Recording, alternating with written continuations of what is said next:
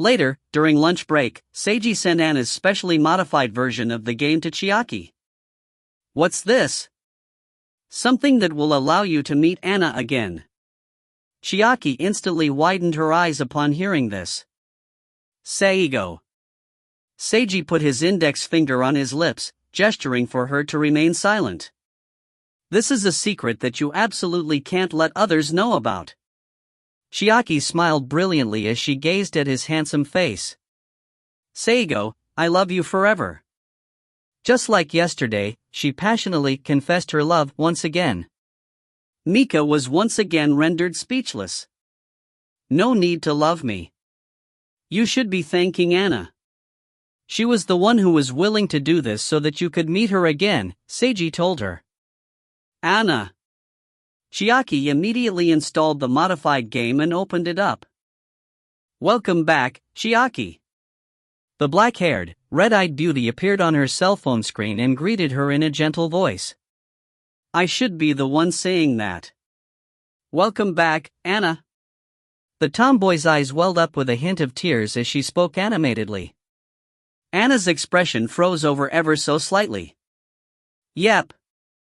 I'm back." She revealed a slightly shy, somewhat different smile from before that was gentle and beautiful.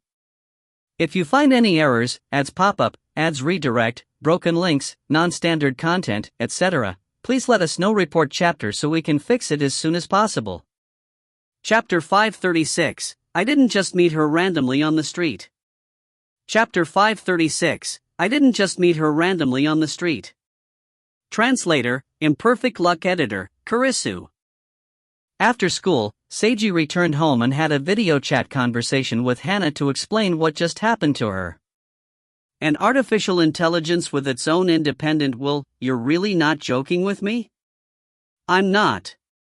The cat-eared hat girl folded her arms. Artificial intelligence is a top-level research project, and an independent artificial intelligence is the penultimate goal of all researchers. You actually said that you managed to meet a wild one on the street.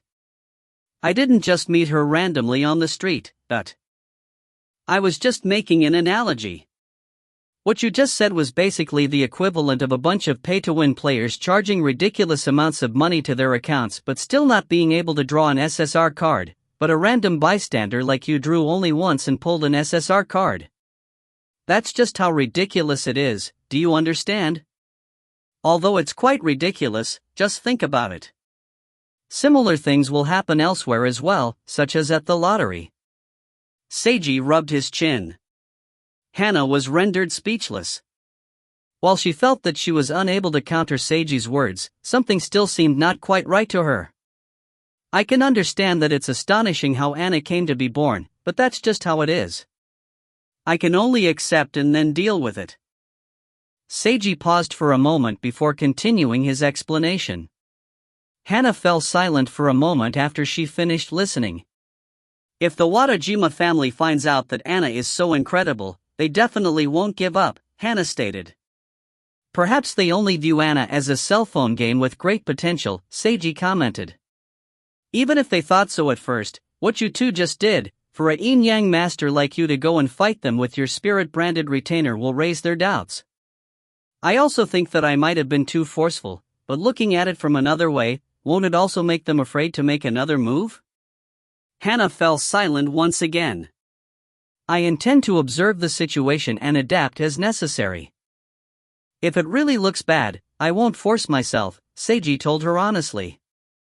I told this to Anna and Kazuhiko Hyga as well. Will you request assistance from our older sister Yui if you're unable to protect them? I shall ask her if she's interested in protecting them. If she is, I'll let her deal with it. Hana frowned. How unseemly. This has nothing to do with being unseemly. Seiji felt that what he was doing was only natural. And so, 2 days' time passed. Nobody came to do anything about this incident. It seemed that the Watajima family had given up on Hyga and Anna. But out of an abundance of caution, Seiji still asked Hyga to remain inside the safe house for a while longer. Hyga wasn't dissatisfied with this at all. After all, he was also an otaku. He didn't really care as long as he had a computer, the internet, and food delivered right to him. It didn't matter at all to him if he didn't step outside for long periods of time. Little Anna assisted Hisashi in making financial investments. In just the past 3 days, they earned a significant amount of money. Hisashi indicated that the artificial intelligence Anna was godly when it came to making solid investments. If Lady Anna has sufficiently powerful enough hardware, it'll only be a matter of time before she controls the entire financial world of Sakura Island. That's why I only had her assist you instead of directly doing everything herself.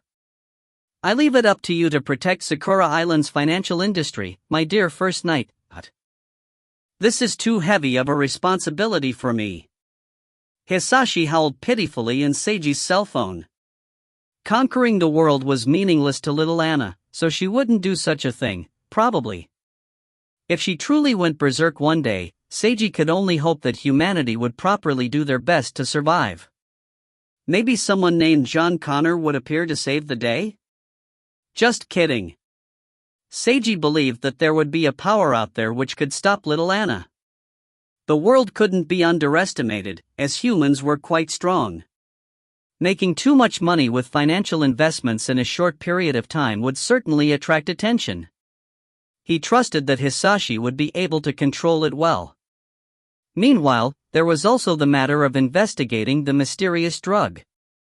The Jumanji group managed to find out that this drug, which was named Bliss, was being sold by the even more powerful Kid Ani Mafia group. They were unable to investigate any more than that. As for Natsuya, Seiji received a call from her on Saturday night and learned the result of her side's investigation. The drug providers call themselves the Messengers. They're definitely part of some spiritual ability user faction, the student council president told him. The messengers that we found were able to evade any investigators that found them. We'll have to either send out stronger people to investigate, or try to catch one of the messengers in order to find out anything more. Messengers that sold Bliss, put them together and you would get Messengers of Bliss. This name sounded rather Chinibu to Seiji. What do you intend to do? Seiji inquired. I intend to report this to my family and have them deal with it, Natsuya replied. Let the Yorihana family deal with it. Indeed, Seiji figured that there was no reason for him to personally intervene. Could you tell me if there's any new information about this? I'll tell you everything that I'm able to. What that really meant was that perhaps her family would cover this up as a top-secret matter. Seiji understood. If this was found out to really be related to the Soul World faction, it would definitely become a top-secret matter. The Soul World faction caused such trouble in the mystical society, and was regarded as the prime suspect behind causing the Midnight Incident, bringing about the existence of spirit worlds and causing ordinary people to awaken. So, information on the Soul World faction was now tremendously valuable, just like precious treasure. By the way, did you manage to get a sample of the drug and analyze it? Yes, but nothing came of the analysis. I'm quite concerned about the drug's side effects. If it's the same type of spiritual power draining drug as Okubo Yoshiaki's. Seiji and Natsuya both recalled what happened with Okubo Yoshiaki and fell silent. I hope that it won't become something even worse. Yeah. Even if there were dark currents flowing, life still continued on. An important holiday was almost about to arrive. This was a holiday where all boys would feel either loved or hated by the world, a holiday filled with both bliss and cruelty. Valentine's Day. On this day, no matter if the boys wanted to or not, they would clearly understand just how worthy they were of existing, to the girls. Perhaps there were a few boys that truly didn't care about Valentine's Day. However, they would be the type that already realized they would receive nothing as worthless losers. Even more boys pretended not to care at all. But actually, such boys inwardly desired, struggled, and even screamed for attention. There were also boys who were certain that they would receive something and felt reassured. These boys would be quite calm and confident in themselves. Some would even feel prideful about being superior to other boys. Although they all had different ways of thinking, these victorious would all enjoy Valentine's Day and watch the other boys around them fail. Kazufuru was such a boy. For a popular, excellent student like him, Valentine's Day wasn't even a trial like it was for many other boys. It was more like a day of checking his rewards. It was just as if there was a test that he knew he'd score well on. The important part to him was just how well. There was one opponent he absolutely didn't want to lose to: Seigo Harano. Even if Kazufuru didn't want to think about or admit it, he knew that he was slightly inferior to Seigo Harano in every area. Not only was Seigo better than him in physical appearance and strength, Seigo even defeated Kazufuru in the area of test scores that he was so proud of during the final exams. Losing to Seigo in grades as well gave Kazufuru a huge impact. But what Kazufuru was more concerned about was Seigo's connection to Student Council President Natsuya Yorihana. Previously, Seigo Harano took a break from school for several days at the exact same time as Natsuya Yorihana. The times that they were both absent from school were basically exact overlaps. This happened last year as well. Were they together during the times that they were absent together? Was there something between them? Kazufuru got more and more worried as he thought about it. Not having become friends with Seigo Harano at the beginning was what he considered the greatest mistake of his life. In fact, it might even be the most foolish mistake of his life. Kazufuru had already regretted it and tried to fix things. Yet, it was too late now. Ever since that time, Seigo treated him as only an ordinary classmate. Seigo was friendly with him but also distant. Since it was impossible to become friends anymore, they could only be opponents. During this Valentine's Day, Kazufuru didn't want to lose to Seigo Harano. No, he couldn't lose. If you find any errors, ads pop up, ads redirect, broken links, non-standard content, etc., please let us know. Report chapter so we can fix it as soon as possible. Chapter 537, I should have won. Chapter 537, I should have won. Translator, Imperfect Luck Editor, Kurisu. If he lost this time as well, he would no longer have any self-confidence remaining. It's no problem. Even though Seigo Harano is amazing, he's still just a transfer student who only came a few months ago. He also took several long breaks from school, and not only did he not join any clubs at school, he's not the type who actively works on establishing relationship networks within school. I'm the one who'll definitely win. Kazufuru thought that to himself. But no matter how much he analyzed it, he was still quite worried in his mind. A new week, Monday. Kazufuru detected a subtle atmosphere in the air of the classroom. There were still a few days until Valentine's Day. However, the boys were already feeling tense. Some would often look at the girls, some would speak much louder than normal, some sat upright with much better posture than normal, and some pretended to casually make what they believed to be cool poses. Idiots. Although Kazufuru also cared about Valentine's Day, he couldn't help but look down on the other boys in the class that he viewed as being beneath him. Popularity wasn't something that could be obtained so easily at the last minute by pretending to act cool. It depended on long-term efforts. How foolish of them to only realize the importance of popularity when it was almost Valentine's Day after spending so much time wastefully. Not to mention, they couldn't control themselves and acted quite abnormally, making them seem even more foolish. Kazufuru was inwardly thinking such thoughts about his fellow male students, but he still maintained his typical friendly smile towards everyone. Until that person arrived. Seigo Harano entered the classroom together with Mika Uehara and Chiaki Wakaba. He greeted all his classmates. The moment that Kazufuru saw Seigo, his expression flickered slightly as he was inwardly shaken. Seigo was just as blindingly handsome as usual, and attracted all the girls' attention as well as stimulating the boys' nerves. The originally subtle atmosphere changed ever so slightly, with the addition of anxiety, frustration, jealousy, and other such emotions. All the boys' negative emotions towards Seigo Harano had lessened significantly due to how much time had passed along with the latter's friendly demeanor in class. Yet, they always felt inferior. At such a special time like Valentine's Day, they suddenly felt this all the more clearly again. Kazufuru refused to admit that he was the same as those idiots. Still, he could barely admit that he was indeed somewhat bothered by Seigo at this time as well. For him to have a similar feeling to those foolish idiots. Seigo Harano was just someone that strong. Can I really win?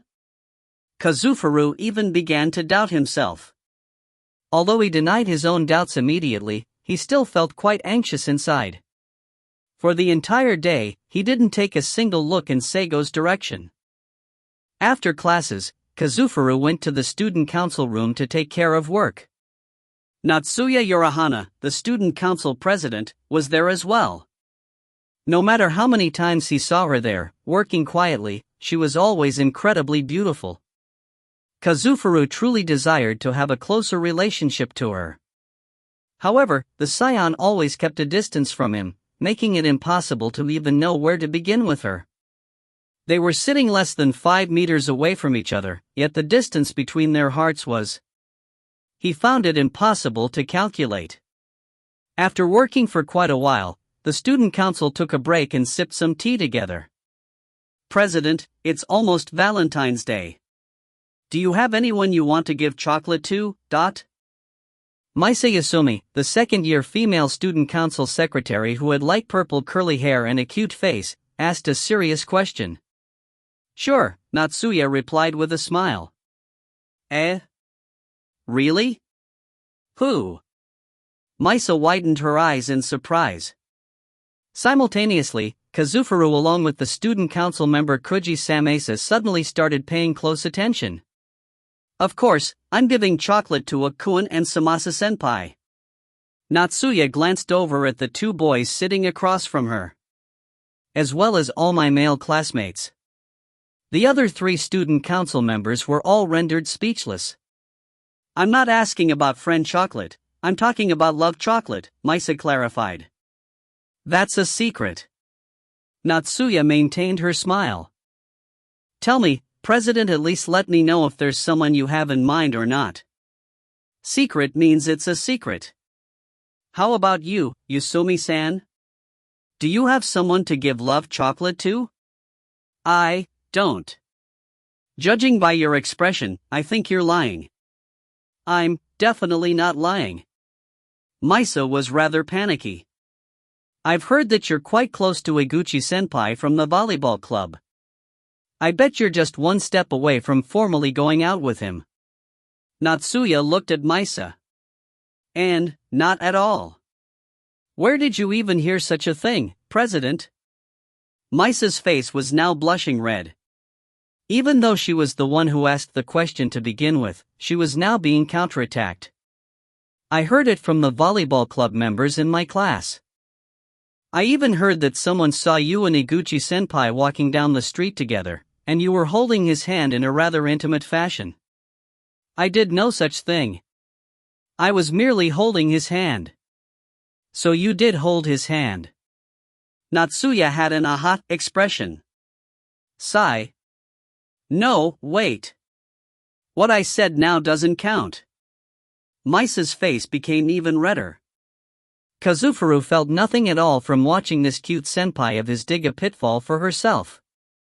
He was more interested in the student council president. He felt that she was behaving slightly exaggeratedly, unlike her usual self, almost as if she wanted to conceal something. Her love chocolate's target was a secret. This meant that she might really have a love chocolate target in mind.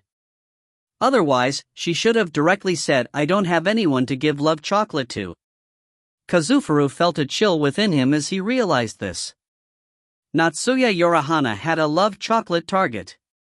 Could this person possibly be himself? He tried his very best to think of any possibilities of this being true. However, his sense of logic and reason told him that this was impossible. Natsuya Yorihana's love chocolate target couldn't possibly be himself, Kazufuru. His emotions were unwilling to accept this. However, that was what his logic was telling him. Deep inside himself, Kazufuru loathed his own intelligence. If only I wasn't such a logical type. If only I was stupider. If only I was just like those other idiots in my class. If I simply spent time wastefully just how I wanted, living in a vulgar, base fashion, I wouldn't feel this terrible right now. Uksan, what's the matter? Someone asked concernedly. This was the gentle-appearing and nice person-type member of the student council, Koji Samasa. Koji Samasa was the member who ran all the errands for the student council. He had an excellent temper and was an incredibly nice person, just like his appearance suggested. Kazufuru felt that this senpai of his lacked presence, so he looked down upon Koji. But now that he was receiving concern from Koji, Kazufuru felt simultaneously warm yet humiliated inside. He didn't know what to say. You don't look well. Are you feeling uncomfortable? Koji asked Kazufuru another question. Natsuya and Maisa noticed Kazufuru's strange expression as well. Ukkuan, what's the matter? Uksan, your expression looks awful. What happened? I'm fine. Kazufuru averted his gaze. It didn't seem like he was fine. If you're tired, don't force yourself. Go on home and have a rest. You can leave the rest of the work up to us, Natsuya told him. I really am alright. No need to worry about me. Kazufuru wanted to respond calmly. Yet, when he spoke, he sounded rather grim. Uksan. Maisa and Koji both glanced over at their junior in confusion.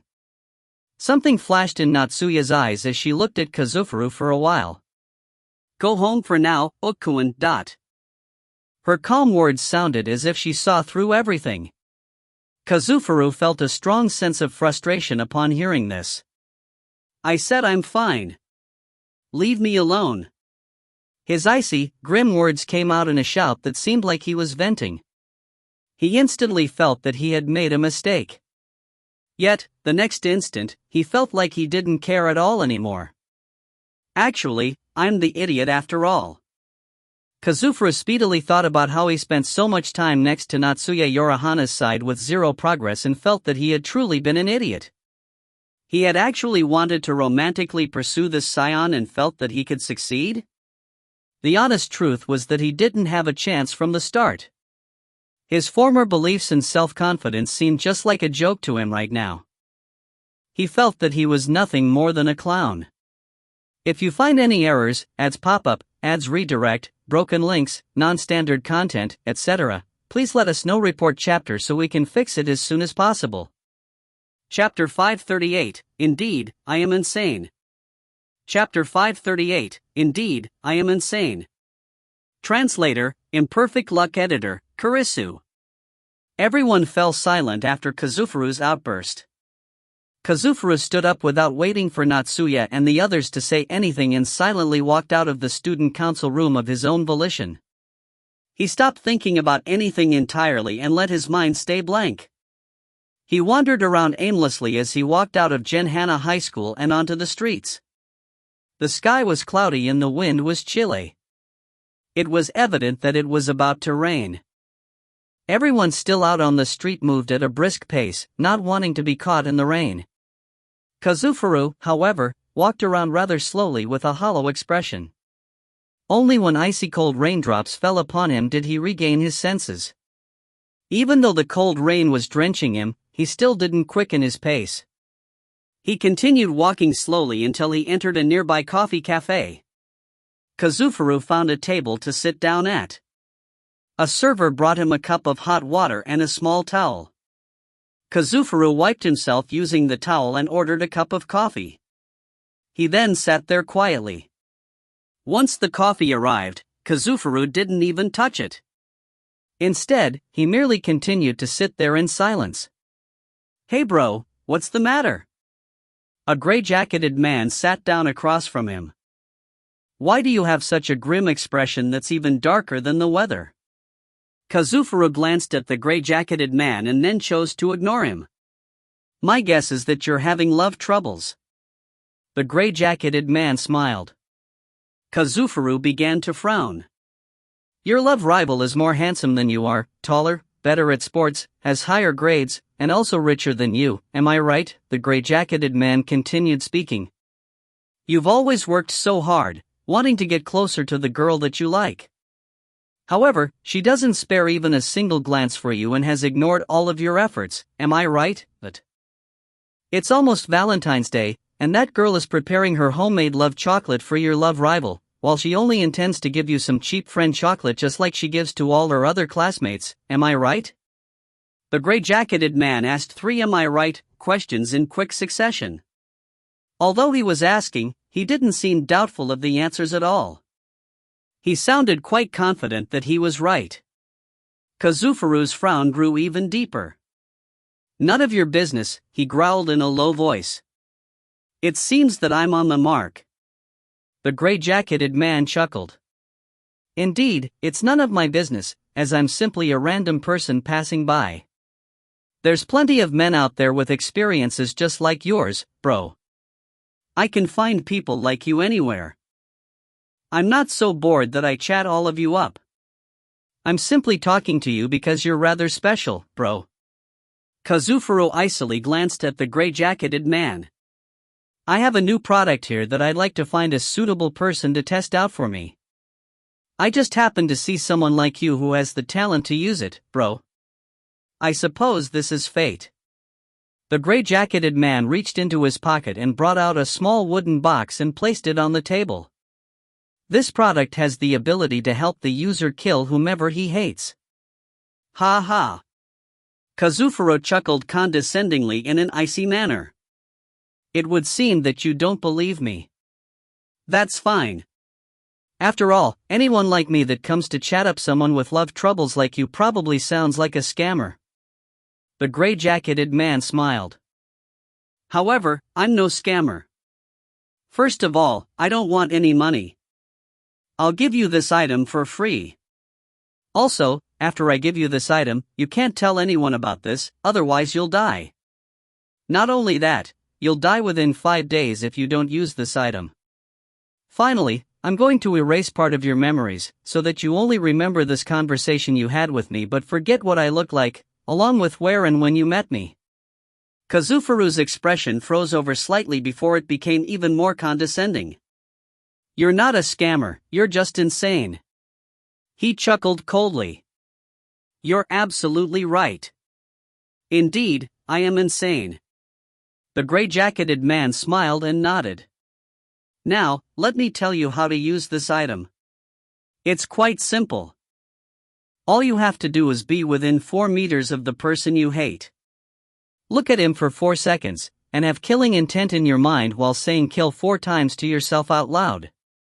The only thing you need to note is that you can't have others see you doing this." The gray-jacketed man then opened the wooden box. Kazufuru saw a green crystal inside the box. This green crystal had constantly moving blood-red runes etched upon it and was flashing abnormally. Just as he widened his eyes in surprise, the gray-jacketed man flicked his fingers and caused Kazufuru's mouth to be opened by an invisible force. Then, this strange green crystal flew straight into his mouth and entered his stomach. "Arg! What the hell is this?" That was Kazufuru's final thought before he fell unconscious. Ugh! Kazufuru suddenly woke up back in his own bed at home.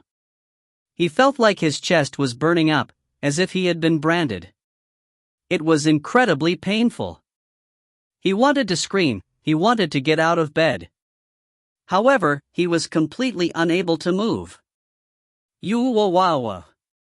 Kazufuru really wanted to scream for help, but he was only able to make a low groaning sound.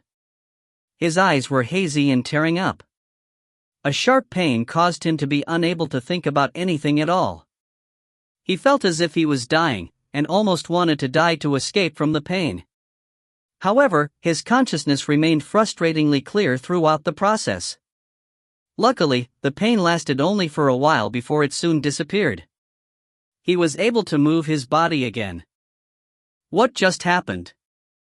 The excellent student regained the ability to think and recalled the conversation he had just earlier. He recalled that his body was invaded by something strange. Not only that, he couldn't even remember what the man looked like when this conversation happened and where it happened. What time was it now? Kazufuru pulled out his cell phone and checked the time to see that it was 2 a.m. on Tuesday morning. The last memory he had was that he sullenly left the student council room on Monday afternoon. As for what happened after that and what he experienced, he had zero recollection. Just like what the person in the conversation told him, his memories had been erased. Kazufuru began to panic. That man was no ordinary person. He must have been a spiritual ability user. Kazufuru never expected to meet such a person. He never believed in spiritual ability users' existence before this. Kazufuru had participated in discussing this topic at school before. However, he only viewed it as a pop culture phenomenon, and was only talking about it to follow the trend. He was someone who never believed in demons or spiritual ability users and so on. Yet, this time, he unmistakably came across such a mystical incident. Kazufuru began to panic and feel fear. What should I do? I need to call the police. No, calling the police will probably be useless. Not only that, that person said that I'd die if I told anyone. I can't tell anyone. I can't ask for help, and I'll die if I don't use this thing within 5 days. If I want to live, I don't have any other choice. I have to use this thing within me to kill. Kazufuru began envisioning Seigo Harano in his mind. Do I hate him? Of course I hate him. If it wasn't for him, none of this would have happened. I should kill Seigo Harano so that I can live. This will be fine. There's no problems. An icy gaze appeared in the excellent student's eyes. Using something magical like this to kill someone won't possibly be solved by the police. Nobody will know that I did it. And in the end, I was forced into it. I'm only doing this so that I can live. The real criminal is that man. I'm not in the wrong. I'm not committing any crime. Kazufuru even felt somewhat joyous as he thought about this. It was as if his pent-up emotions were finally being vented. He didn't even know what his current expression was anymore.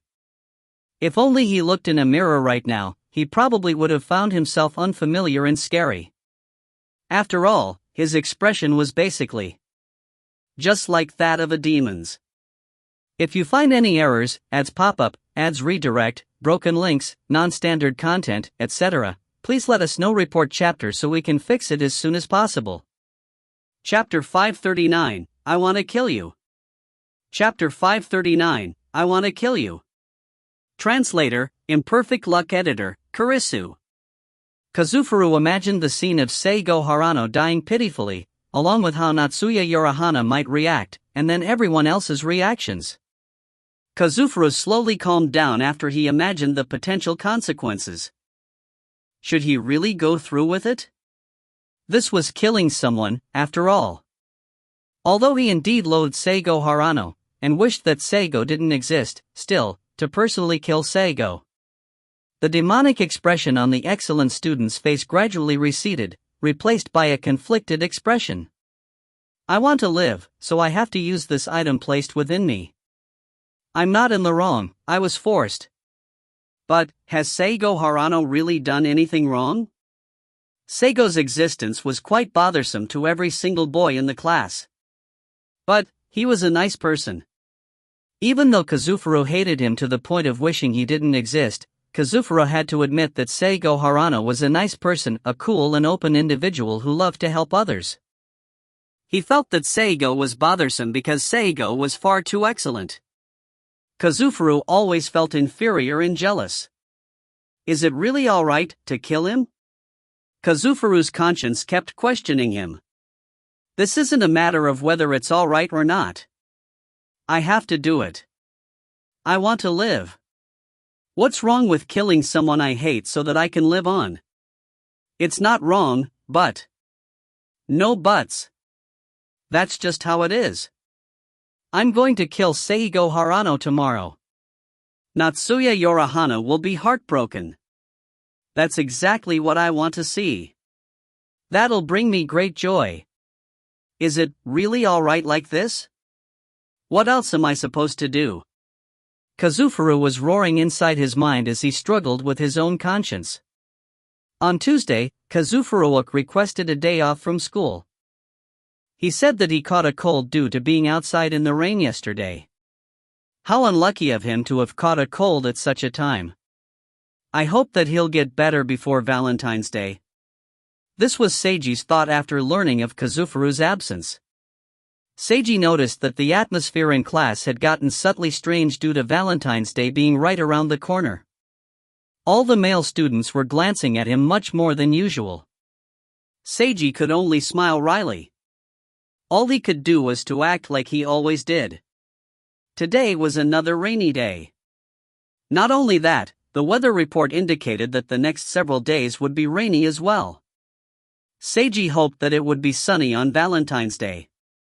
Although some might consider rainy days more romantic, Seiji felt that he preferred the sunshine. On Wednesday, Kazufuru requested yet another day off from school. Some of his closer friends wanted to go visit him, but he refused to see anyone, saying that his cold was rather severe and that he didn't wish to infect anyone. During lunch break, many girls surrounded Keiho and asked her to teach them her secret tips and techniques on how to make chocolate. Mika and Chiaki were in this group of girls as well. And so, in an extremely rare instance, Seiji found himself eating lunch by himself. He later learned that so many girls came to see Keiho that they ended up meeting again after school and borrowed the cooking club's room to all bake chocolate together. So many girls attended that even some girls from other grades came as well. Quite incredible, aren't you, Miyamoto-sensei? On Thursday, Kazufuru finally returned to school.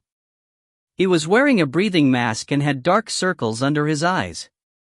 It was evident that he wasn't very spirited. When Seiji looked at Kazufuru, he just happened to look at Seiji as well. Seiji saw that the excellent student who served as the student council secretary in a grim and complex expression. The next second, Kazufuru retracted his gaze. Seiji wondered what was going on with him. During class time, when Seiji was taking a bathroom break, he found Kazufuru standing in the hallway by himself.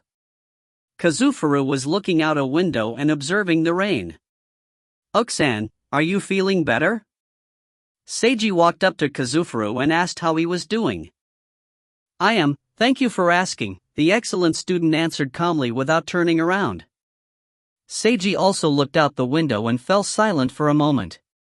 "Uksan, do you have something you'd like to say?" He ended up asking a question in a soft voice. "Why do you say that?"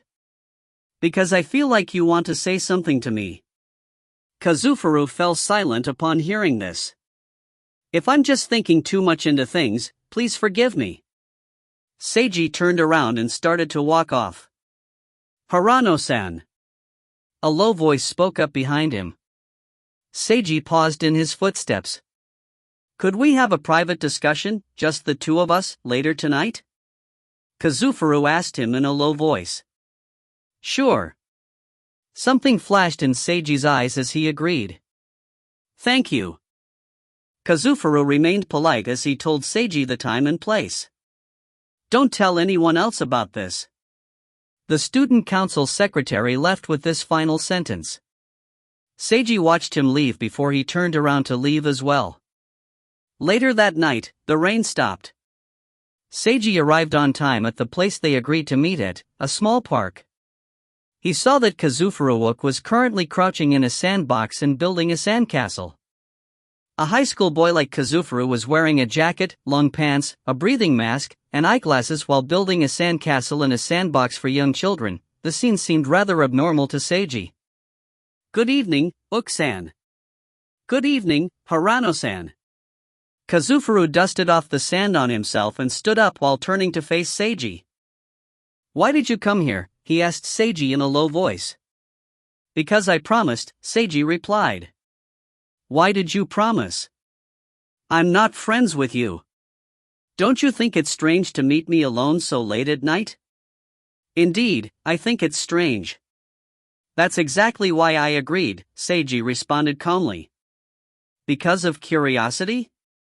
Heh, curiosity killed the cat, you know.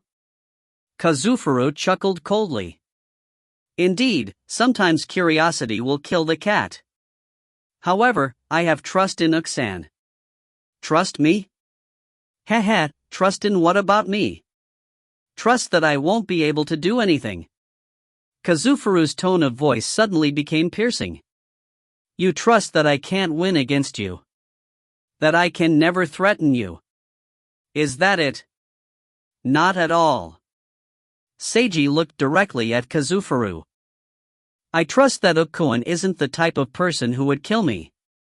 Kazufuru paused in surprise for a moment. Then, dark emotions welled up within him, causing him to burst with "Fuck!" His screaming was just like a roar that pierced the heavens. I want to kill you. I really want to kill you. You're such an eyesore, you bastard. If only you were dead. His cursing was filled with negative emotions. Without a doubt, these were his true feelings. Seiji received Kazufuru's negative feelings, but still managed to remain calm. They both fell silent for a moment. Kazufuru noticed that they were within 4 meters of each other, that he had been looking at Seigo for 4 seconds, and that nobody else was here to see them. All the conditions were met, but now, all that was left was to possess killing intent towards Seigo and say the word kill out loud for 4 times. Kazufuru wanted to do this. But for some reason, he was unable to utter a sound. It was as if something was stuck in his throat. You want to kill me, but you won't actually do so, Seiji stated in a light voice. That's because to do so would be for you to deny yourself, Ukkoin. Kazufuru paused in surprise. Uksan, you've always worked hard and treat that as your pride. With your personality, what you truly wish for is to defeat your opponent, not to destroy him. Seiji looked directly into Kazufuru's eyes. You feel that you can't beat me, which is why you hate me and want me to disappear. But, you'll never truly kill me, because that'll mean you're admitting to yourself that you'll never be able to beat me in your life, which would be completely giving up on your pride. Your hard work is worth more than this. Your pride should be stronger. You should be able to see things for what they are, even if you're temporarily confused, pained, or struggling, you'll finally see the truth and believe in yourself. That's what I believe.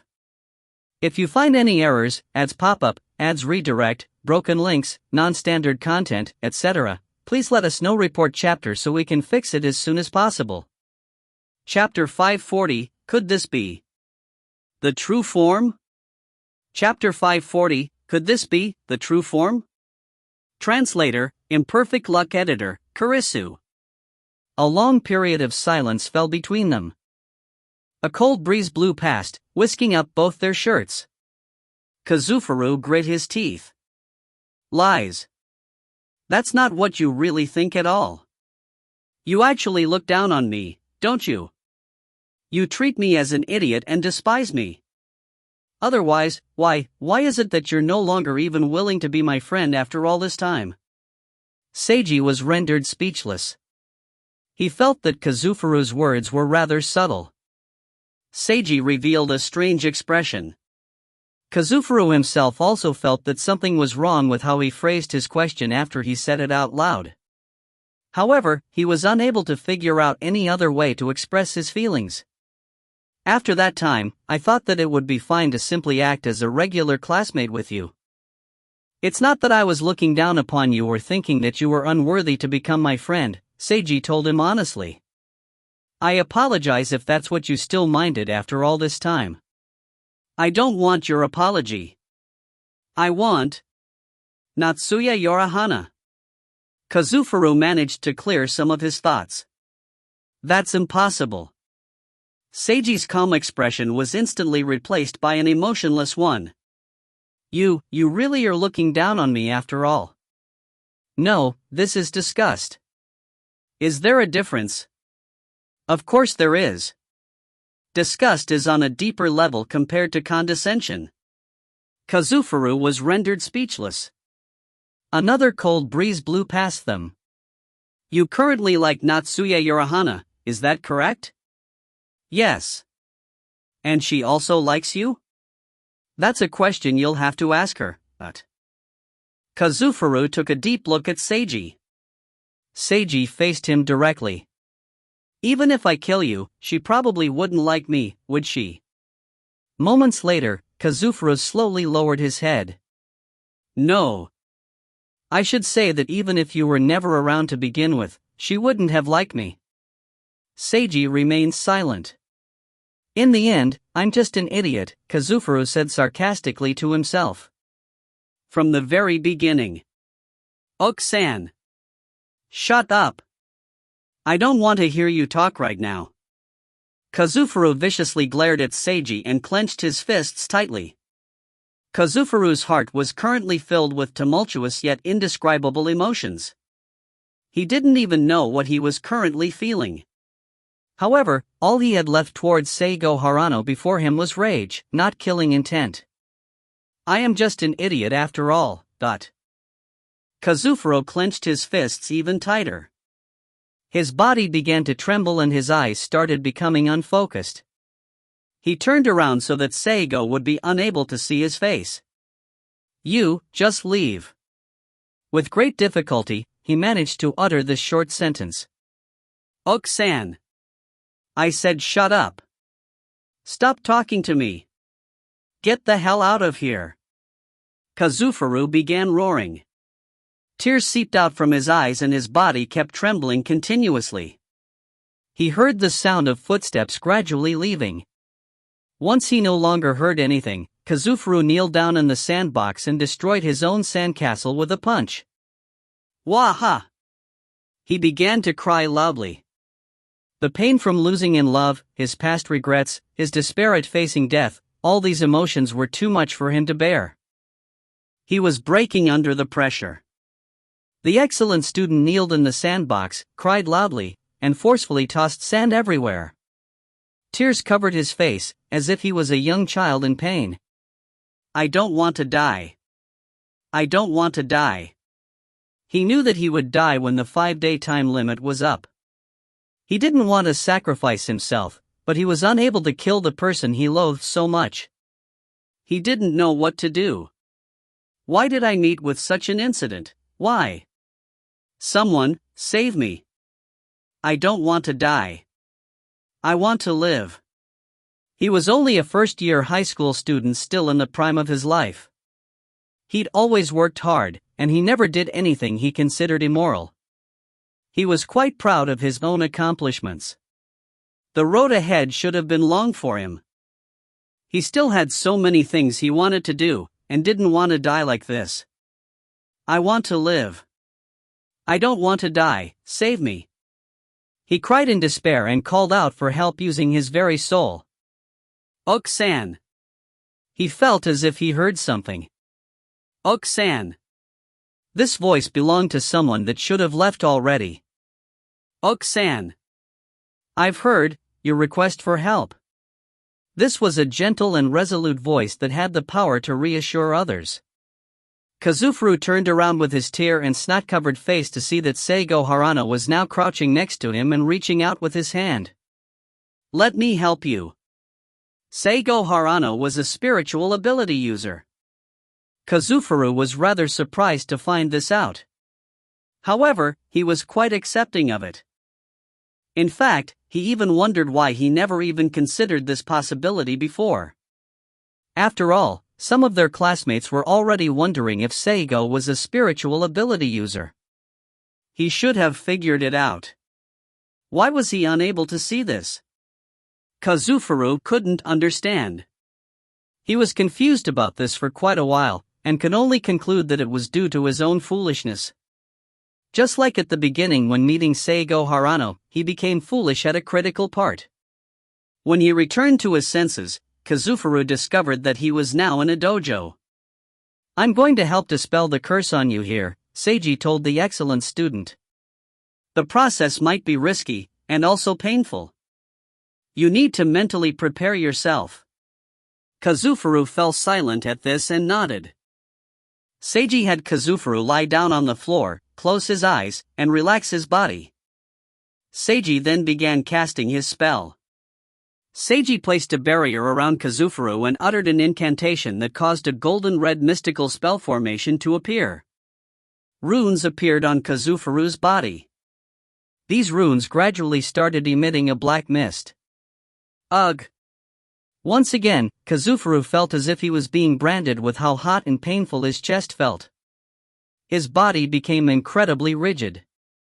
Kazufuru did his best to bear the pain. Sometime later, he felt something within his body begin to stir, as if there was a living creature inside him which had been disturbed from its slumber. Then, even greater pain flooded over him. His body felt as if it was literally being torn apart and burned, yet he also felt an incomparable chill. Wargha! He heard an ear-piercing shriek. It took a second for Kazufuru to realize that he himself was the one who was screaming. He forced his eyes open and saw Seigo Harano, who had a serious expression right now. No, he was looking down at Seigo. Kazufuru confusedly realized that he was apparently in midair and checked himself, only to discover that he was currently within a pitch-black dimensional space together with a green crystal. And he had transformed into a gigantic monster. A blood-red gigantic body, dark green ugly arms, and sharp black claws. Just what was this? He wanted to ask this out loud, but when he tried speaking, his words became nothing more than a vicious roar. Uksan, is your consciousness still in there? If so, please nod. Seiji shouted to the monster. This gigantic monster had a viciously distorted expression, long red fangs, wild hair, and long green horns on top of its head that were glowing with a cold light. This was unmistakably a powerful demon. Kazufuru wanted to nod and say that he was still within this demon. However, his body was no longer under his control. So hot, so painful. Kill, kill. What have I become? Kill, kill, kill. Why did things become like this? Kill, kill, kill. Kill. A strong wave of pain buried his consciousness, and he was filled with the desire to slaughter. This caused Kazufuru to wave his giant arm and viciously smash towards the person across from him. Hurry and run! Kazufuru's barely remaining consciousness wanted to shout that in warning to Seigo Harano.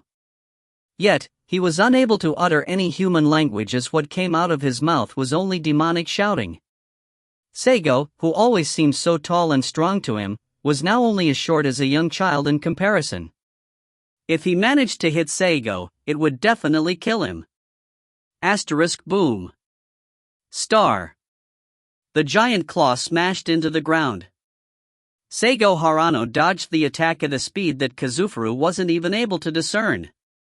If you've lost your consciousness, I apologize, because that means I'm not going to go easy on you. Seiji looked at the powerful demon. Uksan, you'll have to bear with me. The next second, Kazufuru noticed Seigo being covered with a golden mist as golden runes appeared on his skin. His hair also transformed into long, free-flowing golden hair which was brilliantly shiny and gave him an incredible aura. Did he just transform? Kazufuru's remnant consciousness was shocked by this scene. Was this Seigo Harano's true form? If you find any errors, ads pop up, ads redirect, broken links, non-standard content, etc., please let us know. Report chapter so we can fix it as soon as possible. Chapter 541, Just Act Like a Proper Victor. Chapter 541, Just Act Like a Proper Victor. Translator, Imperfect Luck Editor, Kurisu. Seigo, who was usually so blindingly handsome already, was actually such a flashy golden existence. Kazufuru was unable to think any further as his body started rampaging out of control again, swinging his claw towards Seigo. Seiji jumped up and dodged the attack, counterattacking with a whirlwind kick in midair. His kick landing on the demon's body caused a loud cracking sound. Doubtlessly, no ordinary person would be able to resist such a demon. Yet, for Seiji, this monster didn't even count as very strong. The demon roared as it continuously waved its claws. Seiji calmly dodged the attacks and counterattacked, with each and every hit causing tons of damage. Moments later, the demon was defeated. Roar. Star. The demon's horns started glowing blindingly as it roared. Green crystals popped out of a red mist and rushed towards the demon's horns. The demon's horns absorbed the red mist, causing the gigantic demon's injuries to swiftly start healing. A sharp glint appeared in Seiji's eyes as he rushed forward and transformed into a golden light as he jumped onto the demon's horns, intending to destroy them. However, the demon roared and exploded with dark red mist all around it, sending out a powerful shock wave. Seiji was sent blasting away. He was blown roughly 7 to 8 meters away before backflipping and landing on the ground. The dark red mist wrapped around the demon's body and formed a barrier. Its injuries were fully healed, and it stood up with a stronger aura than before. Greg, it shouted deafeningly while continuing a vicious onslaught against Seiji, but the demon's attacks all included shockwaves with a large area of effect. Seiji was unable to dodge these shockwaves. Meanwhile, Seiji's counterattacks were all obstructed by the demon's barrier and were no longer as effective. Harano-san. Kazufuru's remaining consciousness was just like a candle flickering in the wind. He wanted to be saved, but it appeared that saving him would be quite difficult. He bore with the pain while watching his classmate fight for him. Kazufuru suddenly felt incredibly tired. Why not just give up? Why not just die? That will be the easiest. After all, death is simply eternal rest. Simply? Stop being so foolish. I don't want to die. I can't die. I have to live. Seigo Harano, who's trying to help me, hasn't even lost yet, so what's with me giving up first? That would be too humiliating. I, Kazufuruok, am not someone who's only at such a level. The excellent student retorted against his own thoughts and forced his consciousness to keep struggling. The demon's movements suddenly slowed. Now! Seiji saw this as an opportunity to cast a spell he had prepared. Mystical Blade, White Lotus. A powerful white light instantly gathered in his hand and formed the shape of a long sword. It gave off a holy aura. This was a spell that he learned just recently, which was capable of materializing a spiritual sword as a weapon. Or, it could be used as an enchantment on a physical sword to increase its power. This spell also had cleansing properties, and would be super effective against certain types of enemies, such as the large demon currently before him. Seiji jumped up into the air and sliced. There was a golden flash with successive white arcs that sliced through the barrier and cut off one of the demon's horns. Boom. Star. The dark red mist barrier instantly collapsed and the large demon roared in pain. It collapsed for the second time. Seiji took this opportunity to cancel the spiritual sword and went forward with his fists instead. Aura. Seiji viciously beat the monster into complete submission. Kazufuru didn't even know what to say or think at this. Seiji then immediately created a seal and cast, Evolved Cleansing. A golden spell formation appeared together with a blinding light that dispelled the thick mist. Kazufuru felt his pain rapidly disappearing as the sensation of his physical body gradually returned to him, while his consciousness also started getting hazy. Kazufuru opened his eyes. He discovered that he was lying on the dojo's floor with Seigo Harano sitting beside him. Seigo was looking at a green crystal in his hand. That's... Kazufuru recognized this crystal as the abnormal object which invaded his body. You're awake now, Uksan. Seiji looked towards the excellent student. How do you currently feel? Kazufuru sat up and silently tried feeling what condition his body was in. I feel fine, nothing seems off.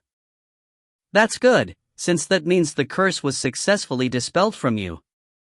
Seiji indicated the crystal-like object in his hand. This is the cursed item that was within you. Kazufuru checked the crystal and saw that it was cracked and that the moving blood-red runes were no longer present.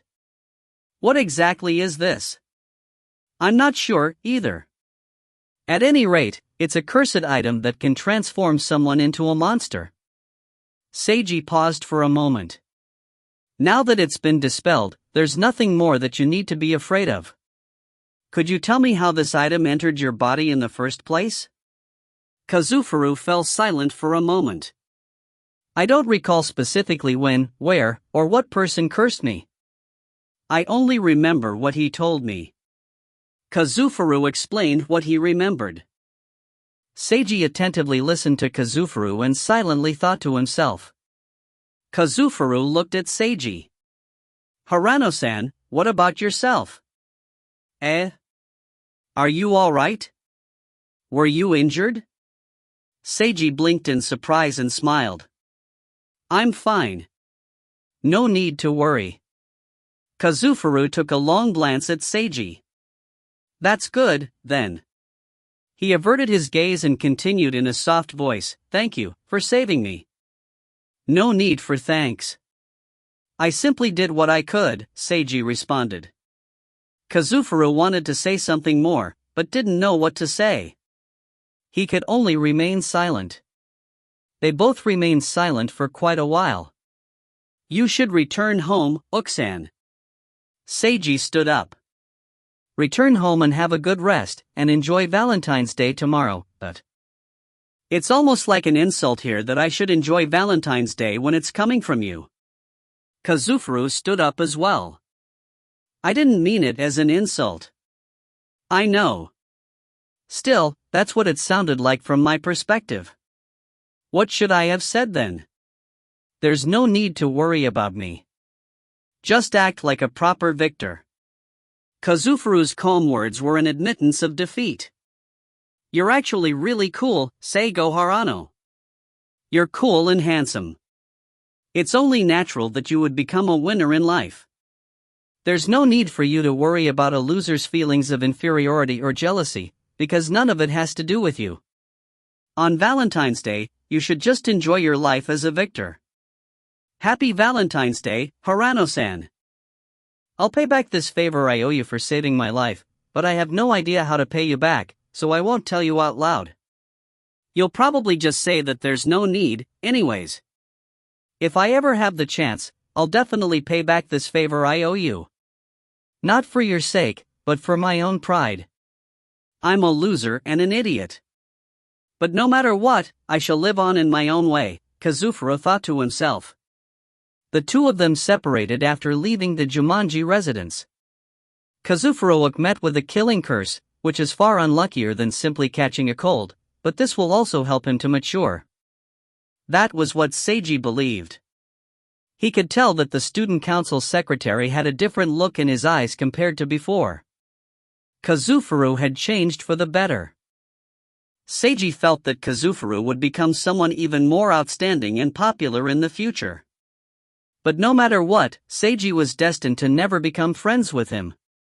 The foundational reason for that was, good evening, Natsuya. Good evening, Seiji. There's something I'd like to tell you about in person. Is it all right to come over right now? Of course. Seiji hung up the call after a short and simple conversation and headed to her residence. If you find any errors, ads pop up, ads redirect, broken links, non-standard content, etc., please let us know. Report chapter so we can fix it as soon as possible. Chapter 542, Valentine's Day. Chapter 542, Valentine's Day. Translator, Imperfect Luck Editor, Kurisu. Seiji arrived at Natsuya's residence and met with her to explain the incident that befell Kazufuru. This is the item I retrieved after dispelling the curse. More accurately speaking, Yomi's power helped to forcefully restore this item. Seiji placed the green crystal on the table. It was mostly thanks to the female spirit Yomi that he had been able to dispel the curse and successfully obtain this crystal. I suspect that this crystal has to do with the messengers. This is highly likely to be one of their new products after producing the bliss drug, Seiji stated seriously. Natsuya carefully looked over the green crystal. I can't tell anything about it. It will have to undergo an analysis. Will Ukkuin get involved in this again? After the analysis is complete, I'll see what things are like before deciding whether or not to report about this to my family. Seiji nodded. The person who gave this item to Uksan said that he needed Uksan to test out this product for him. In that case, he's likely to come looking for Uksan again to confirm the results. I'll send someone to watch over Uksan in a bit. Uksan's memories are the best clue, but it's unlikely for them to recover. Besides, even if he does recover his memories, it's questionable whether that man was using his real appearance. Yeah. Both Seiji and Natsuya fell silent. Seiji felt that there was nothing more to say, so he said goodbye and left. Natsuya sat there blankly for quite a while after sending him off. Their discussion just now was about an important matter. However, what she kept thinking about more than that when faced with him was the matter of tomorrow. When she thought about what she wanted to do, the student council president's heartbeat increased and her face flushed slightly red. I shouldn't do such a thing, but what Hojo-san said is correct as well. Her own feelings clashed with her maid's advice, causing her inner turmoil. To do, or not to do? This important question troubled her for the entire night. Friday, Valentine's Day. Not long after Seiji woke up, he received his first batch of chocolate. Brother, for you. Shika's face was faintly red as she handed him an exquisite heart-shaped box with both her hands. This was quite an impactful scene that had Seiji standing still in surprise for quite a while. He accepted the box of chocolates and spoke with sincerity, "Thank you. I shall enjoy them." Shika's face became even redder upon hearing this. She averted her gaze. My first box of chocolates from my adopted younger sister. Wonderful. Seiji felt lucky to be alive. He would be quite satisfied even if this was the only chocolate he received today. But that was impossible, because he soon received a second batch of chocolate. Harano Onie-san, for you.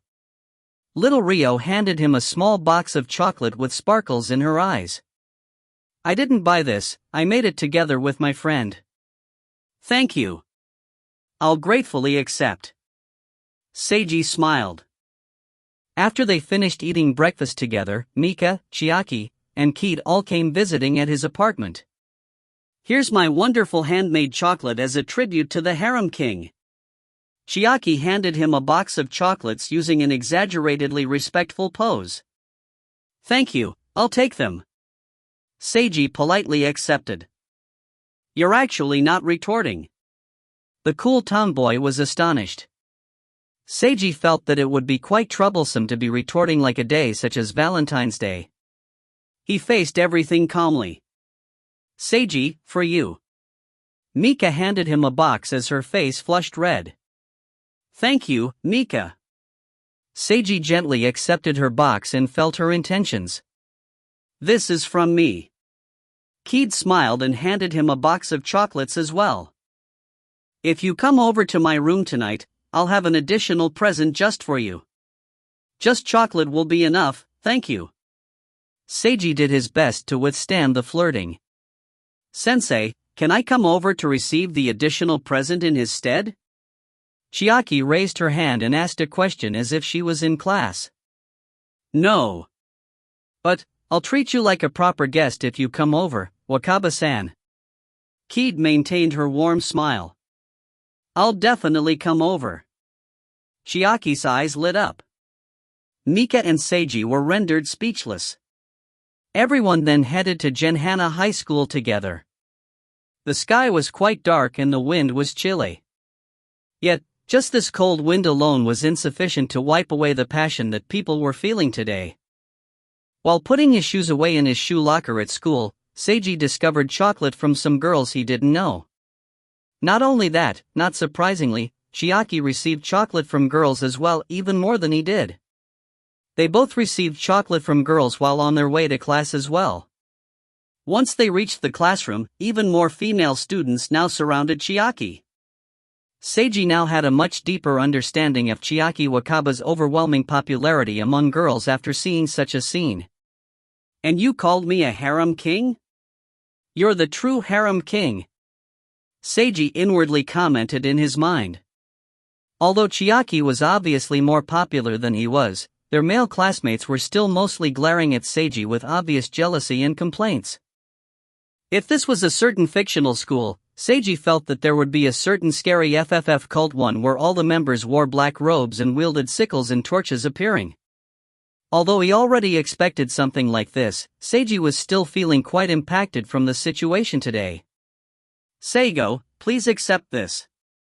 Keiho also came over with a red face and handed him a circle-shaped box of chocolates. Thank you, Miyamoto-sensei. Seiji smiled and accepted. Don't call me sensei. Keiho's face grew even redder, making her appear really cute. Now that she had gotten much thinner, not only did girls pay attention to her, boys were noticing her as well. Her popularity was growing daily. Seiji felt the glares on him becoming even sharper. That was the best evidence. With some more time passing, Keiho Miyamoto's physical appearance would finish foundationally changing. She might even become the most eye-catching girl in the class. Because of her breasts. There was a saying that formerly fat girls would have very large breasts after becoming thinner. Seiji didn't know if this saying was 100% correct, but he was now seeing a living example. Keiho indeed got much thinner. However, her breasts didn't reduce in size at all. As a result, her breasts seemed much bigger than before in comparison, which drew many eyes to her body. Once she finished losing weight, she would definitely become a super beauty with gigantic breasts. As long as she wore some slightly sexy clothes, she would easily become a virgin killer. Seiji suddenly recalled that he had once coincidentally met a beautiful girl with ridiculous eye-cup breasts at the grocery store, which left him with a deep impression. He felt that the thinner version of Keiho quite physically resembled that girl. At any rate, Seiji was happy for Keiho becoming more mature than before and looked forward to seeing what she would become in the future. Class time. Some girls from other classes kept coming over to Seiji's class to give him chocolate. Seiji knew none of these girls. The only girl from another class that he already knew was a certain purple-haired girl. Her giving him chocolate attracted more attention than any other girl did. Yukari walked directly into Year 1, Class 5's classroom. She walked straight up to Seiji with everyone watching and directly handed him a box. Here's my love chocolate. Please accept it, milord, Yukari spoke in a cute voice as her face flushed somewhat red. This instantly caused a commotion in the classroom. Thank you. Seiji received quite an impact and his expression revealed that he was rather shaken. This chocolate contains my heartfelt feelings. You have to eat it all without leaving a single speck behind, Yukari spoke in a clear voice that everyone could hear. I will. Seiji answered reflexively. The commotion increased in volume. Yukari was quite satisfied with this result. She turned around and left before her face could turn any redder. She declared her love in public, as expected of the princess. Chiaki watched the purple-haired girl leave. Mika didn't know what to say. If you find any errors, ads pop-up, ads redirect, broken links, non-standard content, etc., please let us know. Report chapter so we can fix it as soon as possible. Chapter 543, Just Incredible. Chapter 543, Just Incredible. Translator, Imperfect Luck Editor, Kurisu. The princess from Class 3 gave her love chocolate in public to Seigo Harano, causing the boys' jealousy of him to reach a peak. Kazufuroa maintained his calm while watching all the other boys making a commotion. After all, he already figured last night that something like this would happen today. He even began to think if Natsuya Yorahana would do something similar as well. If she did something similar to the princess from Class 3, that wouldn't merely cause a commotion in their class, it would become a commotion in the entire grade, no, probably the entire school. Lunch break. Ryan, Katomi, and Hoshi all came looking for Seiji. This is for you, Junior. The twin sisters had sweet smiles and handed an exquisite heart-shaped box to him together while speaking in cute voices. Thank you, senpais. Seiji withstood the attack and gratefully accepted. Senpai, for you. The beautiful boy had a smile as he handed an exquisite circular box to Seiji and spoke in a soft voice. Thank you, Junior. Wait. Something was wrong here. Hoshi, why are you giving me chocolate? Seiji managed to stop himself from accepting in time. Because I made it together with my sisters, so I'm giving some to Senpai together with them. Hoshi smiled. This logic doesn't work with me. Please allow me to refuse. Why? Boys shouldn't be giving chocolate to other boys. Your way of thinking is outdated, Seigo. Nowadays, it's fine for boys to give each other chocolate as well, Chiaki told him in a serious tone. What? Seiji was astonished to hear this. I gave some chocolate to the other boys in my class, and they all accepted happily. Hoshi blinked. That's because they don't view you as a boy. Whoops, it's rude of me to think that. Could it be that this was really becoming the norm? Seiji immediately took out his cell phone and checked this topic on the internet. He discovered that it was really true. Boys were indeed beginning to give friend chocolate to other boys.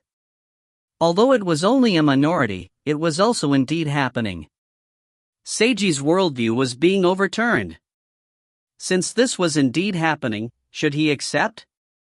He still felt that something wasn't quite right about this, but he couldn't simply refuse this sign of friendship from his junior who was also his teammate. It seems that my way of thinking is indeed outdated. I'll accept this properly then. Thank you, Hoshi. Seiji accepted Hoshi's chocolate this time. The beautiful boy smiled happily. Ryan and Katomi also smiled upon witnessing this scene. So did Chiaki. Mika was the only one who didn't smile at this beautiful atmosphere.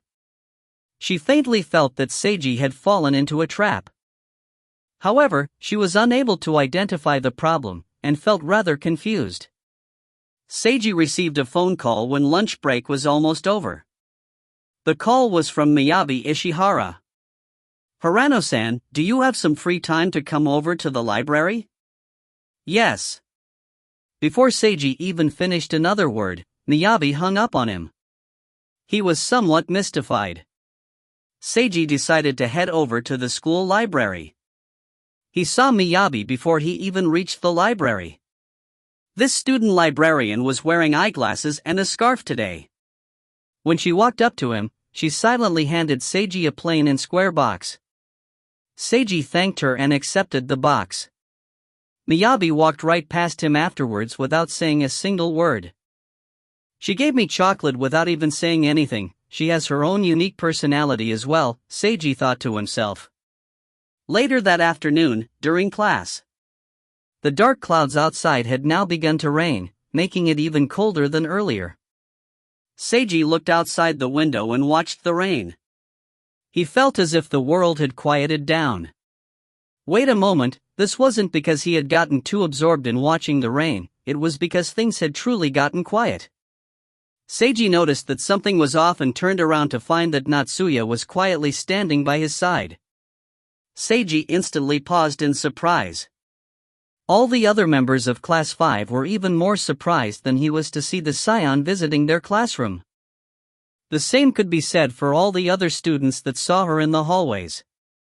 Everyone was as if time had frozen as they all froze solid where they were and watched this scene in astonishment. Natsuya Yorihana. This name, this student council president, was well known as a beautiful girl and the scion of an illustrious family. She was famous throughout the entirety of Genhana High School.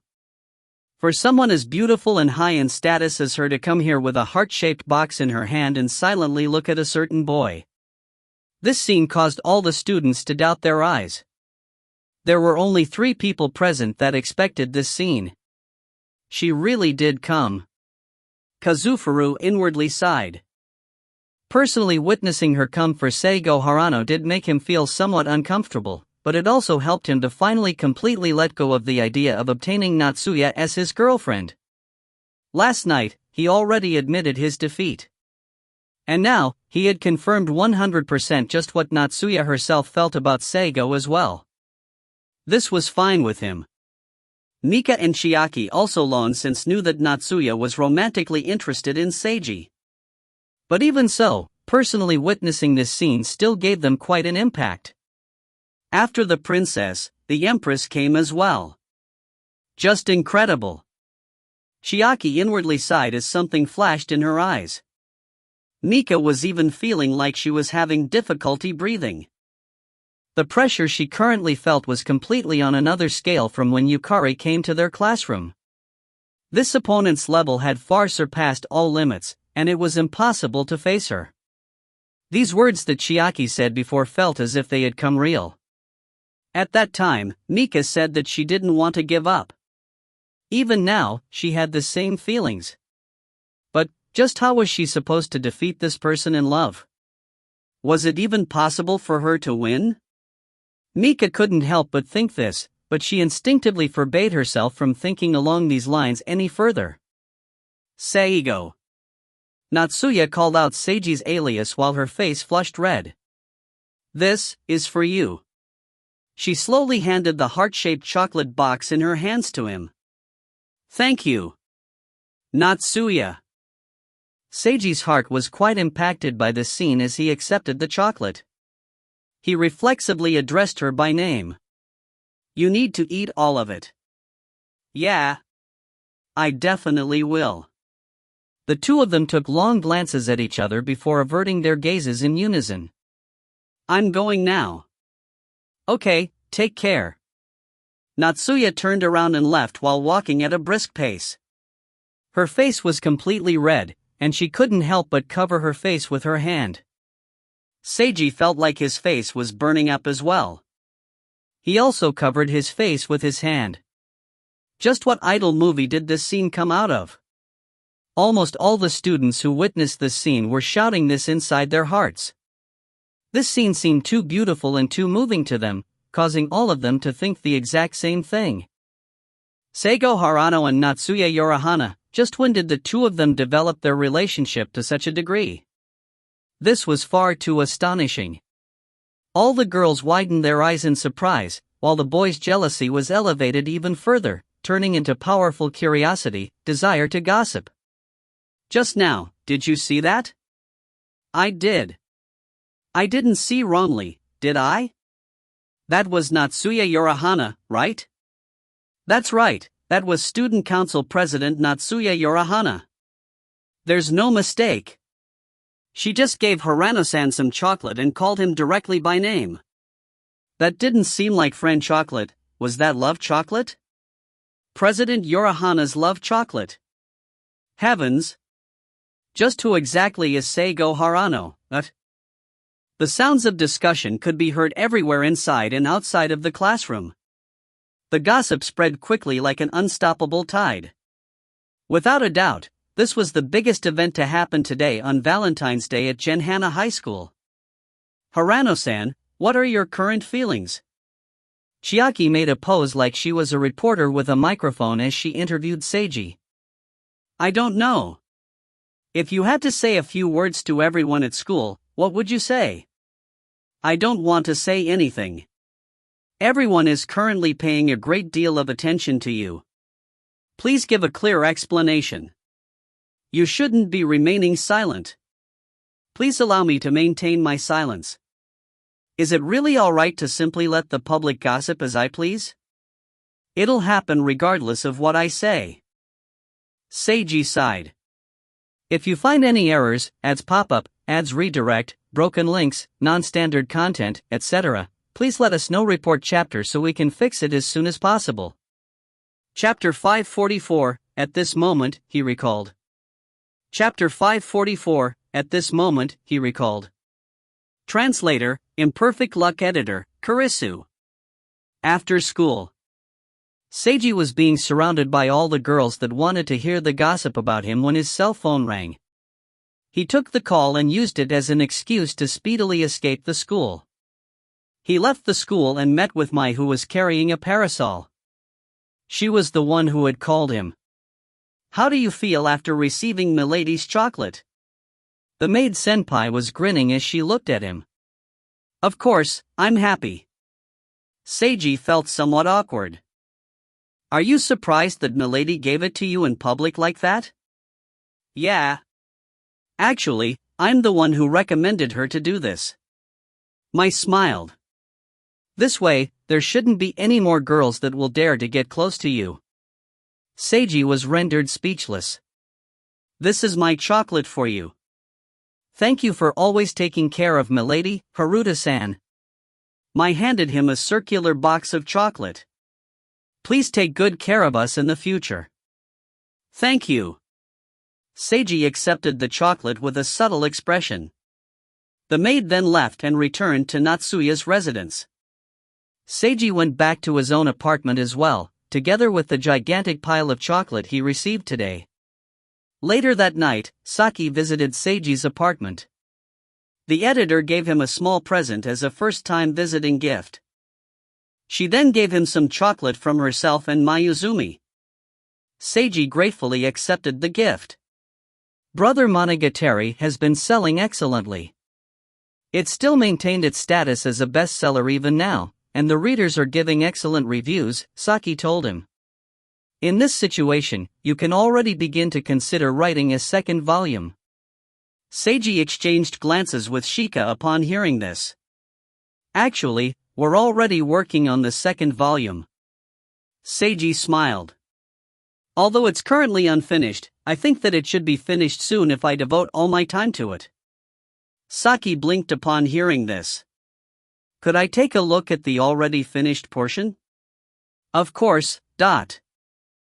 Seiji invited her into his study and showed her the document containing the second volume's draft on his computer. The editor began to seriously read his work at a high speed. Sometime later, Saki let go of her breath that she had been holding and smiled gently towards Seiji. Excellently written. Simply judging by what's written so far, it's just as excellent as the first volume.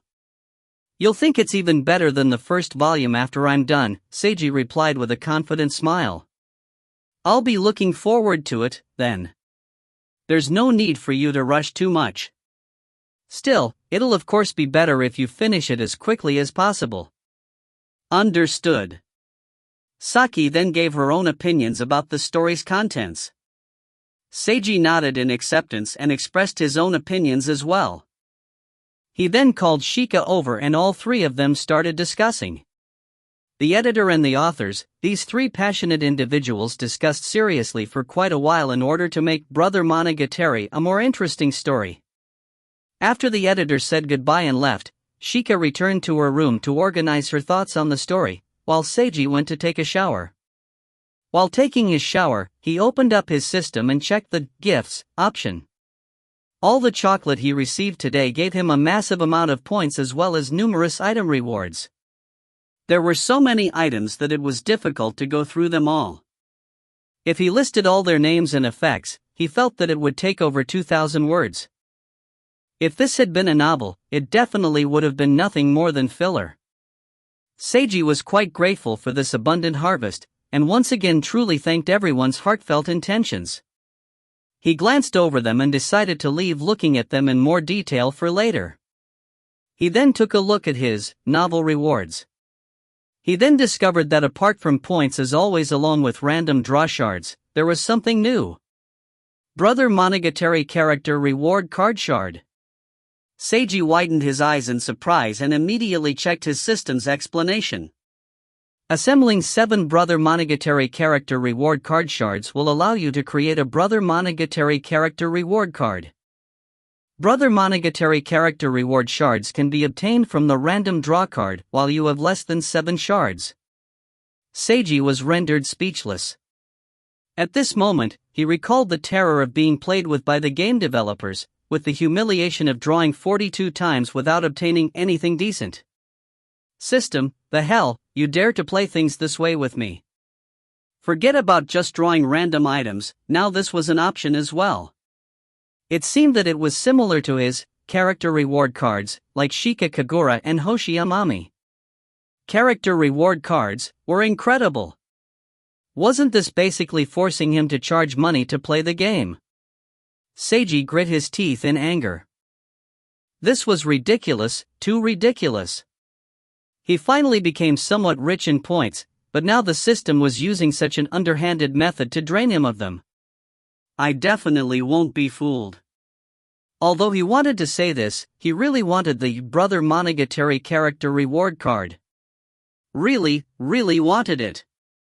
He was internally conflicted and pained as if he had returned to that humiliating point in his previous life. Dating sim system, go ahead if you want to draw. Get the hell out if you're not going to random draw. Seiji imagined his system as a fairy saying that to him. He then imagined himself beating up the fairy. Still, it was useless as always. His system didn't respond. He currently possessed one Brother Monogatari character reward card shard, and 39 random draw card shards. Each random draw card shard could be crafted into a random draw card by using some points. Basically, he could draw 39 times at most. Should he bankrupt himself? Whoops, start drawing?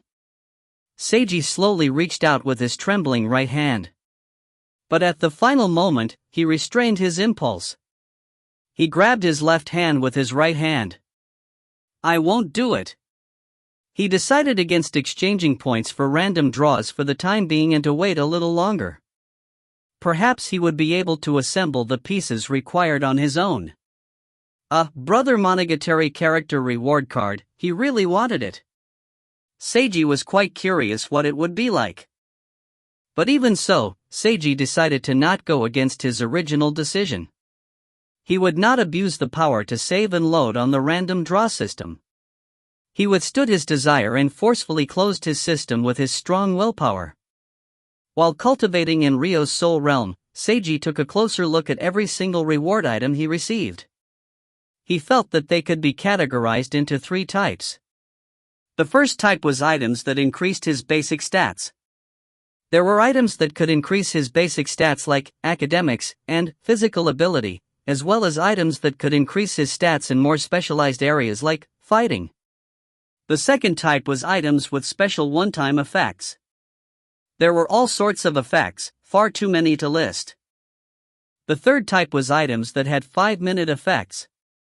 For example, Shika's chocolate gave him the reward of a swordsmanship power-up card, which would improve his swordsmanship skill temporarily for the next 5 minutes. Mika's chocolate gave him the reward of cleansing power-up card, which would improve his skill in cleansing for the next 5 minutes. Chiaki's chocolate gave him the reward of incarnation summoning card, which allowed him to summon a shadow clone of himself with half his own power level, which could last for 5 minutes. Seiji thus decided to term all these item cards the 5-minute category as they all shared the exact same time limit. If he used all of them simultaneously, he felt that he would transform into a 5-minute superhero. That would make him more powerful than Ultraman by 2 minutes. Just joking. Although the 5-minute category items were quite powerful, they still wouldn't make him undefeatable. After all their effects depended on Seiji's own power level to begin with. Rather than the 5-minute category, the special one-time effect items were far more cheat-like in existence. For instance, he received a perfect defense card from Mika, which he could use to block any one attack and receive 0 damage. This was a lifesaver card for perilous situations. Previously, Ryo's Winter Snow Festival present had given him the exact same card. He now had 2 of this perfect defense card. Also, he received a 100% accuracy card from Mai. This card would allow him to lock onto any enemy in his vision and ensure that his next attack would hit for certain. This card didn't seem like much at first glance, simply being an automated aiming card. But when thinking about it more closely, since it could work on any target in his field of vision, that meant it was possible to lock onto a target that was far away from him as well. And then, no matter what attack he used, it would land. That seemed so powerful to him. This was basically a godly card for long-range sniping. It would be so easy for him to use it to unlock the achievement of slaying an enemy from 1,000 meters away. If you find any errors, ads pop up, ads redirect, broken links, non-standard content, etc., please let us know. Report chapter so we can fix it as soon as possible. Chapter 545, I know. Chapter 545, I know. Translator, Imperfect Luck Editor, Kurisu. Apart from the ace cards and other one-time use cards, there were some cards he could use immediately as well. Saki's chocolate awarded him with a random draw shard card, which he could exchange for 15 random draw shards. Mayuzumi's chocolate awarded him with the exact same item, which basically meant that he received an extra 30 random draw shards. Ryan and Katomi's chocolate rewarded him with 2 item exchange cards. Each item exchange card allowed him to exchange up to 10 items he didn't want for an amount of points based on the item's value. This item exchange card was something he found really useful right now after obtaining so many items. However, he would only be able to exchange a total of 20 items for points. System, can't you be a bit nicer and buy back my useless items like a proper shopkeeper would? System, humph. As imagined by Seiji. Once again, Seiji became internally conflicted. Since he could now refund items that he didn't want, should he use his random draws right now? He really wanted to try and see if he could obtain 7 Brother Monogatari character reward card shards. But he decided to wait. Seiji remained resolute in following his earlier decision. Seiji used all the stat increasing cards on himself, then turned off his system and began to cultivate. It's time to take action. Although I feel apologetic towards Mika, I need to take action now if I want to be able to keep having a good time together with Seiji. I don't know if this will work or not, but at any rate, I have to try. Chiaki thought that to herself as she took out her cell phone and dialed a number. Natsuya, who was currently sipping on a tea, received a call from a phone number that she wasn't familiar with. Good morning. Am I speaking to Student Council President Natsuya Yorahana? Natsuya heard a candid female voice when she picked up the call. Although Natsuya wasn't very familiar with the speaker's voice, she was able to recognize who had called her. Is this Chiaki Wakaba-san? Yes. President, you actually recognized my voice? Of course. It's only natural for me to know the ace member of the drama club. I'm so honored. Chiaki chuckled. However, my other identity is probably more important to you, President. What identity are you referring to? Of course, my identity is one of Seiji Haruta's close friends. Natsuya didn't know what to say to this. President Yorahana, do you have the free time to meet up for a discussion? I'd like to talk to you about Seiji. Chiaki's tone was seemingly casual. What time would you like to meet? Today would be best. Of course, tomorrow is fine as well. It's up to when you're free, President. Let's meet right now, then. Although I already had other plans, it's fine to simply delay them for a bit, Natsuya stated calmly. Oh, how direct. I like that. Where should we meet? You can go ahead and decide that, President. Natsuya thought about it and told Chiaki the name of a coffee cafe. Chiaki said that she would head over immediately. They ended their conversation there. The tomboy's mouth arced upwards as she pocketed her cell phone and left to go to the coffee cafe. The student council president finished her tea. She stood up as something flashed in her eyes as she also prepared to go to the coffee cafe. Not long after, the two of them met in a private room at the coffee cafe in question. Wakaba-san, how did you know my phone number? Natsuya started with a question after they said hello to each other. Let's just treat that as my little secret. Chiaki smiled. Natsuya looked directly at Chiaki.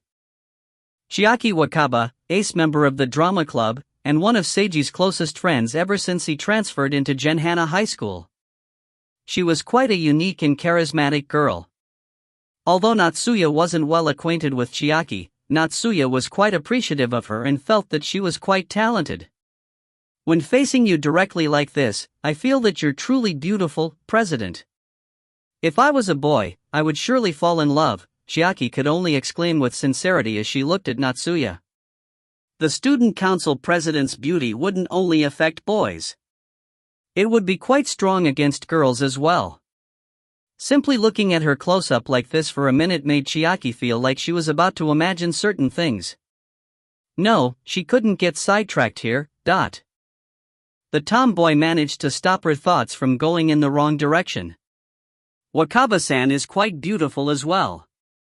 You're especially stunning when you perform on stage, Natsuya responded. Thank you for your praise. While I'm self-confident in myself, I still can't compare to you, President. Chiaki paused for a moment.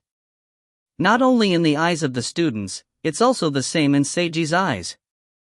Several seconds of silence fell between them.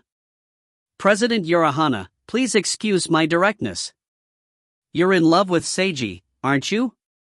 Natsuya's face flushed slightly red and she averted her gaze from being asked such a direct question. I like him, Chiaki admitted first. Not just as a friend. I'm romantically interested in Seiji Haruta, as a girl would towards a boy. I always enjoy my time together with him. I'm never bored, and he makes me feel quite safe as well. I want to keep being together with him, and take our relationship one step further, but not to an extent where we're extremely close together. Natsuya looked back at Chiaki again. You don't need me to say it any more clearly, right, President? Chiaki smiled while also blushing slightly red. Even someone like her felt a little shy about telling the truth in her heart to another girl that she wasn't well acquainted with. Natsuya didn't say anything in response. She understood what Chiaki meant and revealed a subtle expression. Looking at things as they currently stand, you're the girl that Seiji likes the most right now, President. However, there's an incredible person who's currently an obstacle between you and Seiji, Chiaki continued. That person is Shika Kagura. I'm sure that you're already aware of this, President. Kagura-san is someone most important to Seiji. Not in a romantic aspect, as he views her more as family, but since they're not related by blood, there's still a little bit of romantic inclinations involved as well. Since she's still quite young, only being a middle schooler, she's not a direct threat to us for the time being. However, she's greatly influential to Seiji. Not only that, Seiji isn't getting a girlfriend right now all because of her request to him. As long as Kagura-san doesn't allow it, not a single girl will be able to formally be together with Seiji. Not even you, President Urahana. Something flashed in Natsuya's eyes. She was unable to deny anything Chiaki just said. If she wanted to be together with Seiji, Shika Kagura was an obstacle that she absolutely had to surpass. Not only that, Natsuya had no idea what she should do about Shika. President, do you know how to deal with Shika Kagura? Once again, Chiaki took the direct approach. The student council president slightly shook her head. I know. The tomboy revealed an expression as if she had seen through everything. Natsuya glanced directly at Chiaki. Chiaki seemed so confident and self-assured. It didn't appear that she was lying at all. Before I continue discussing this topic, I'd like to know first about what President thinks regarding Seiji's future. Chiaki changed the topic. Or, another way of putting it is, what type of person do you think Seiji Haruta will become in the future? With his background, appearance, personality, way of doing things, and talent, what's your approximate guess on what he'll be like in the future? Seiji Haruta's future. There was no need to go into too much about just how powerful the Haruta family was. Although he was currently exiled from the family, he already repaired his relationship with his blood-related younger sister, and received concrete assistance from Hana Haruta. As for Seiji as a person, he had a near-perfect physical appearance, a gentle personality, yet also firm resolution. He was able to face the dark side of society as well as danger directly. He was willing to resolve himself to brave danger for people he considered as important. He possessed abnormal talent as well as unbelievable luck. Natsuya found it difficult to predict Seiji's future, but it was certain that he would become.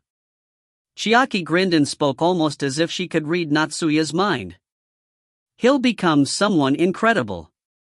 If you find any errors, ads pop up, ads redirect, broken links, non-standard content, etc., please let us know. Report chapter so we can fix it as soon as possible.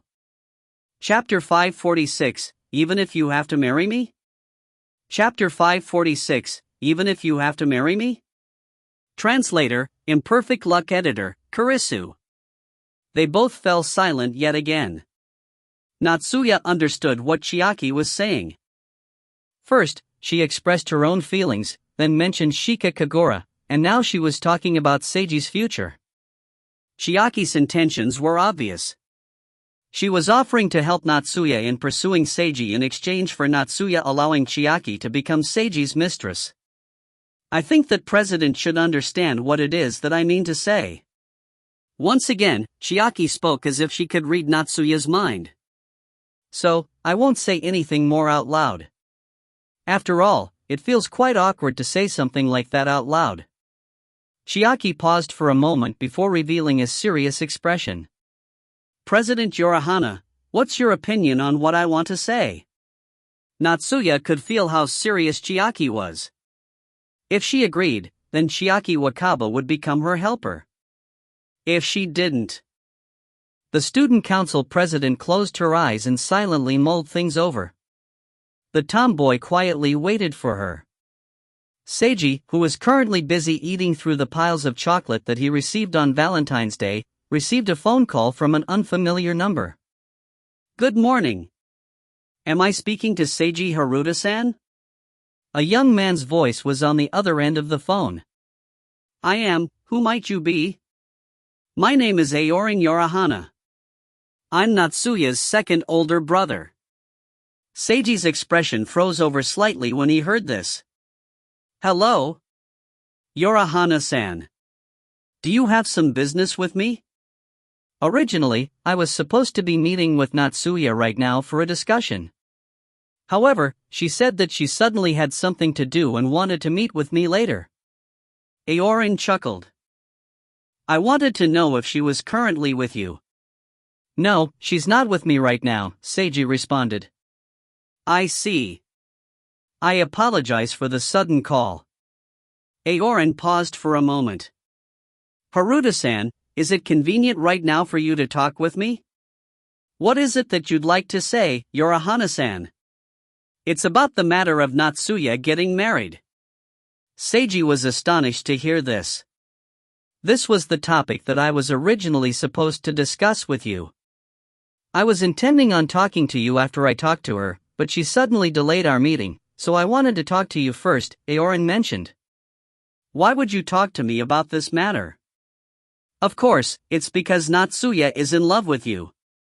Didn't she give you her love chocolate yesterday during Valentine's Day? Seiji didn't know what to say in response to this.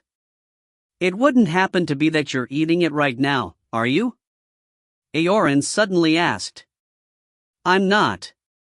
Although he was indeed eating chocolate right now, he was currently going through Shika's chocolate. Since you've received my younger sister's love chocolate, you have to take responsibility and get engaged to her. Aorin suddenly took a strict tone. Seiji was rendered speechless. Just kidding. Although I want to say that, it's not at the extent of having to do something like that immediately. Aorin chuckled. Did I scare you? That's truly an amazing joke. It shocked me so much, Seiji responded in a flat tone of voice. I can tell just from your tone that you weren't scared at all. Forget it, I'll be serious now. Aorin coughed. Haruta-san, you know that Akatsuki Matarai was originally engaged to be married to Natsuya, right? Yeah. You knew this, but still helped her in dueling against Akatsuki Matarai, which even caused his death. Did you ever think about what this would mean? We didn't cause Akatsuki Matarai's death. Of course, I understand this. However, it's still a fact that the Matarai family's young master died while he was dueling against you and Natsuya. This is quite a serious matter, do you understand? I understand. Natsuya and you are the victors, and you didn't directly kill him, so trouble won't directly come looking for you. Still, this doesn't mean that the two of you will remain completely unaffected, Aoran spoke seriously. Natsuya won her freedom, but her freedom is only temporary. When this blows over, the family will still arrange a marriage for her, and it's highly likely that the family won't give her any chance to refuse. And as for you, if you're interested in Natsuya, you need to firm your resolution right now. If you're not interested in her, you should start keeping your distance from her. Seiji remained silent. Think it over carefully, Haruta-san. After I talk to Natsuya, I'll contact you again and arrange a time to meet with you in person. I hope that you'll be able to tell me what you intend on doing at that time. They ended their conversation there. Seiji thought about things in silence for a while before he called the student council president. Good morning, Natsuya. Good morning. Seiji. I just received a call from someone who called himself Aoran Yorihana, your second older brother. He told her Aoran's phone number in order to confirm Aoran's identity. That is indeed my second older brother. What did he say to you? The basics of what he said was that I should either keep my distance from you or firm my resolution. Natsuya fell silent for a moment. Then, what do you intend to do? Natsuya asked in a light voice. It felt as if something was clutching tightly onto her heart right now. Her heartbeat got much louder and it became difficult for her to breathe. Of course, I'm going to firm my resolution, Seiji stated as if it was only natural. No matter what kind of resolution I need, I'll do it. I definitely won't leave your side. Natsuya felt as if she could hear that, causing a warm feeling to instantly well up within her heart. Her body started heating up, together with her face. No matter what type of resolution, right? She asked for confirmation from him in a gentle voice. Yes, no matter what, Seiji said in an adamant tone. Even if you have to marry me? Natsuya spoke in a cute voice before she noticed what she just said. This instantly caused her to be overwhelmed by embarrassment, with a deep red glow covering her cheeks. She had a seductive expression with a flushed red face right now, which stunned Chiaki, who was currently still sitting across from her. Seiji was astonished as well. He never expected such a direct question from her. Earlier, when Aoran had joked about him getting engaged to Natsuya, he hadn't thought too much into it at all. But now that Natsuya herself was talking about this subject, he couldn't help but imagine what might happen if he really did marry her. The scene seemed quite nice, no, quite wonderful. Just imagining the student council president wearing an extravagant wedding gown and smiling sweetly at him caused his heartbeat to rapidly quicken. That would be quite excellent. Only when he spoke it out loud did Seiji regain his senses and cover his face in embarrassment. What I meant to say was that if I need that type of resolution, no, what I really mean is that it's probably unlikely that I need that type of resolution, but if I really need to, I'll be quite excited. No, wait. I suddenly don't know how to express myself, but at any rate. Seiji covered his flaming face as he organized his chaotic feelings into a single sentence. No matter what, I'll be together with you. I definitely won't leave you. I definitely won't walk away from you. I'll continue down this path with you. Seiji did his best to express such a meaning. Natsuya received his heartfelt intentions. She felt as if her heart had been pierced through by a sharp arrow. Her body became even hotter, almost as if she was burning up. It felt like something was dissolving inside her. She recalled various past scenes and words he had said to her before. President Yorihana, I promise that you won't feel let down. Becoming your spirit-branded retainer and fighting for your cause is a type of romance as well. Tell me what's on your mind. Although I'm not sure what I can do for you, I don't want to simply stand by when it's something related to the president. You are actually a gentle girl. I want to become stronger, so I'll continue down this path. Will it be a problem that I knocked him out of the window like that? Natsuya, I believe that you're just like I see, beautiful on the outside, gentle and strong on the inside. You're not some girl who's actually vicious on the inside at all. Even if you think that you're taking advantage of me, I don't mind. I'm delighted to be of assistance to you. I think that as long as I'm different from how I used to be, my life has more value than before. We've won. Thank you, Natsuya. I'm the one who should be expressing my thanks. Thank you, Seiji. It's truly wonderful that I met you and fell in love with you, Natsuya thought to herself from the bottom of her heart. If you find any errors, ads pop up, ads redirect, broken links, non-standard content, etc., please let us know. Report chapter so we can fix it as soon as possible. Chapter 547, This is everything that I think. Chapter 547, This is everything that I think. Translator, Imperfect Luck Editor, Kurisu. That's about everything. I hope that you understand what I mean. Seiji ended the phone conversation after saying that. Why did it feel like he had just proposed marriage to Natsuya over the phone? Seiji inwardly commented on his own actions after he took some time to calm down. Even though he wanted to express that he wouldn't give up, his meaning became slightly distorted due to Natsuya's question. Not to mention, he wasn't able to focus fully, so it ended up sounding almost like a marriage proposal. They weren't even officially boyfriend and girlfriend, so weren't they skipping over too many steps? Should he call Natsuya again and calmly explain things to her? No, the more I explain, the more chaotic it will get. I think that she'll understand what I meant, Seiji thought to himself. The student council president was currently busy with being in a state of bliss. If it wasn't for the fact that there was still someone with her, she might have remained in this state for a very long time. Could I ask what Seiji said just now? Chiaki spoke after seeing that Natsuya had finally somewhat calmed down. He said, something that made me truly happy. Natsuya spoke gently as something flashed in her eyes. Although that sounded almost like a marriage proposal just now, she was able to understand what Seiji truly meant after she calmed down. He wouldn't give up, and he was willing to face any pressure and resolved himself to continue his relationship with her and continue improving their feelings for each other. It wasn't that he was saying he wanted to get engaged to her right here and now. She was quite happy to learn that he shared romantic feelings with her. And so, she was able to confirm what she wanted as well. Wakaba-san, I agree to what you're offering to me, Natsuya made her reply. Chiaki instantly widened her eyes in surprise. Really? Chiaki never expected Natsuya to agree so easily right after that conversation with Seiji. For real?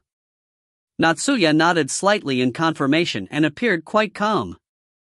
Chiaki truly felt that the scion had an unshakable presence to her and felt that calling her an empress was a truly suitable nickname. Natsuya was beautiful and out of this world, emotional yet also reasonable, and had her own truly imposing aura that was different from everyone else.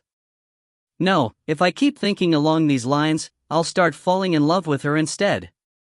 Once again, the tomboy stopped her mind from going off track. Thank you. I shall do good at what I should do. I look forward to your actions, Wakaba-san. Later that afternoon, Seiji once again received another phone call from Aorin Urahana. I'd like to ask when you would be free, Haruta-san? I'm free right now. Could you come visit the Urahana family's residence, then? Sure. Seiji decided to directly accept. He then notified Shika that he was going out and prepared his things. Shika silently watched him exiting the apartment as something flashed in her eyes. Seiji took a taxi to the Urahana family residence's address. When he arrived, as he expected, he saw a magnificent gate before the residence. The gate opened and allowed him to enter on foot. Seiji saw that a black luxury car was parked at the entrance of the gate. This car was waiting specially for him to pick him up. Seiji got on the luxury car. The car drove down the afforested path and brought him to an extravagant Sakura Island residence. A maid wearing traditional Sakura Island attire was waiting for him and led him inside. Seiji was led to a spacious and well-lit room. He could see a beautiful and elegant garden through the window with wonderful scenery. A young man wearing plain Sakura Island attire was sitting at a table. This man had short dark brown hair, a rather round face, and was somewhat pudgy. He still had a handsome appearance, and physically resembled Natsuya. Many desserts and some tea were set out on the table in front of this man. Every confectionery was highly exquisite. There were desserts in both the Sakura Island style as well as the Huaxia style. The most eye-catching dessert was a small plate of white rabbit-shaped dumplings. Pleased to meet you. Good afternoon, Haruta-san. The young man Aoran Yorihana smiled as he looked towards Seiji. Pleased to meet you. Good afternoon, Yorihana-san, Seiji responded with the same greeting. Welcome. Please take a seat and try some of these desserts. Aoran indicated to him while pouring some tea for Seiji. I hope that they're to your liking. Seiji sat down across from Aoran. I'll make myself at home, then. Seiji picked up some chopsticks and took a white and soft dumpling, placing it in his mouth. With a single bite, he instantly felt an appetizing aroma spreading through his mouth. The dumpling was soft and tender, and the meat was fragrant. The fresh scent of shrimp filled the dumpling. Aoran smiled and asked, "How is it?" "Delicious, the shrimp dumpling is quite wonderful," Seiji replied. "Try some of this as well. It's excellent in combination with this shrimp dumpling." As the host wished, Seiji tried out numerous confectionaries as well as sipped on some tea. Aoran also picked up a pair of chopsticks and began eating. With every dessert he ate, he would mention what he thought of it and what the taste was like, how much he liked it, where he purchased each dessert from, and which store had the best desserts, how other desserts of the same type were, and so on, and so on. It seems that Natsuya's second older brother must be a glutton, Seiji thought to himself. He simply ate delicious desserts while listening to Aoran go on and on about the food. Imperceptibly, all the desserts on the table were now eaten. Aoran had actually eaten most of the desserts. Even though he was constantly talking while eating, he actually ate at a much faster pace than Seiji. How about some more desserts? No need. Thank you for the offer. There's no need to be polite. You really wouldn't like some more? There's truly no need. Alright then, I'll just have to enjoy them by myself. Aoran took out his cell phone and sent a text message. He was actually going to eat even more. Seiji now understood why Aoran had a round face and a pudgy appearance. Soon, a maid arrived with a large tray of desserts that were different from the desserts earlier placed on the table. Another maid also arrived with a new kettle of tea. The maids placed the confectionaries and the tea on the table and exited the room again. Aoran continued eating, commenting on each and every dessert as he ate. Seiji didn't know what to say to all this. He didn't object so much to hearing all this dessert commentary, but when was this Aoran fellow going to get on to the main topic? Yorihana-san, although it's quite interesting to hear you discuss the wonderful topic of desserts, shouldn't you be more concerned about your free time? Seiji politely reminded Aoran about what they were here for. There's no need to mind me. I'm completely free for this entire afternoon. Aoran smiled. Seiji was rendered speechless. Was this some sort of test regarding his personality? Sure, why not? It's not like I'm in a rush. I can wait. Let's see just how long you can talk about desserts. Seiji adjusted his mentality and remained calm. He simply observed Aoran eating desserts and listened to his comments. Occasionally, Seiji even responded to Aoran's dessert comments. Time passed just like this. After Aoran finished the second round of desserts, he ate a third round. Then after that, he ate a fourth round. Only after the fourth round did he finally stop and reveal an expression of satisfaction. Eating wonderful desserts and sharing one's joy is truly such a blissful thing. Don't you agree? Indeed. Although, as I'm the one who simply watched as you ate all those desserts, I probably didn't have as much fun as you did, Seiji commented in his mind. Aoran smiled at Seiji while something flashed in Aoran's eyes. Let's get to the point. Haruta-san, just what exactly do you think? The moment he spoke this, the atmosphere in the room changed.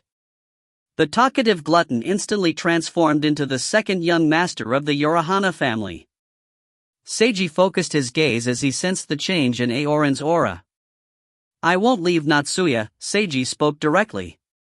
Several seconds of silence fell between them. That's it? That's it. I'd like to hear your more specific thoughts. I don't really have any more specific thoughts. I won't leave her. That's all I'm thinking right now. There was no need to say anything more than this. That was what Seiji believed. A sharp glint appeared in Aoran's eyes. The current you will become an eyesore to the Uruhana family if you don't leave Natsuya now, but I understand. Still, because you're still technically a member of the Haruta family, it's inconvenient for us to take forceful measures with you. I comprehend. You showed off signs of talent, so it's quite likely that one day you'll be permitted to return to your family. You have outstanding potential. Still, potential is only potential, not actual power. I'm quite clear on that. As long as you're willing to leave Natsuya, even if only temporarily, the Uruhana family is more than willing to compensate you handsomely. I don't need any such compensation. Seiji answered every sentence with a resolute tone and expression. Seiji and Aoran exchanged glances as things fell silent between them once again. If you find any errors, ads pop up, ads redirect, broken links, non-standard content, etc., please let us know. Report chapter so we can fix it as soon as possible. Chapter 548, Blood Wine Ritual. Chapter 548, Blood Wine Ritual. Translator, Imperfect Luck Editor, Kurisu. It seems that you've resolved yourself, Aoran remarked as he retracted his gaze after observing Seiji for quite a while. Ah, such is youth, he exclaimed to himself as he picked up his cup and sipped on some tea. Seiji didn't respond to this. The Uruhana family won't take any action against you, Haruta-san, Aoran continued speaking. All we can do is to forcefully make Natsuya keep her distance from you. We understand that this isn't really a good option. Still, the Uruhana family has its own interests to look out for. We don't have any direct responsibility for the Matarai family young master's death. There's no need for us to give any explanation. Still, we need to show a certain attitude in order to help them save face. Still, there's no fixed method necessary for showing our attitude. If you can do a little something for the Uruhana family, we can certainly allow you to be together with Natsuya. Allow me to clearly state that this is not a threat. Even if you don't do anything for us, the Uruhana family won't completely cut Natsuya off from you. After all, you showed great potential. And disregarding the family's opinion of you, I personally actually really think well of you. Aoran smiled slightly. What do you need me to do for the Uruhana family? Seiji asked directly. Do you know about the Challenger's blood wine? Aoran responded with a question. The Challenger's blood wine. Seiji blinked and recalled what this was. Before the New Year's, after Akatsuki arrived at his apartment, he had asked Natsuya about a method to greatly improve his power level with only a short period of time. She had told him.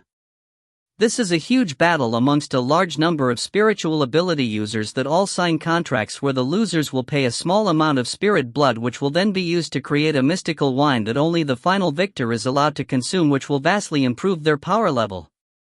That's right. Aoran nodded. It's good that you know already. The process of creating the Challenger's blood wine is called the blood wine ritual. The first ever public blood wine ritual was originally scheduled to take place in January of this year. However, due to all the circumstances that happened right after New Year's, the Kurosaki and Himiki families that are hosting this event ended up delaying this tournament. Currently, they're planning to begin the blood wine ritual tournament at the beginning of March, 2 weeks from now. They're actually going to begin sending out invitations to participate in or watch this tournament starting tomorrow. In order to attract participants, the Kurosaki and Himiki families even prepared some additional prizes for the final victor. Amongst the prizes is something that our Yorihana family greatly desires. So, the Yorihana family would like for me to participate in this tournament and win, then give that prize to them? Something flashed in Seiji's eyes. Yes. Still, as I said just now, this isn't a threat, nor is it an order. It's simply something we'd like to see. Aoran smiled. If you participate in this tournament and just happen to win, and you're willing to give this item over to the Yorihana family, we're willing to pay you an appropriate sum of money. Or, we can exchange for it by giving you a mystical item of similar value. We won't ask for it for free. As long as I can do such a thing, the Yorihana family won't interfere with my and Natsuya's relationship, is that right? Seiji looked directly at Aoran. Yes, I promise on my name, Aoran confirmed. If you're able to do this. If you can't, then I apologize. Seiji felt as if he could hear Aoran saying this. The challenger's blood wine and the blood wine ritual. He never expected that he would actually have to get involved in this after the Akatsuki incident. Seiji thought back to what he already knew about this tournament. It would definitely be quite difficult for him to become the final victor standing at the end. Would he be able to do it with his current strength? At the very least, he had to try. How do I obtain the right to participate? Seiji inquired calmly. He's able to make a decision in such a short amount of time, and it doesn't seem like it's a rash, impulsive action. He's truly resolved himself. Aoran was actually quite appreciative of Seiji. He now concretely understood better why his younger sister liked Seiji so much. Anyone that receives a tournament invitation is allowed to participate. You're also allowed to apply to join the tournament of your own volition. As for the specifics, we can only wait for the Kurosaki and Himiki families to announce the tournament's details tomorrow. Seiji nodded. They ended their conversation there.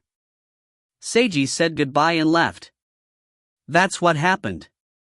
Chiaki, who was currently in Mika's room, confessed what she had just agreed to with Natsuya. I apologize, Mika. I've joined the enemy's team, Teehee. Mika was rendered speechless. Although she really wanted to comment, what she heard was so astonishing that it caused the double pigtailed girl to go into a stupor. Chiaki, everything you said just now was true? She couldn't help but ask after some time passed. Yes. The tomboy nodded. How could it be that President Yorihana would actually agree to such a thing? Why wouldn't she? Because. President, she's. Did you want to say that because Natsuya Yorihana is quite excellent, so she wouldn't permit such a thing like me becoming Seiji's mistress? Mika nodded. That's your own misunderstanding. Excellent doesn't mean a strong desire to possess someone else. Instead, from a certain standpoint, it could even be the opposite. Chiaki pretended to adjust a pair of eyeglasses that didn't exist while speaking seriously. Mika was obviously shaken. Chiaki wanted to say something after seeing her best friend have such an expression. However, she didn't say anything in the end. Both of them fell silent for quite a while. Is it that it's really impossible to defeat the president after all? Mika muttered to herself. Although I'd like to console you, to be honest, that's what I think as well. Chiaki shrugged. If President Yorihana strongly desired to keep Seiji to herself, then it would actually be possible to defeat her. However, she showed no such greed at all. Not only is Natsuya Yorihana the girl that Seiji currently likes the most, she's also the most perfect match for him. There's almost no flaws at all. In fact, it's precisely because she's such a perfect match that Seiji would like her so much, if you think about it. If I was Seiji, I would definitely not let go of the opportunity to be with a girl like her, no matter what. Once again, Mika was rendered speechless. You should think for yourself what you'd like to do in the future, Mika. Chiaki. I truly apologize. This is just the type of person I am. Chiaki flashed a smile. Mika was quite familiar with Chiaki's smile. However, at this moment, Mika felt almost like Chiaki's smile was that of a stranger's. The tomboy left Mika's residence. The double-pigtailed girl collapsed onto her own bed. She didn't feel defeated inside. Nor did she feel any hope. In fact, she was clueless about what she should do in the future. Everything felt empty inside. Mika flipped herself to look at the ceiling. She stopped thinking about anything at all and allowed her head to go completely blank. Even so, a certain name still naturally popped up in her mind. Seiji. Later that night, Natsuya arrived at Seiji's apartment. You're really going to join that tournament? Yeah. It's really dangerous. I know, but it's also an excellent opportunity to learn more and become stronger. Seiji chuckled. Don't you know that a fighting tournament is a young man's romance? No matter if it was in manga, anime, or stories, fighting tournament scenes were always a classic. If Dragon Ball was a classic example of a shonen manga, then a fighting tournament would be the classic example of a scene in such a classical manga. Sometimes, just a fighting tournament alone could breathe life into the entire story. Cough, he was getting sidetracked. At any rate, Seiji was quite excited about the fighting tournament known as the Blood Wine Ritual. Natsuya looked over at Seiji. She knew that he was speaking the truth. But still, the foundational reason for him entering this tournament was because of herself. He had resolved himself, just as he told her this morning. Be careful. Make sure not to force yourself. Natsuya could only instruct him in such a manner. I will, Seiji promised. They both fell silent for a moment. Natsuya kept directly looking at him, which made Seiji feel rather awkward. He averted his gaze. He was about to speak up and say something when he heard a gentle voice. Seiji, I'd like to come into your room. Is that all right? Come into his room? Seiji paused in surprise. Did he really hear that correctly? If you find any errors, ads pop up, ads redirect, broken links, non-standard content, etc., please let us know. Report chapter so we can fix it as soon as possible. Chapter 549, because it's really comfortable in brother's room. Chapter 549, because it's really comfortable in brother's room. Translator, Imperfect Luck Editor, Kurisu. Come into my room, you said? Yeah. Natsuya's face flushed slightly red. Enter his room to do what? Well, Seiji wasn't stupid enough to ask such a question. Still, it seemed like a bit of a problem to simply agree to let her enter his bedroom. No, he couldn't let himself misunderstand. She purely wanted to sit down in his room and take a look around. That must be it. Sure, if you'd like. I don't really have much in my room. Seiji awkwardly scratched his face. Natsuya's mouth arced upwards seductively and her eyes seemed watery. It didn't seem like she simply wanted to have a seat in his room. Seiji's heartbeat rapidly quickened and he tried his utmost not to think gentlemanly thoughts as he did his best to maintain his calm on the surface while inviting her into his room. Only, they saw Shika sitting on his bed while reading a story. Seiji was astonished at this sight. He never expected to find his adopted younger sister in his room, causing him to widen his eyes in surprise. Shika-chan, what are you doing here? Reading, Shika responded quietly. Why here? Shouldn't you be reading in your own room? Seiji expressed such a meaning. Because it's really comfortable in brother's room, is that no good? Shika covered half her face with the light novel that she was reading, which had rather arrow cover art, and spoke in a gentle voice as she lifted her head slightly to look at her adopted older brother. So cute! Seiji instantly received an impact. Of course it's fine, you can read wherever you want, Seiji the Siscon responded reflexively. Thank you, brother Seiji. Shika smiled brilliantly while her face also flushed slightly red. There's nothing to thank me for. Seiji smiled back at her before he finally regained his senses and recalled that the student council president was following after him, causing him to feel awkward. Natsuya didn't say anything during his exchange with Shika. Good evening, Yorahana-san. Shika looked towards and greeted Natsuya. Good evening, Kagura-san, Natsuya returned the greeting. The two of them silently exchanged glances. Both had calm expressions. Yet, Seiji felt as if something invisible was fiercely clashing in the air, causing his cheeks to twitch. Air. As you can see, this is what my room looks like. There really isn't much to see, huh? Seiji spoke to Natsuya in an attempt to ease the atmosphere. The student council president retracted her gaze from Shika and looked around the room. It's pretty much just like what I imagined. She took a few steps around and looked everywhere because she picked up a light novel off the bookshelf and walked up to Seiji's bed. Is it alright if I also sit here and read? Sure, Seiji agreed. Natsuya took a seat on Seiji's bed. Seiji, could you please sit beside me? She was just like Shika earlier, lifting her head slightly and speaking in a gentle voice. Seiji once again received an impact from this. He discovered that he was already sitting down by the time that he regained his senses.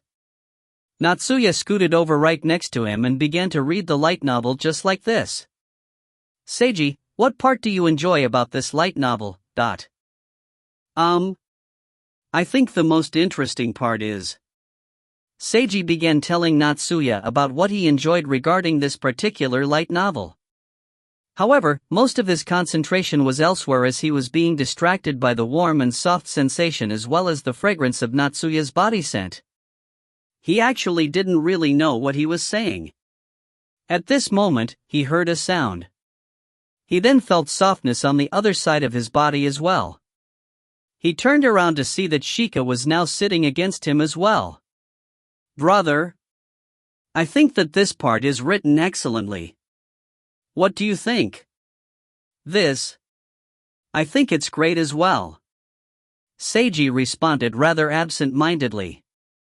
Being stuck between the scion and his adopted younger sister felt rather wonderful for his body, but for his spirit. Seiji, what does this character mean with this sentence? Brother, don't you think that this particular plot is rather forced? Seiji, do you like this type of character? Brother, don't you think that the reason this villain gives for doing a heel face turn is too ridiculous? Seiji. Brother. Give me a break. Seiji was shouting in his mind. While it was a marvelous feeling, it also gave him tremendous pressure. This almost felt like some sort of torture. His sense of logic and reason made him want to escape from this situation, yet the pleasure from his body made him not want to leave. So, he could only stay in this mixed state of pleasure and torture. The double pigtailed beauty wore a jacket and scarf as she walked around on the streets at night all by herself. She had nowhere in particular that she wanted to go. She simply walked around meaninglessly with no destination for a walk. The night wind was rather chilly tonight.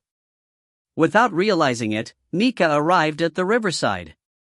There wasn't a single other person in sight. This place felt really cold and lonely. Mika paused in her footsteps and stood at a fence while she observed the silently flowing river water. She simply stood still in a daze. Sometime later, she noticed that the surface of the water near the riverbank was suddenly becoming chaotic. Mika was mystified as to what was going on. Thinking it strange, she kept watching that area of water. Several seconds later, she witnessed something tremendous and dark suddenly rising up from the water. What? Mika widened her eyes in surprise. Immediately following after, she saw two blue balls of light within that black object. There were yellow dots inside the blue balls of light, which made them seem like eyes. No, they were indeed eyes. When those blue and yellow balls of light turned in Mika's direction, she instantly felt as if she was being stared at. She realized that this was a pair of eyes, a demon's eyes. This was a powerful demon. Mika sensed danger and instinctively wanted to run away from here. Yet, the moment she took her first step backwards, she heard a loud splashing sound, and witnessed the gigantic dark monster jumping out of the water. With water flying everywhere, the dark monster flew in the air and landed on the ground near her, but clack clack clack clack clack. It hissed with a sound as if wooden boards were rubbing against each other. Its blue demonic eyes stared right at the girl before it, flashing with a demonic light. This gigantic demon was taller than the height of 3 adult humans combined. Mika was quite afraid. However, she was no longer an ordinary person who didn't have the power to fight back. Seeing that the demon was speedily rushing towards her, Mika forcefully squeezed the spirit-raising talisman that she always carried with her. "Come out, Mashiro." Chirp. The talisman started glowing, and the silver-winged, black-haired loli appeared. The next instant, Mashiro saw the giant demon right before her, causing her to pause in surprise and widen her eyes. Chirp. The blue-eyed giant demon got even closer and suddenly expanded its already dark and large body. It appeared as if it had opened a humongous mouth which was about to swallow up the spiritual creature and human girl together. Mashiro. Chirp.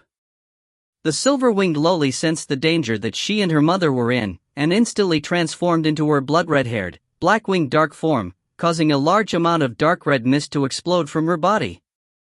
Thud. Star. A heavy muffled sound occurred.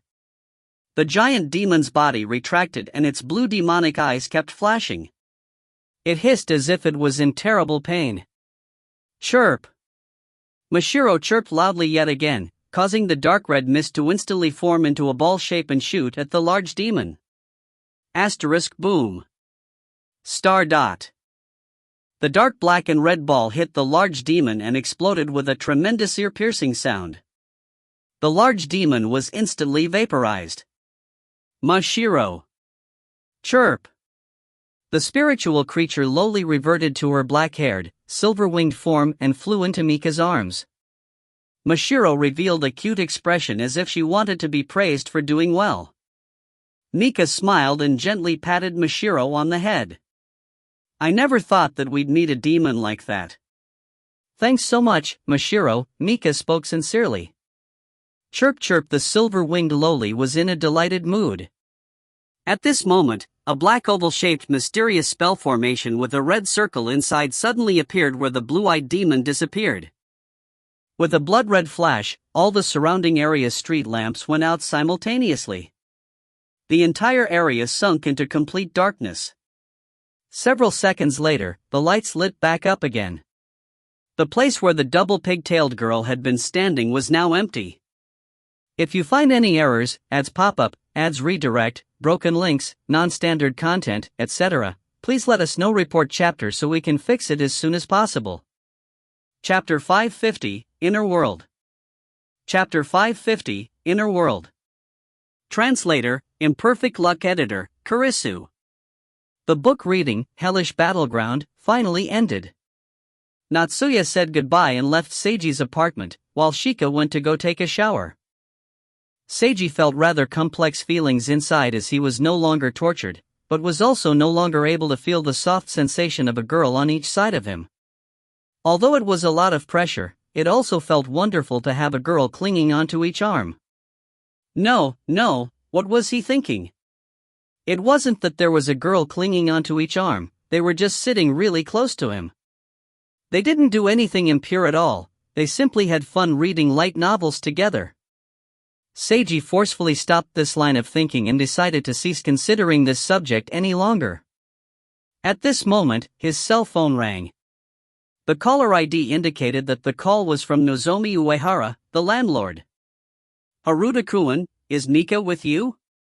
"She's not with me, Then, do you know where she went?" "I can't reach her cell phone." Nozomi's voice was filled with worry. Unable to reach her cell phone? Seiji felt an ominous premonition. Perhaps she's over at Chiaki's apartment, Seiji told her. Let me go ask her. Nozomi hung up the call. Something flashed in Seiji's eyes. Moments later, he exited his apartment and went over to knock on the Uehara family's front door. The door soon opened. Haruta-kun. Miss Landlord, how are things? She's not over at Chiaki's. Nozomi's expression was filled with concern. Chiaki doesn't know where Mika is either. She's currently calling her friends. Seiji's ominous premonition became even stronger. However, in order to prevent the landlord from being even more worried, he didn't allow it to show on his face. I'll go look for her as well. Sorry to trouble you, Haruta-kun. No need to say that. It was quite late into the evening already. Mika still hadn't returned, and her cell phone was unreachable. Seiji felt that it was highly likely that something might have happened to Mika. He returned to his apartment, and immediately cast a spell in his study. Interdimensional Locator. Target, Mika Uehara. His vision instantly became pitch black and his consciousness went hazy. He faintly saw red light streaking before him, along with numerous fragmented scenes and faint sounds. In this ambiguous realm, Seiji's consciousness was sent in a specific direction by an invisible force. Where is this? So many monsters. He heard Mika's voice. I'm so scared. How do I return home? He saw very hazy scenes that were gray and blue, together with some weird sounds. Seiji. Save me. He could feel the emotions of fear, despair, and wanting to be saved emanating from Mika. Mika! Seiji suddenly opened his eyes. A white miniature spell formation appeared on his right hand's back. However, it was incredibly faint, and seemed like it might disappear at any time. He had to hurry. There was no time for him to put on his full set of combat equipment. Seiji hurriedly grabbed his spiritual sword and shield and rushed out of his apartment. He cast the body strengthening technique on himself and ran at top speed in the direction that his spell indicated. Although Seiji intentionally picked roads that were more deserted, there were still some people passing by that happened to see him running as fast as a speeding car. Some were astonished to see this, while others thought that they had seen wrongly. Seiji soon reached the riverside. He could detect that something mystical was going on here. However, his level of astral vision was too low to find out what it was. Yomi, please wake up. He requested assistance from his bonded female spirit. A portal was opened here not long ago. I can help to reopen it for you, Yomi's voice spoke up in his mind. I knew I could count on you, Seiji instantly began casting a spell that Yomi taught him. He created a seal with both his hands and uttered an incantation. Soon, a gigantic golden spell formation appeared on the ground. The sensation of something mystical in the air became incredibly obvious. It felt like something invisible and sticky was forming in this area. Then, a spell formation that was a black oval with a red circle inside slowly appeared. It was as if a mysterious eye had opened up. This was a dimensional eye. Seiji was quite astonished to see this. This was a mysterious phenomenon that would draw in spiritual ability users. Wasn't this something that was only supposed to appear within spirit worlds? The moment that he wondered about this, he suddenly saw the world around him start to spin. Everything around him turned kaleidoscopic, and he heard raspy sounds as his consciousness went hazy. The kaleidoscope suddenly stopped and the scenery around him became clear again. His consciousness also returned to normal. Seiji found himself in an abnormal location. He was currently standing on gray-colored ground. The sky and the space around him was entirely filled with blue water. Strange-shaped creatures were in the water, making this place seem like some type of aquarium. Yet, this place was far scarier than an aquarium. That was because these creatures, some were like plants, some were like fish, and most of them were incredibly strange. Or even horrifying. Not only that, low or raspy scary sounds kept sounding. They sounded like the sound effects for a horror film. Any normal person that came here would surely become frightened. Seiji saw some octopus-like creatures speedily approach him. They swam through the water and extended black tentacles which possessed fangs towards him. Shing shing shing.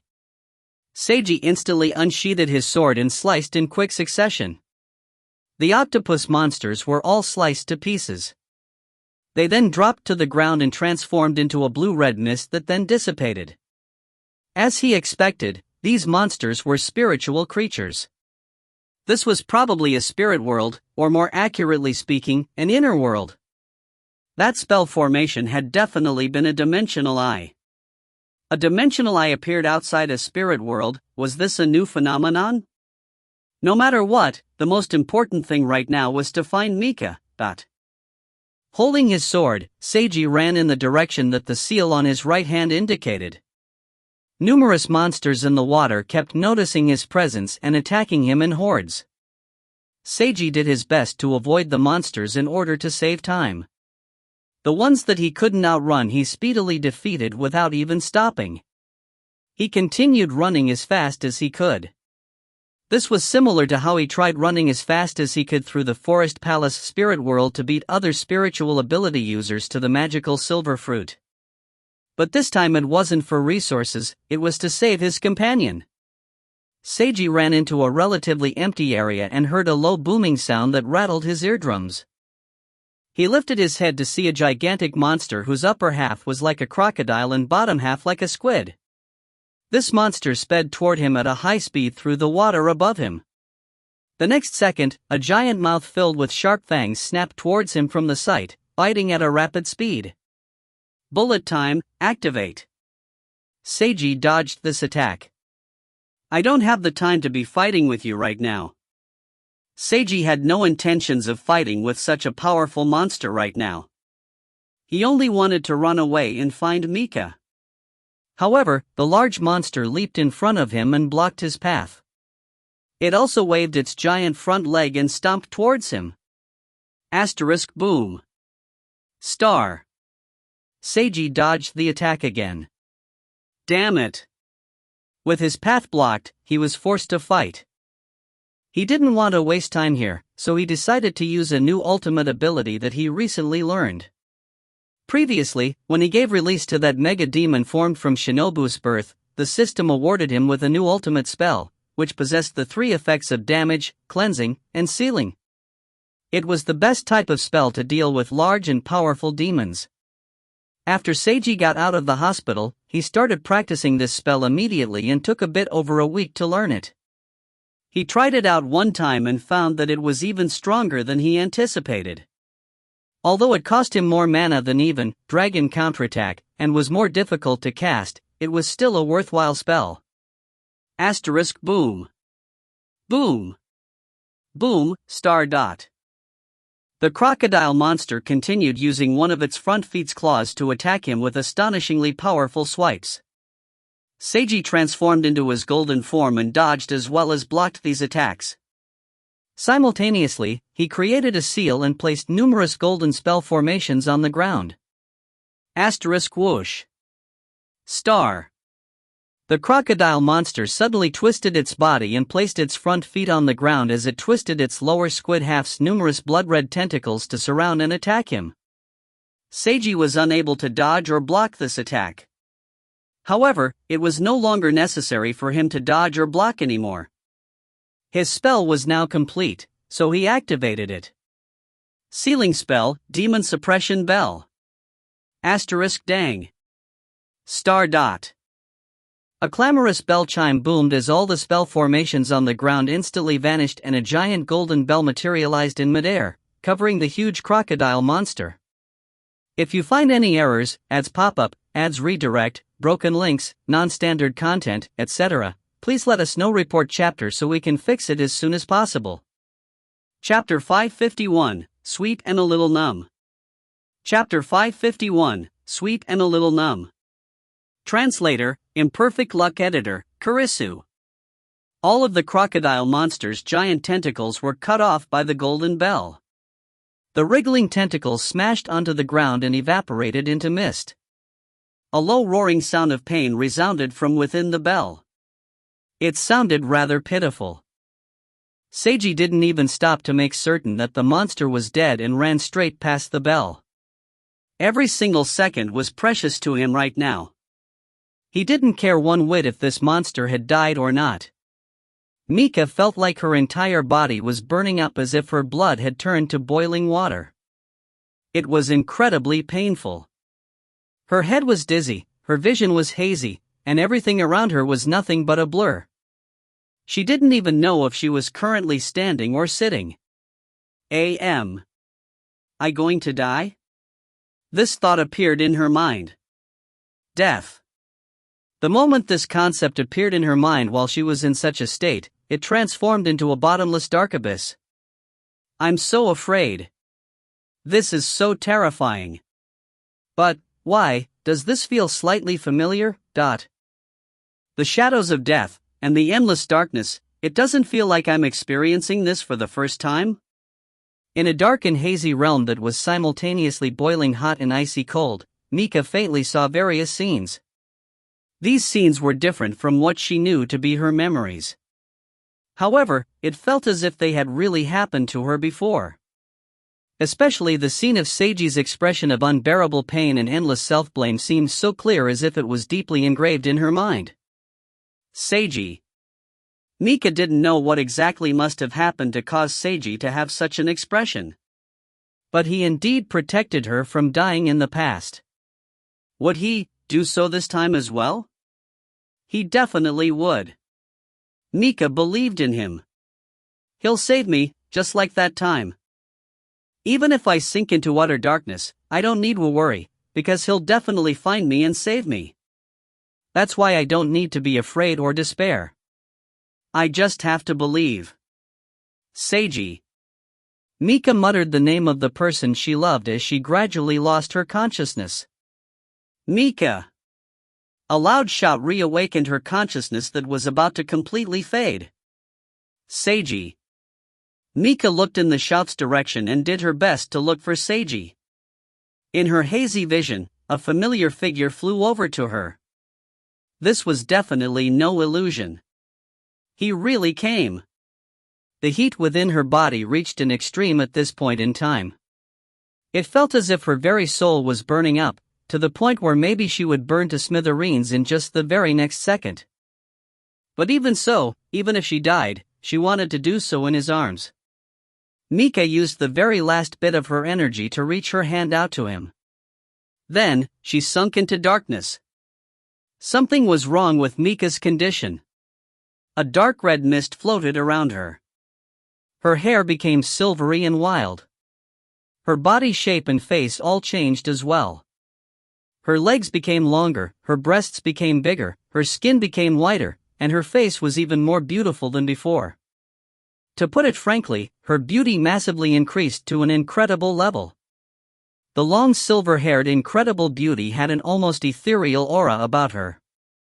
Since she had her eyes closed, it greatly reminded Seiji of what Sleeping Beauty would look like if fairy tales were real. Seiji recognized this as the phenomenon of being in a state of high synchronization with one's bonded spirit. Just like how Rana Kirin was capable of transforming from a cute cat girl into a demonic mature catwoman. Why did Mika undergo a state of synchronization? The most likely possibility Seiji came up with was that Mika must have combined with Mashiro. As for why she combined with Mashiro, he had no idea.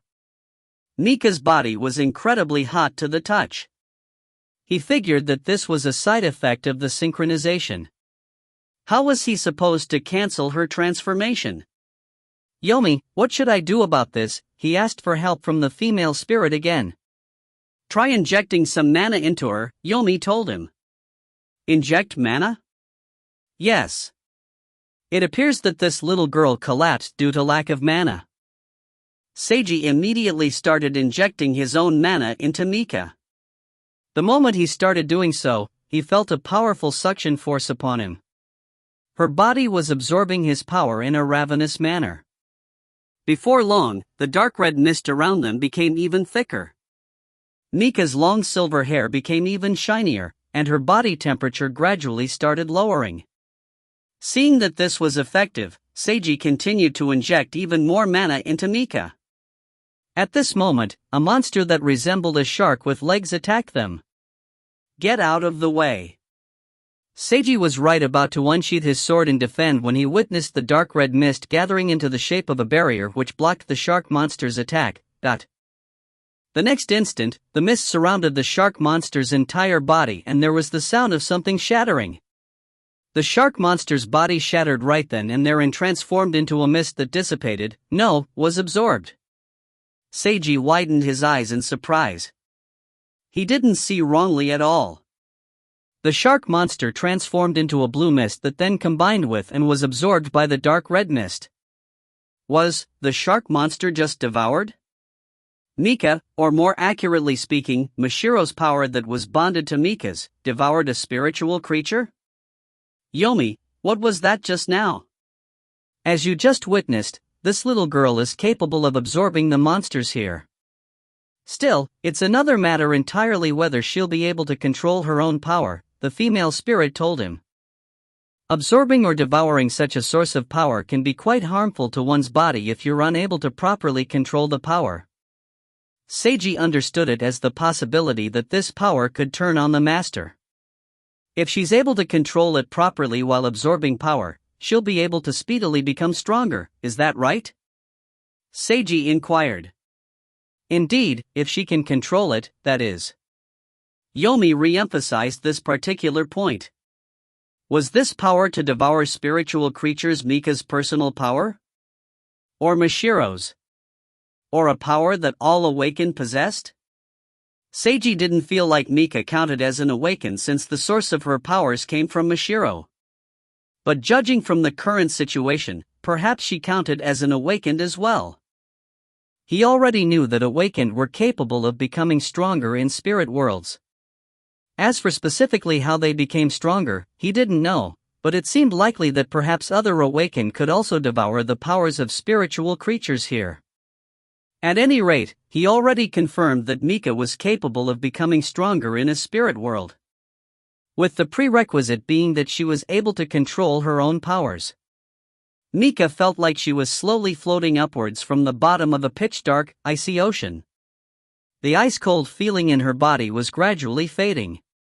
The boiling heat within her body gradually diminished as well. Her consciousness slowly returned. Something warm and gentle kept pouring within her body.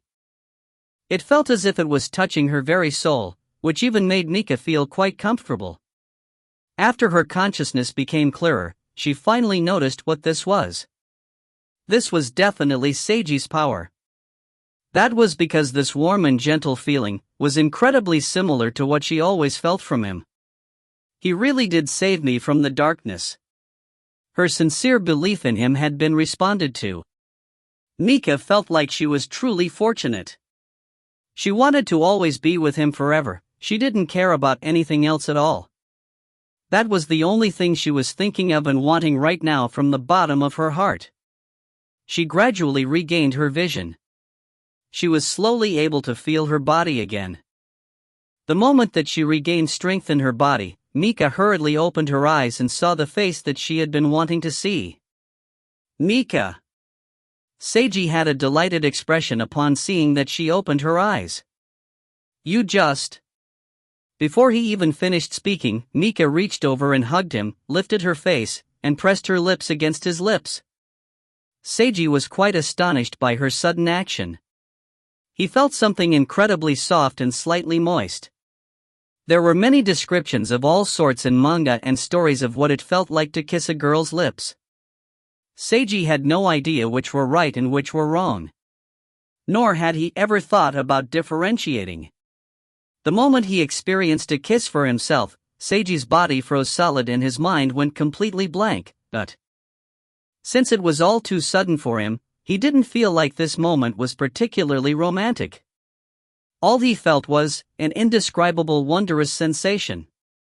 If he had to forcibly describe it, it was sweet and a little numb. If you find any errors, ads pop up, ads redirect, broken links, non-standard content, etc., please let us know. Report chapter so we can fix it as soon as possible. Chapter 552, I want to always be with you.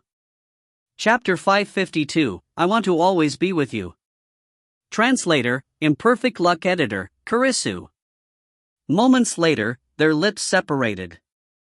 Seiji saw that the silver-haired beautiful girl had a flushed red face, along with watery eyes that contained a seductive expression. He was instantly attracted, and almost impulsively wanted to kiss her back. Seiji. I want to always be with you, is that alright? Mika asked him gently. There was no boy in this world that could refuse her in such a moment. Of course, Seiji agreed. And then he saw the girl flash a beautiful smile that was incomparably gentle, sexy, and filled with bliss. Ding, he suddenly heard a system notification. A female individual now has a favorability rating and connection rating towards you that are both over 100. You have now obtained her character reward card, along with unlocking additional bonuses on the card. A character reward card. This sudden important message caused Seiji to somewhat regain his senses. What did I agree to just now?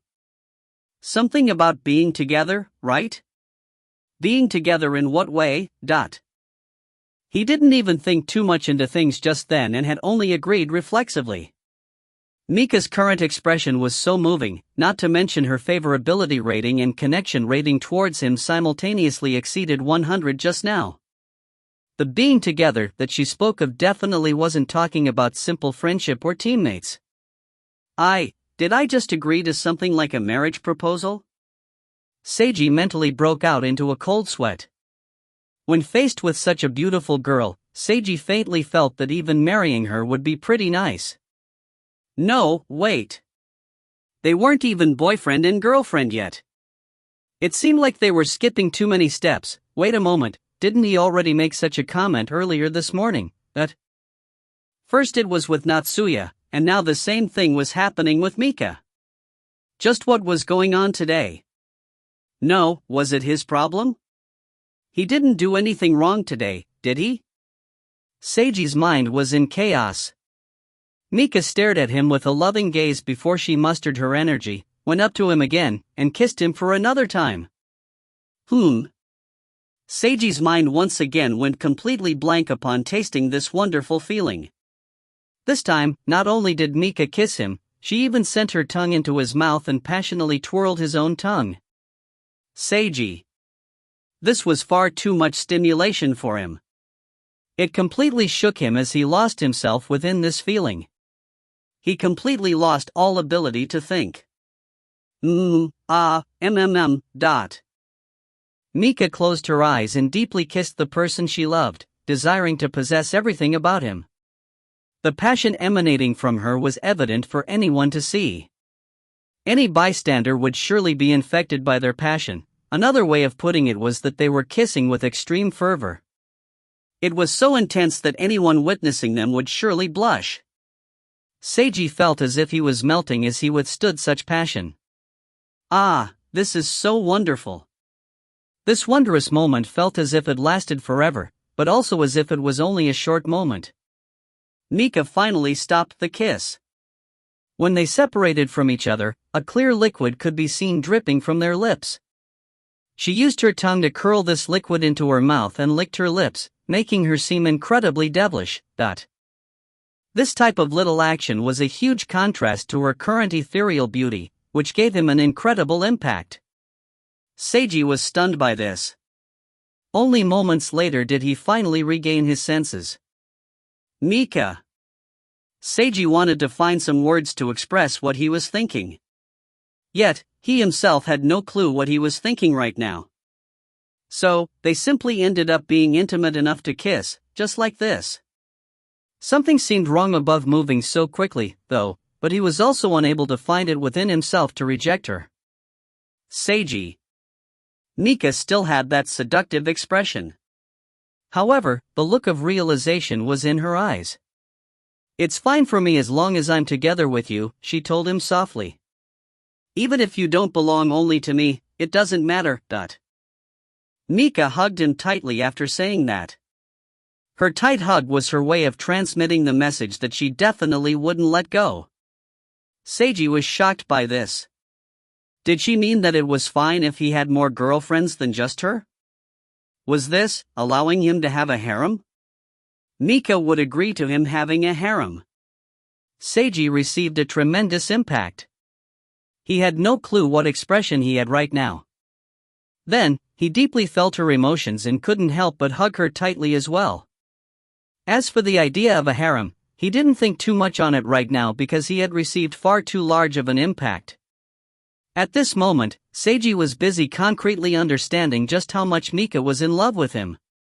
Various lines that she had said to him before popped up in his mind. Alright, I'll believe you one last time. You can do it. Haven't you already changed yourself so much? Call me Mika. Was breakfast delicious? You have your reasons for saying what you did. I believe in you. Welcome back. I don't want things to always remain like this. I've resolved myself. I'm going to walk down this path I've chosen, no matter what. I won't have any regrets. Why don't you help me think of a name for this child? I'll do my best. I've resolved myself to face the truth, no matter what the truth is like. Just, what do you think of killing people? I'm not a kind girl, I'm just a girl who likes you. I want to become stronger, and be of assistance to you. That's why I'm choosing to join you. Seiji, for you. She had always accompanied him down this path ever since the beginning. Although he indeed did some things for her, he felt that it completely wasn't worth her falling so deeply in love with him. Truly, a stupid girl. Seiji was so moved that his heart was aching. It felt as if there was a great pressure on his chest. To reject such a her, on top of his previous rejection of her, he was absolutely unable to do it. But to be with her together like this.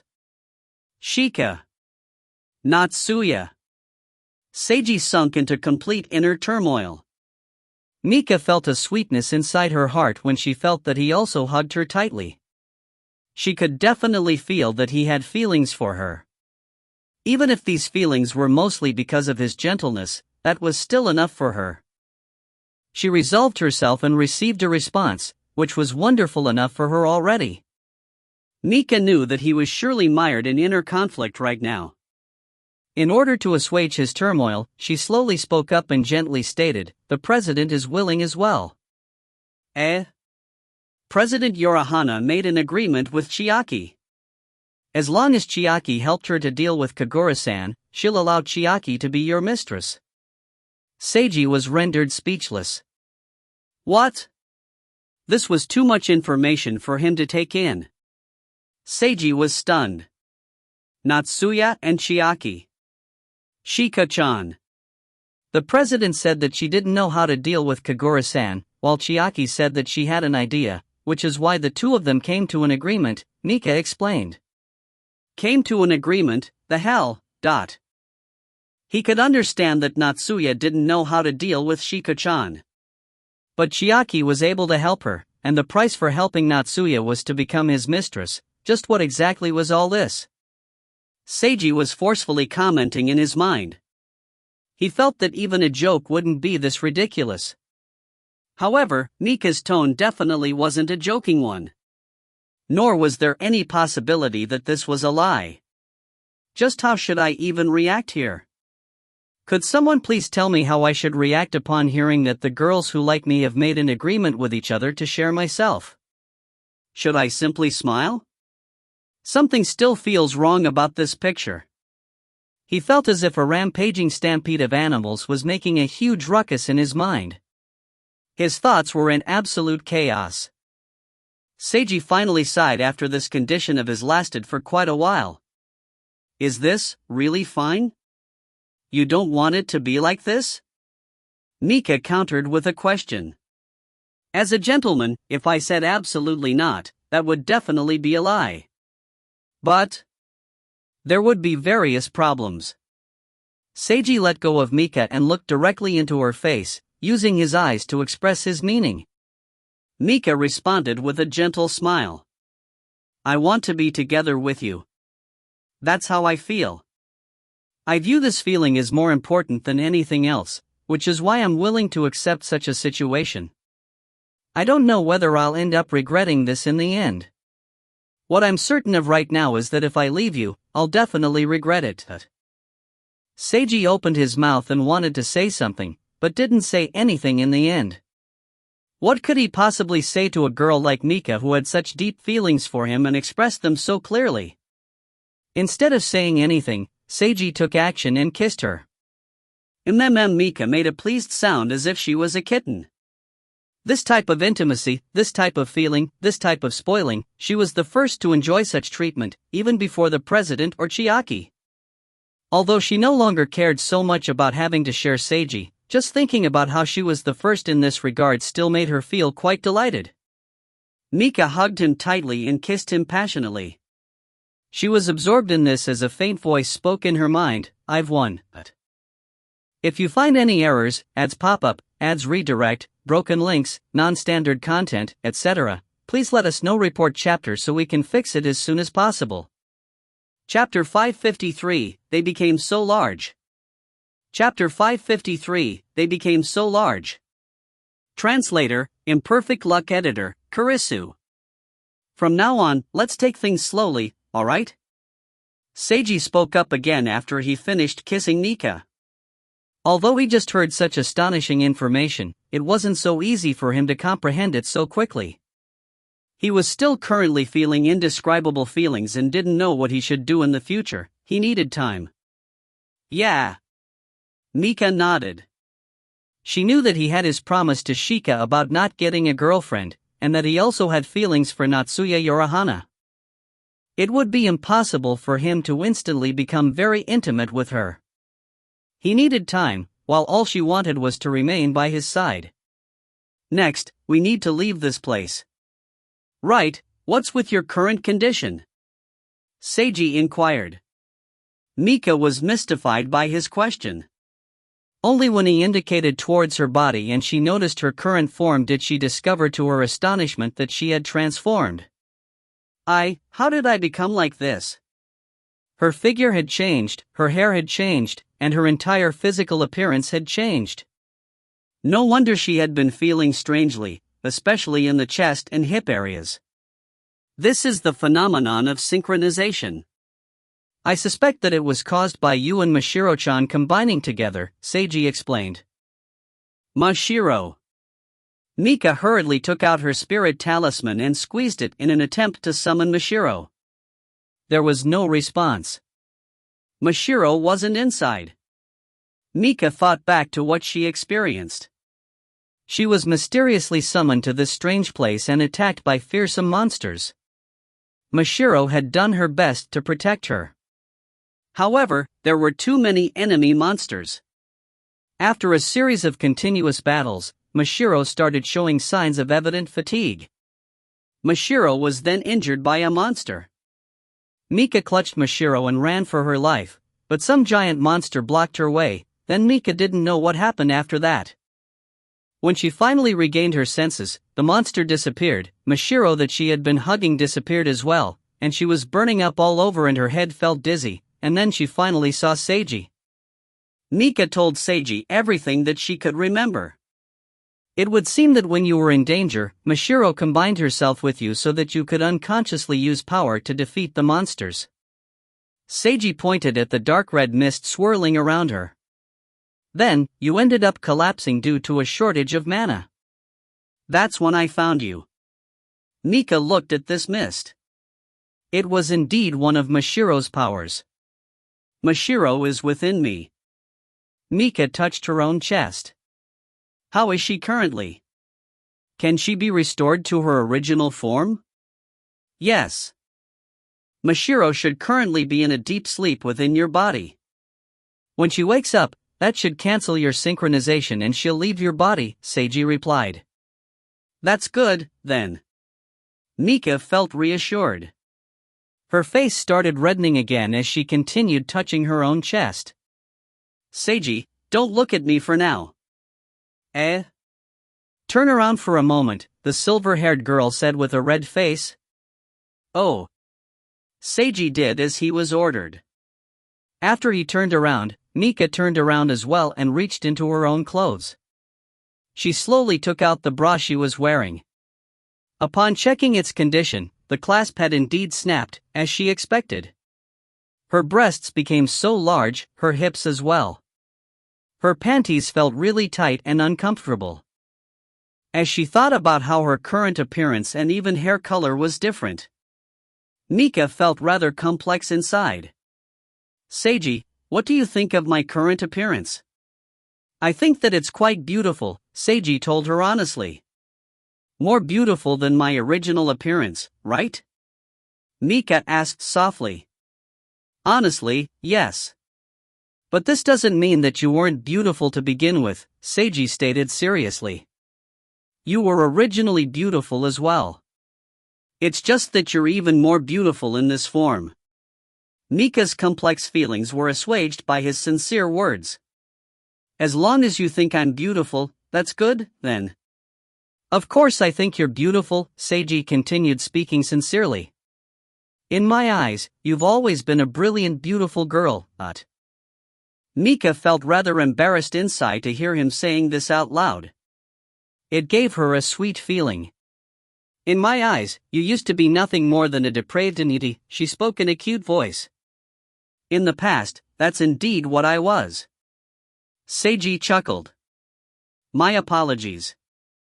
The me from the past probably never would have guessed that I would fall in love with this former depraved entity, to the point where I can't even be without him, Mika thought to herself as she looked at him again with a gentle expression in her eyes. You can turn back around now. Seiji turned back towards Mika to discover that she was holding her own bra in her hands, causing him to pause in surprise. My breasts became too big, to the point where it broke my bra's clasp, so I took it off, Mika explained it to him with a red face.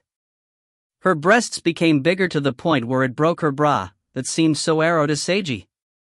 Just how many bra sizes was she upgraded by in this form?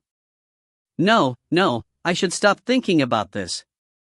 Seiji forcefully prevented himself from going along this train of thought. However, his eyes couldn't help but stare at her newly enlarged chest. Mika easily noticed where his attention was and spoke as her face continued reddening. Would you like to touch them? And, not at all. Seiji hurriedly denied it. He was still currently under stimulation from the hot kisses just now. If he kept thinking about anything more along these lines, he would probably end up on a real rampage. If it's just a little, you can touch them. Mika felt that his reaction was rather cute and couldn't help but tease him. Stop joking around. It's time for us to leave. Seiji averted his gaze and did his very best to stop himself. Mika felt like she really wanted to tease him some more, but right now in this location was indeed a poor timing to be teasing him. How do we leave? We have to kill off all the powerful monsters in here. Then, we'll automatically be able to leave. Seiji explained the circumstances of the inner world to her. Something flashed in Mika's eyes after hearing the explanation. She looked at the dark red mist around her. Suddenly, as if a switch had been turned on, she could feel this power as her own. This is... The silver-haired girl slowly raised her hand. The floating mist suddenly started moving and speedily gathered above her hand, forming into a giant dark red ball. She then flicked her fingers, causing the ball to dissipate and form into numerous dark circles that twirled around her. She then continued to control the mist, changing the circles into countless lines that swam, flew, and intersected with each other in the air, before finally forming into a ball again. This is a power that Mashiro has given to me. Mika was concretely feeling this power. Mashiro was within her body, combined with her. Just as Seiji told her. Mashiro was currently sleeping and would need a while to wake up. I apologize. Mommy is too weak, which is why you had to work so hard, Mika thought in her mind. But don't worry anymore, Daddy's here. With him together with us, we'll surely be able to return home safely together. She did her best to express such a thought. Then, a faint voice sounded in her mind. Chirp. This tiny response was just like an utterance in a dream. Mika paused in surprise for a moment before revealing a delighted expression. I just heard Mashiro. That's good, then. At the very least, it proves that she's fine. Seiji smiled. It's all thanks to you. It's all because Daddy Seiji arrived here in the nick of time. Mika smiled. Seiji was rendered speechless. So she was still viewing him as Mashiro's daddy. Seiji's cheeks twitched upon finding this out. He felt quite embarrassed and really wanted to comment on it, but he decided to forget about it. I want to battle together with you and try using this power that Mashiro gave me, Mika continued speaking. Go ahead and try out your power then. Seiji paused for a moment. Your power has the capability to absorb the spiritual creatures within this location. As long as you can control your own power, you'll become stronger and stronger as you battle. Absorb? Think of it like playing a game. Whenever the main characters defeat a monster, they'll obtain experience points and level up. That's just like the ability you now possess, Mika. If you find any errors, ads pop up, ads redirect, broken links, non-standard content, etc. Please let us know. Report chapter so we can fix it as soon as possible. Chapter 554, Why does it feel a little perverted? Chapter 554, Why does it feel a little perverted? Translator, Imperfect Luck Editor, Kurisu. After making their preparations, the two of them set out and began their game quest, clearing out the inner world. Soon after setting out, they were attacked by several octopus monsters. Mika used her dark red mist to block the monsters' attacks and then to instantly slice the monsters to little pieces. She then absorbed the monsters. How do you feel? I can feel as if my power became slightly stronger. The difference is barely noticeable, though. Probably because these monsters were just weak mob monsters. At any rate, it's fine as long as you can control your power. If you feel like anything's off at all, tell me immediately, Seiji warned her. Okay. Mika nodded. Next, they met additional small groups of monsters. None of them were very strong, and Mika easily took care of and absorbed them by herself. Seiji watched over her as something flashed in his eyes. The ghost named Sakura that gave Mika the Mashiro egg had called the unhatched egg at the time a spirit egg which contained a guardian spirit. But Natsuya inspected the egg and said that it wasn't a guardian spirit at all, but she was uncertain whether Sakura was lying or not. Guardian spirits were a special type of spirit that yin-yang masters could use for themselves, and had to be personally raised. They were a special type of spiritual creature that were capable of increasing the yin-yang master's own powers. From what Natsuya could tell, Mashiro was an abnormal existence rather than a guardian spirit. The student council president was unable to comprehend why Sakura had stated that Mashiro was a guardian spirit. But judging from things now, Sakura calling Mashiro a guardian spirit might have been referring to the fact that the best way to use her was similar to a guardian spirit. Basically, Mashiro could also combine with her host and strengthen Mika. In other words, Natsuya might have been overthinking things at the time. Perhaps Sakura was expressing a very direct meaning that Mika should simply treat Mashiro like a guardian spirit, raising and using her the same way, but as for what exactly Mashiro truly was, and if something unexpected would happen with her, Seiji didn't know. He tried asking his own bonded female spirit, Yomi, about Mashiro. However, she appeared to have gone to sleep again as she didn't reply. The two of them kept continuing onward in the inner world and arrived at a relatively open area. Be careful. This type of place tends to spawn powerful monsters, Seiji warned her. He and Mika carefully glanced all around them. Then, they say that a huge dark gray shell was descending towards them from the water above them. It jumped out of the water and landed before them with a boom. This was a clam, no, some type of gigantic shellfish monster. The shellfish monster's outer shell slightly opened, and numerous black and sticky tentacles suddenly reached over towards them. Mika used her mist to create a barrier which blocked these disgusting tentacles. However, she immediately felt pressured. These tentacles were far stronger than any monster she had encountered so far. Arg! Mika grit her teeth and counterattacked with her mist, yet, her attack was ineffective. Seiji also wielded his longsword and sliced through the tentacles. But even though he sliced through them, the tentacles instantly reformed. It was as if he was only slicing through liquid. Slice-type attacks won't work. Seiji sheathed his sword and started attacking with the scabbard instead. Only by using blunt attacks did he manage to smash a few tentacles. It seems that blunt attacks are effective. The moment he finished speaking, those tentacles speedily reformed themselves. Or maybe not. Seiji cast evolved body strengthening technique on himself and transformed into his golden state before he started wielding his shield. Asterisk smack. Asterisk he instantly managed to smash numerous tentacles. Mika, stand back. Leave this to me. Seiji. This was the first time she had seen his golden form. It looked really cool to her. Even her eyes were about to begin sparkling.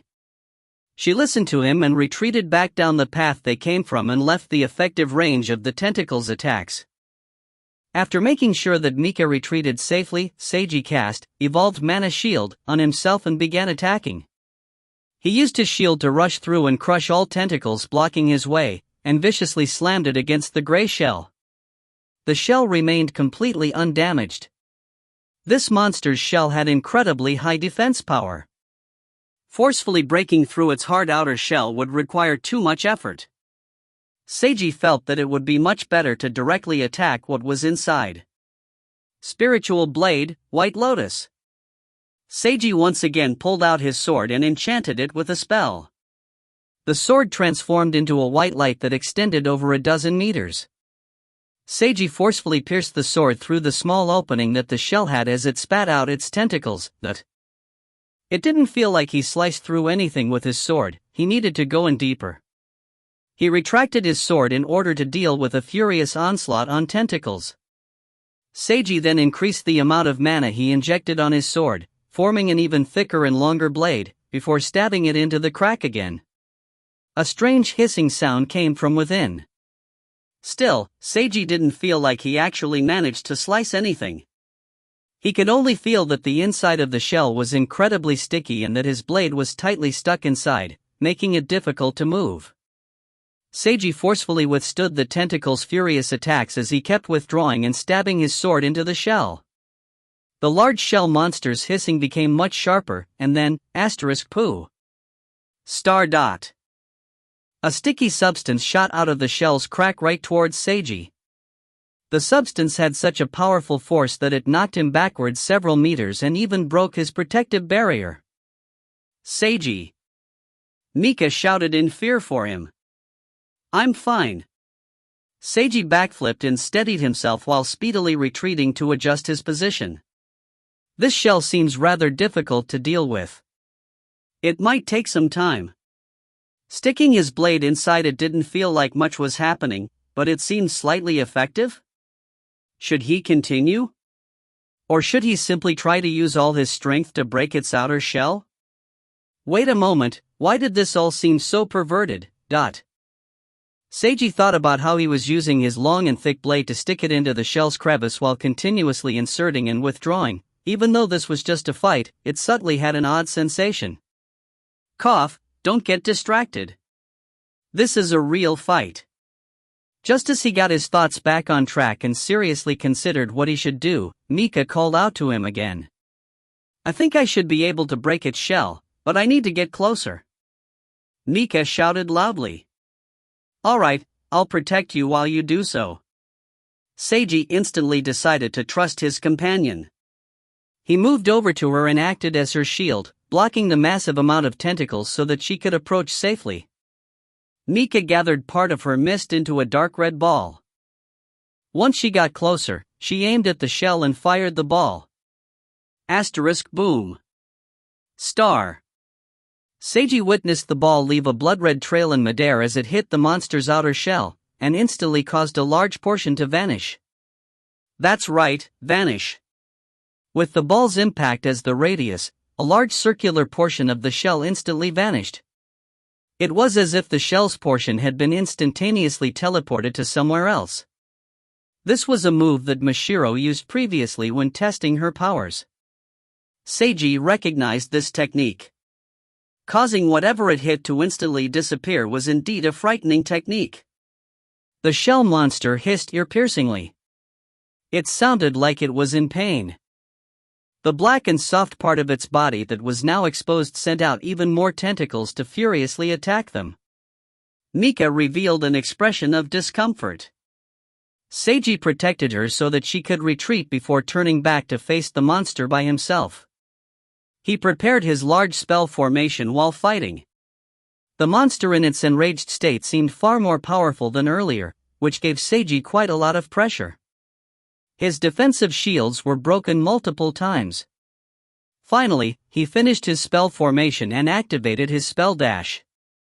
Sealing spell, Demon Suppression Bell. Asterisk clang. Star.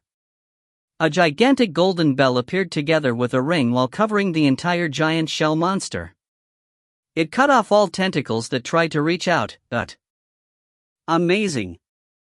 Mika exclaimed in astonishment at this major spell that seemed quite extravagant. Seiji's so strong. Mika's eyes sparkled as she watched his glowing golden form. The shell monster received a great amount of damage from the powerful spell since it was no longer completely protected by its shell. It screamed at an incredibly high pitch before the sounds finally weakened.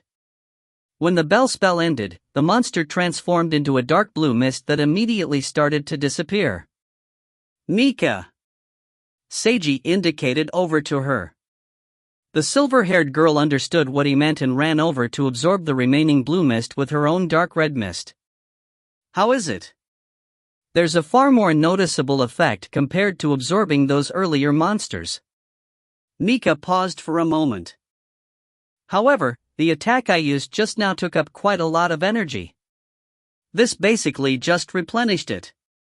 That attack had a great cost associated with it. Seiji figured as much and nodded in understanding. It would be strange if such a powerful attack had a low cost associated with it. That attack counts as one of your ultimate techniques, so how about giving it a name? What do you think of Vanishing Bullet? Seiji recommended.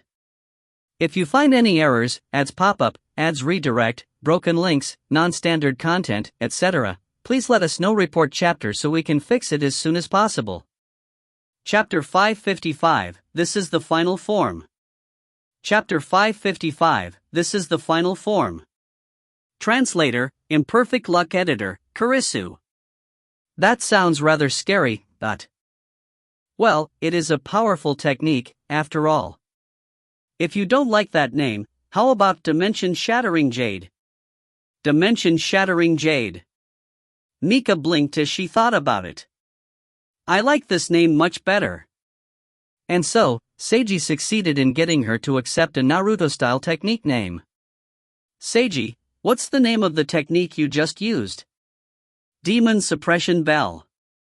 It's a large-scale spell that's rather difficult to cast, Seiji answered. It looked really cool and powerful. Mika praised his spell. I think that your Dimension Shattering Jade is far more powerful. Why's that? Because I don't think anything can withstand it. To use a game analogy, Seiji felt that Mika's Dimension Shattering Jade attack was a high-level space magic type of spell. Anything with a low amount of magic resistance would be instantly vaporized, something like this. Just with this one spell, Mika's attack power would be S rank. Her Dark Red Mist's defense power was decent as well, but only defense wasn't good enough against enemy attacks. She also needed to learn how to dodge attacks. Mika, can you try using your power to increase your movement speed? Speed. Increasing your speed so that you can dodge enemy attacks in time is quite important, Seiji told her seriously. You can't just tank all damage thrown at you. Yeah. I'll try. Mika controlled her mist and wrapped it around her feet. I don't feel like there's any change. Mika tried running, but ended up slipping from her amazingly high speed. Eek, the silver-haired girl shouted in astonishment. Seiji watched her slide about 7 or 8 meters before she finally lost her balance and crashed into the ground. Mika!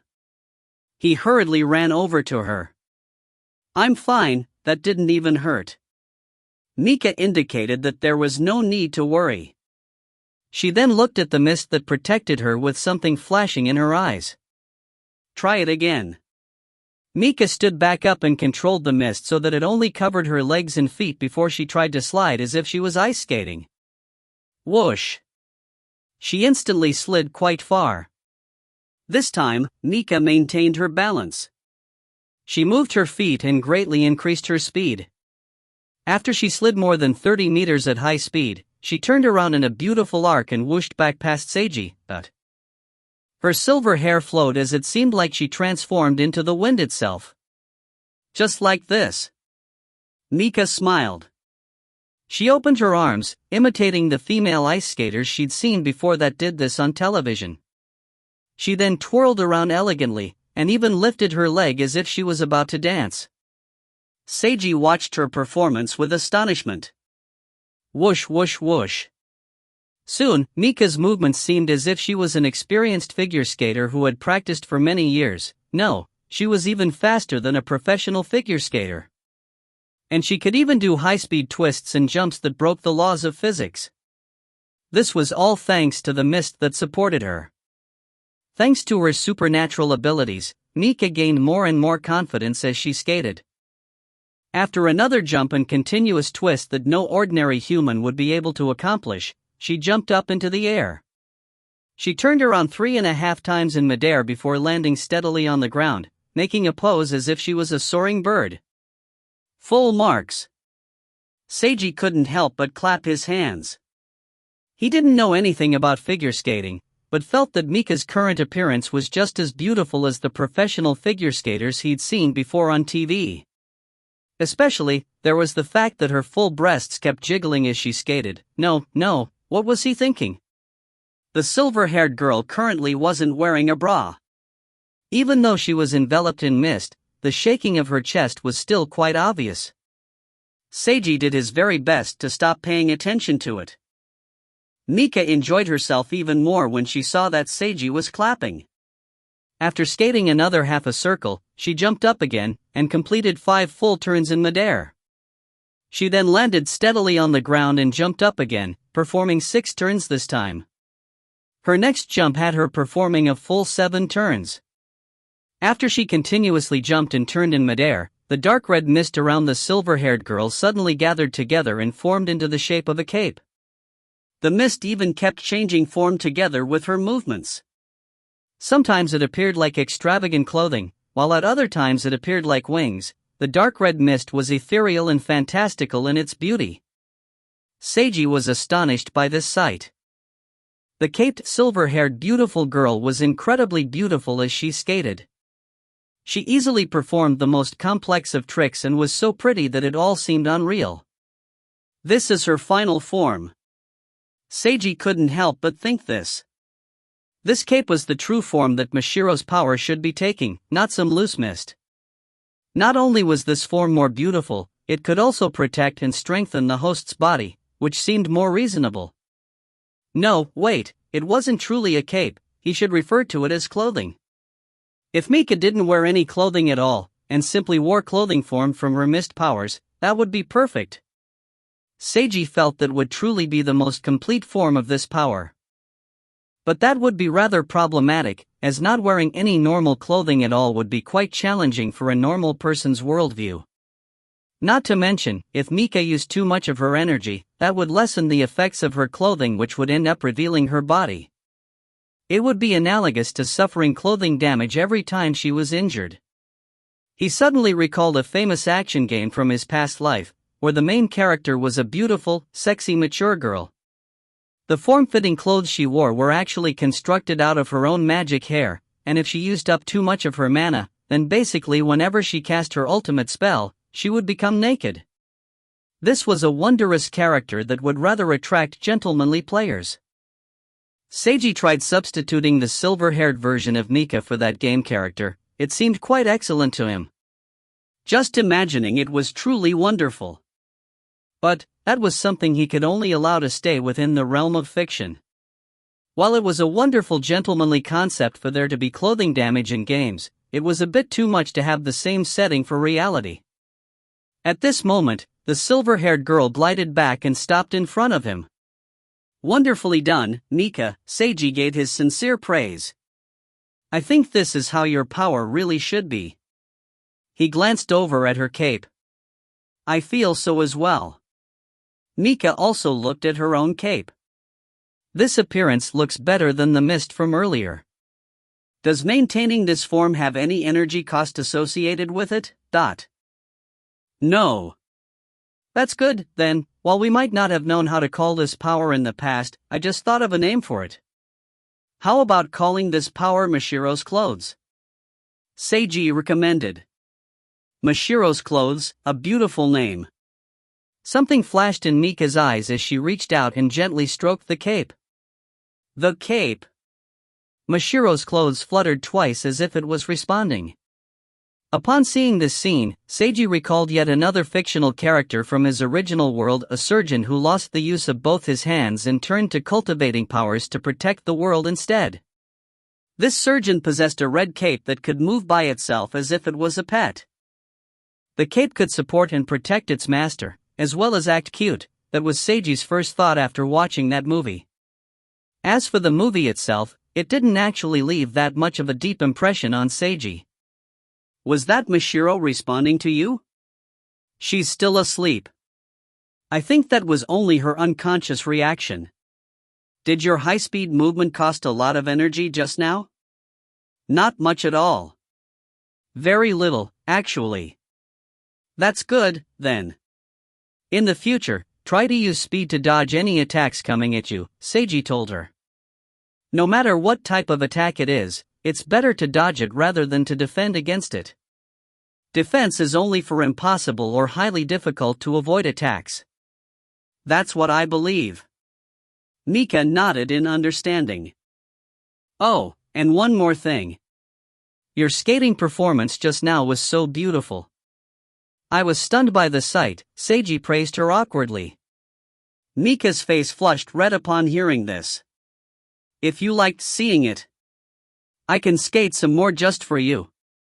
If you find any errors, ads pop up, ads redirect, broken links, non-standard content, etc., please let us know. Report chapter so we can fix it as soon as possible." Chapter 556, Two Strange and Powerful Individuals. Chapter 556, Two Strange and Powerful Individuals. Translator, Imperfect Luck Editor, Kurisu. There's no need to skate more just for me, unless you really feel like it's necessary to practice more. Seiji detected something before he could finish speaking and looked in another direction. Seeing him like this, Mika also looked in the same direction. They saw that a large wave of monsters was approaching.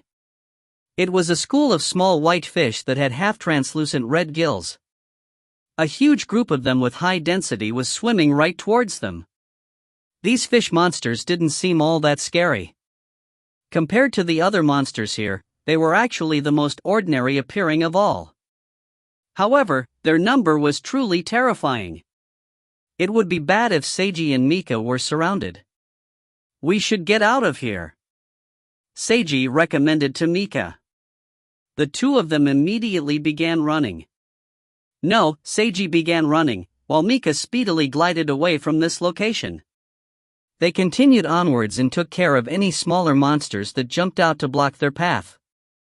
Sometime later, they arrived at another wide opening and saw a giant monster that resembled a crocodile on the top and a jellyfish on the bottom. "This guy is..." Seiji recognized that this was the huge monster that he had fought with earlier.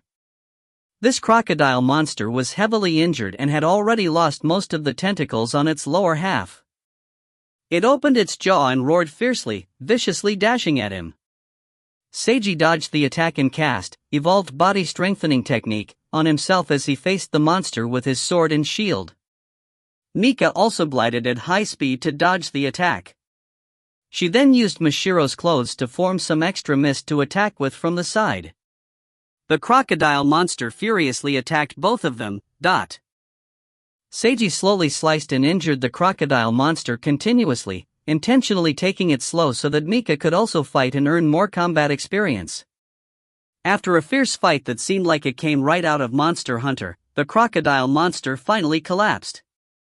Mika immediately absorbed the thick mist the monster transformed into with her Mashiro's clothes. It seemed that her control over her own powers was quite good.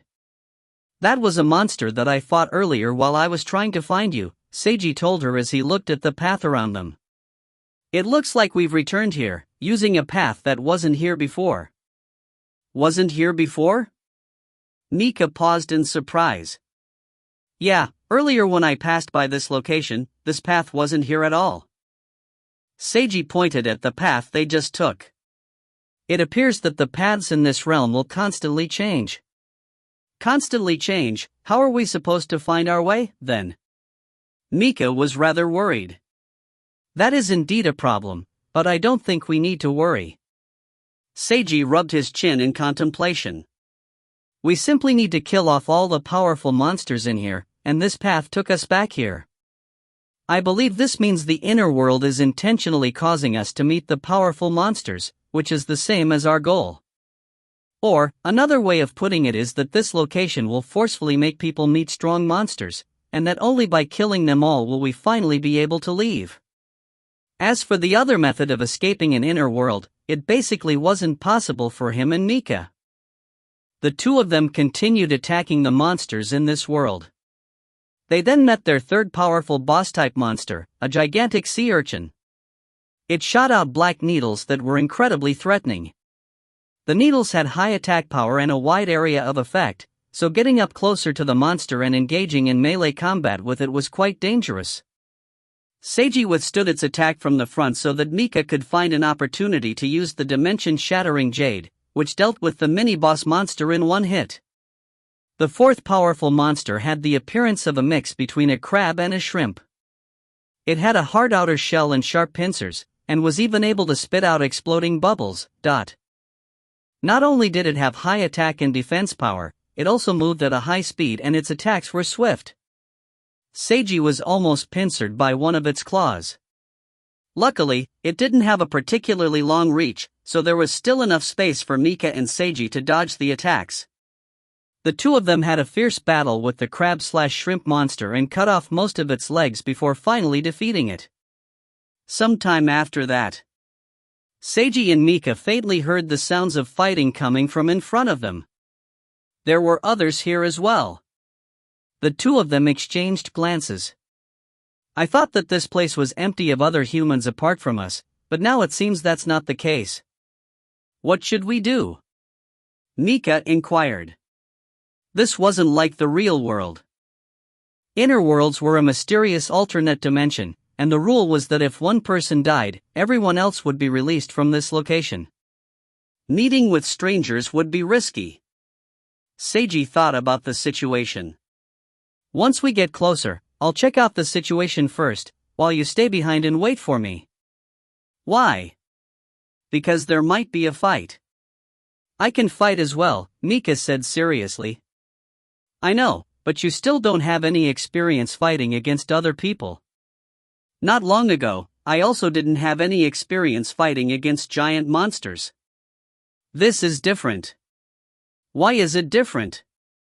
"Monsters are monsters, while humans are humans," Seiji told her. "Can you treat humans the same as you do monsters?" Mika fell silent. "Another thing is, I'd like to keep an ace card up my sleeve."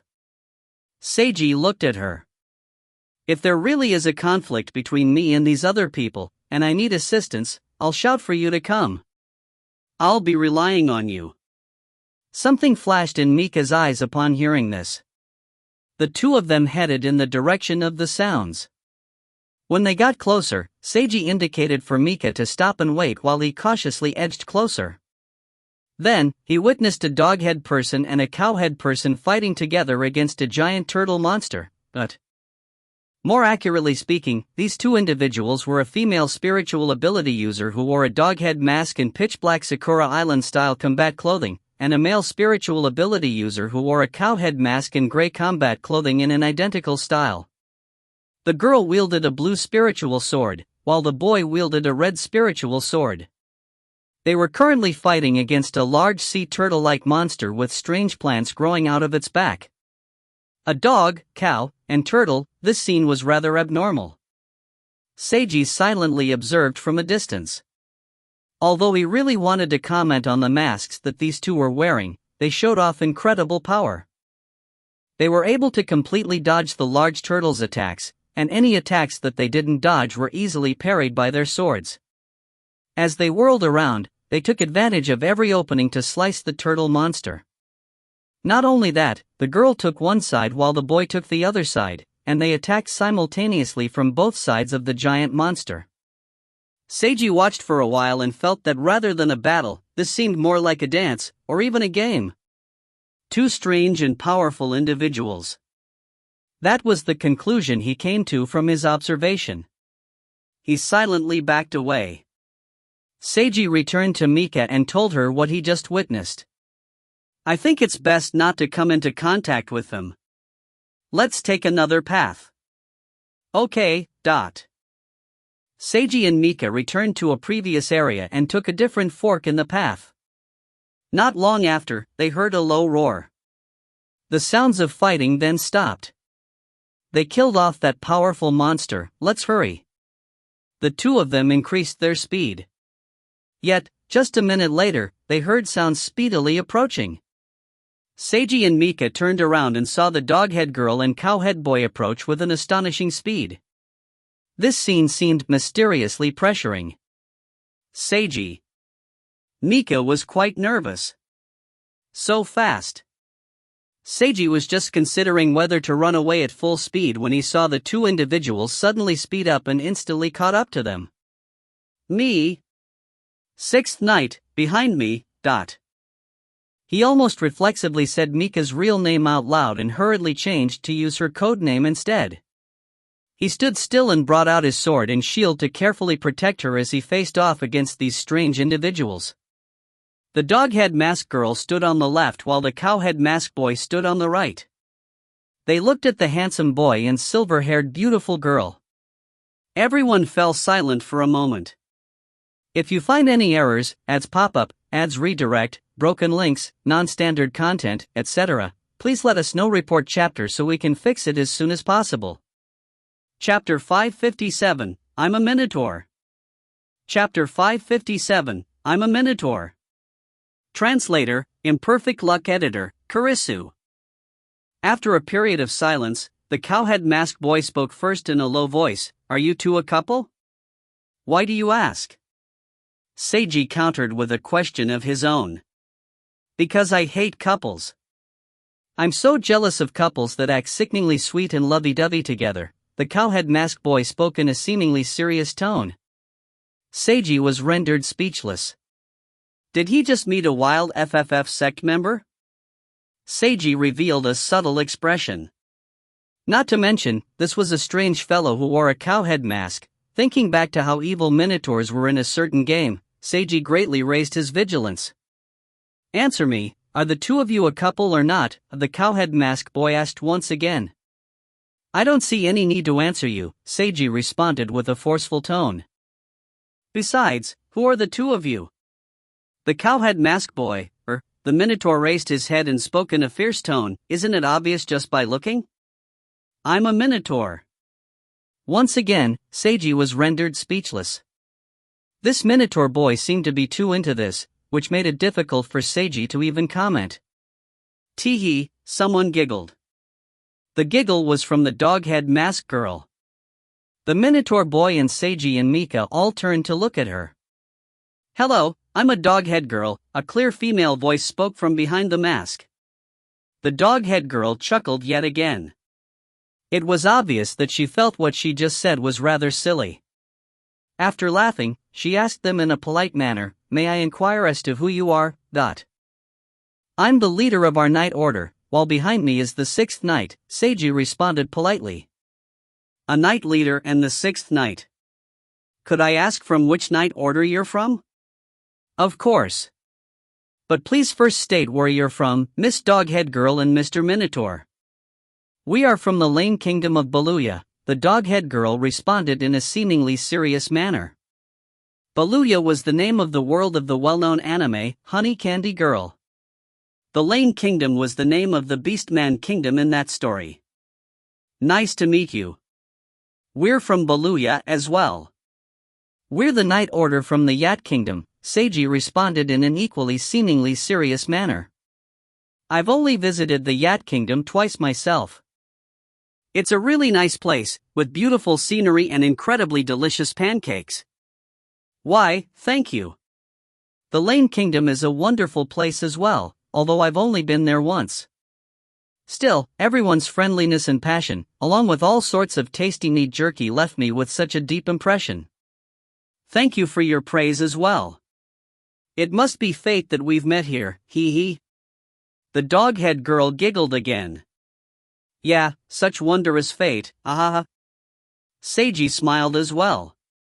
The two of them kept smiling as they faced each other, as if they were really having fun. Even though it was perfectly clear that both sides were making up completely ridiculous stories, neither of them stated it directly out loud. The Minotaur boy and Mika, who watched all this, were both rendered speechless. "How did the two of you get here?" the Doghead Girl asked another question.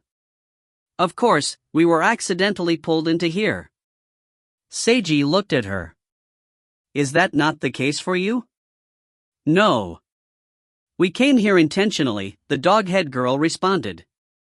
Hearing this, something flashed in Seiji's eyes. "Hey! Doghead Girl." The Minotaur boy seemed to want to say something.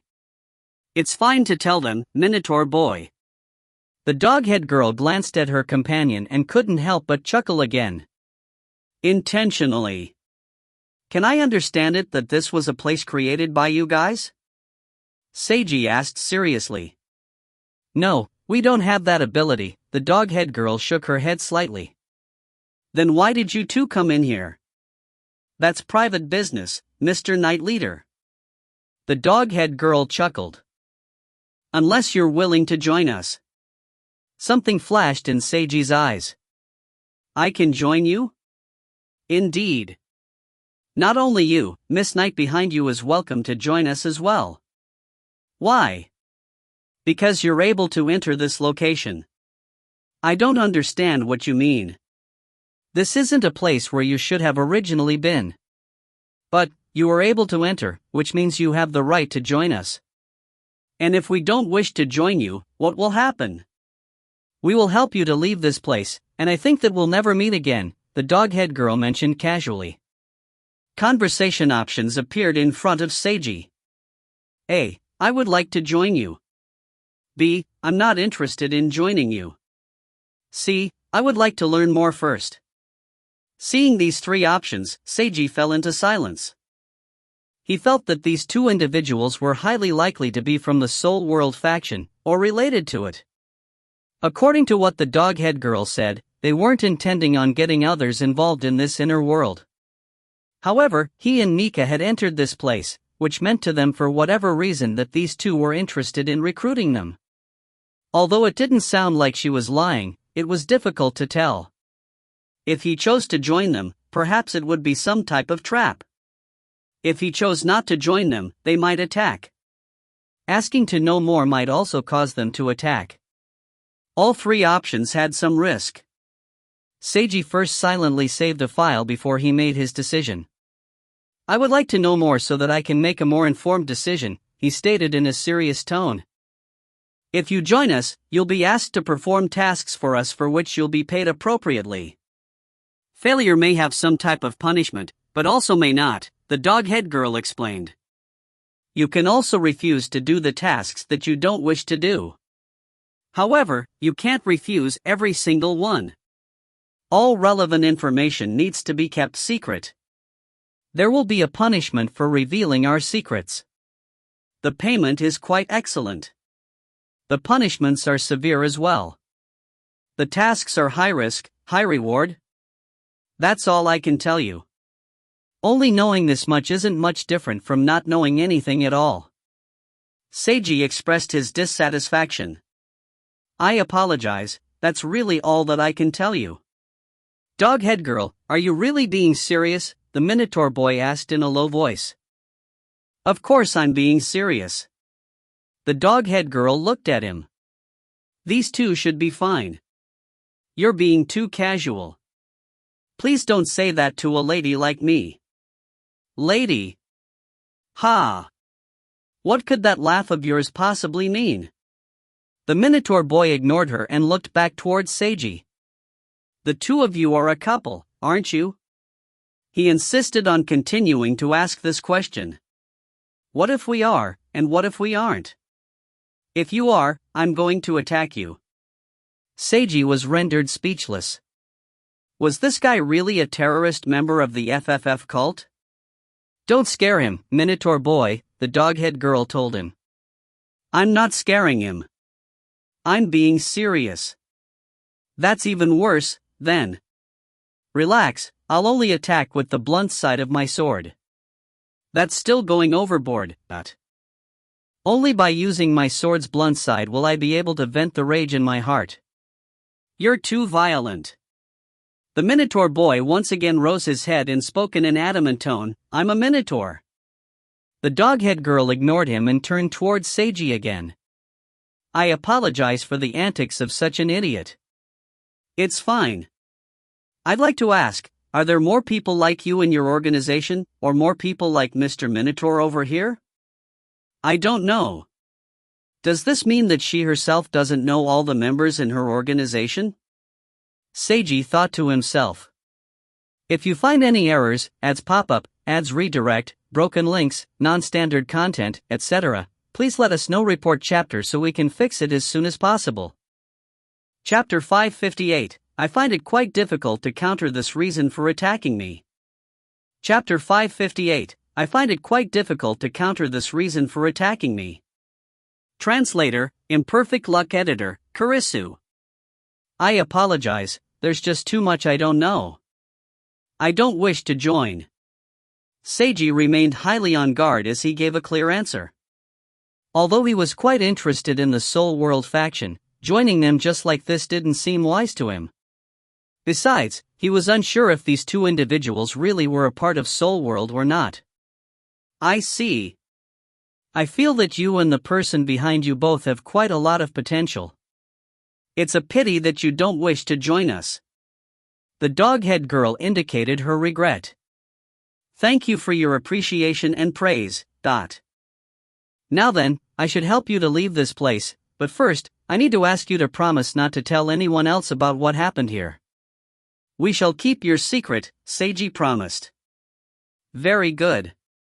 The doghead girl was just about to do something when there was the sharp sound of a sword being drawn. The Minotaur boy had unsheathed his sword. Don't think that just because you won't tell me if you're a couple that I'll simply let you go, he spoke in a low tone directly to Seiji. Minotaur boy. I'm being serious here. I really want to hit someone right now. He didn't seem to be joking even in the slightest. However, Seiji also didn't feel any true enmity or malevolence emanating from him. Just why is it that you wish to fight me, Mr. Minotaur? Seiji wondered out loud about this. Of course, because I don't like the way you look. Did I do something wrong? Or, do we actually know each other? The Minotaur boy fell silent for a moment. I don't know you, and you don't know me, he spoke in a low tone. You're ridiculously handsome, and have such a beautiful girl by your side. You look just like a winner in life. I simply can't stand it, which is why I want to beat you up. That's all there is to it. Seiji was rendered speechless. He found it really hard to counter this reason for wanting to attack him. That's all. Ha! The doghead girl chuckled. The Minotaur boy turned towards her and seemingly glared. Is there some past history here? Seiji wondered to himself upon seeing this. But as long as they didn't say anything, it was impossible for him to know. Although I'm still feeling rather confused, I can somewhat understand what you're feeling, Mr. Minotaur. The past me was also at the stage of being envious of handsome guys. Seiji clutched his sword tightly. If you really wish to fight, I'll accompany you in doing so. Leader. Mika revealed a worried expression. There's no need to worry, Miss Knight. I shall rein in the Minotaur boy, the dog-head girl told Mika before glancing over at her companion.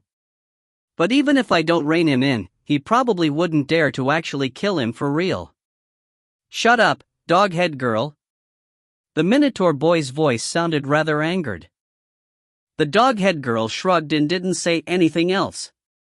The Minotaur boy glanced over at Seiji again and took a step towards where they just came from. Seiji followed after him. Mika and the dog-head girl followed after them. The four arrived at the wide clearing where the mysterious duo had just fought against the turtle monster. Seiji and the Minotaur boy stood across from and faced each other.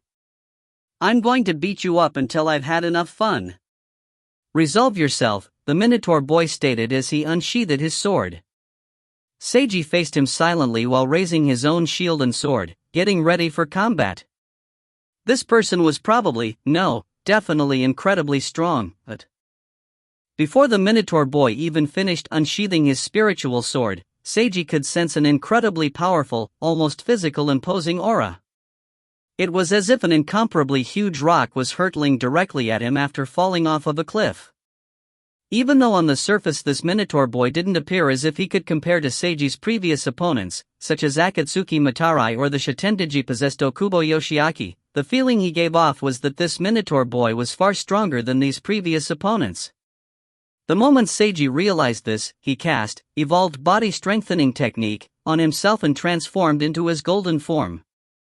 The Minotaur boy calmly raised his blade and gray runes appeared on his wrists and ankles as he stepped forward and rushed towards Seiji, but Seiji read the attack and wanted to block the attack with his shield before countering with a sword swing. Bang. Star. He indeed managed to block the Minotaur boy's rushing sword slice. Yet, the next instant, he received a heavy blow to his stomach. He was sent flying backwards. Seiji was quite mystified about what happened. Before he could even understand what was going on, he took another heavy blow to his back. He suddenly crashed into the ground. Leader! Mika shouted out in worry. She witnessed the Minotaur boy's first rush attack being blocked by Seiji before he changed tactics at an incredibly high speed and knocked Seiji away using the hilt of his sword. The Minotaur boy then rushed up to Seiji and hit Seiji in the back using the back of his sword, but the Minotaur boy's movements and techniques gave off the feeling of great experience. His moves would be impossible to see clearly for anyone without mystical perception. Stand up, the Minotaur boy stated in a low voice as he walked away a few steps and sheathed his sword. Seiji crawled up and felt that the two places he was hit were aching faintly.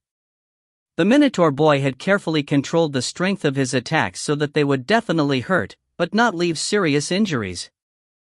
I'm fine, Seiji indicated to Mika using his eyes. At this time, the Minotaur boy turned around to face him again. The Minotaur boy placed his left hand on the scabbard and his right hand on the sword hilt. It seemed that he was gathering his power. A sword drawing technique. Seiji instantly cast evolved mana shield on himself and raised his shield in preparation to defend himself. The next second, the Minotaur boy suddenly rushed over and unsheathed his sword in an attack. Bang. Star. Seiji successfully blocked this attack. But that wasn't all, as the second attack was the critical one. Clang. Star. Seiji used his longsword to block his opponent's sword scabbard that came slicing in from the left. He succeeded in blocking this as well. No, wait. Seiji tried to adjust his posture, but was already too late. The Minotaur boy used his sword to flick away his shield, and flashed close to him. Asterisk smack. Star dot. Seiji's shield was broken through by the vicious rush and he was knocked back through the air. He then took another heavy blow to the back, and smashed into the ground once more. Stand back up, the Minotaur boy told him yet again as he sheathed his sword. This time, upon crawling up, Seiji began his own proactive attack. However, the Minotaur boy easily countered his attacks and sent him flying, then smashing into the ground for the third time in a row. Stand up. Seiji grit his teeth and crawled back up again. This wasn't a difference in strength, this was a difference in power levels. Seiji deeply understood this after he was knocked over dozens of times without being able to land a single hit on the Minotaur boy. Against such a powerful opponent, he would only stand a chance if he pulled out all his trump cards.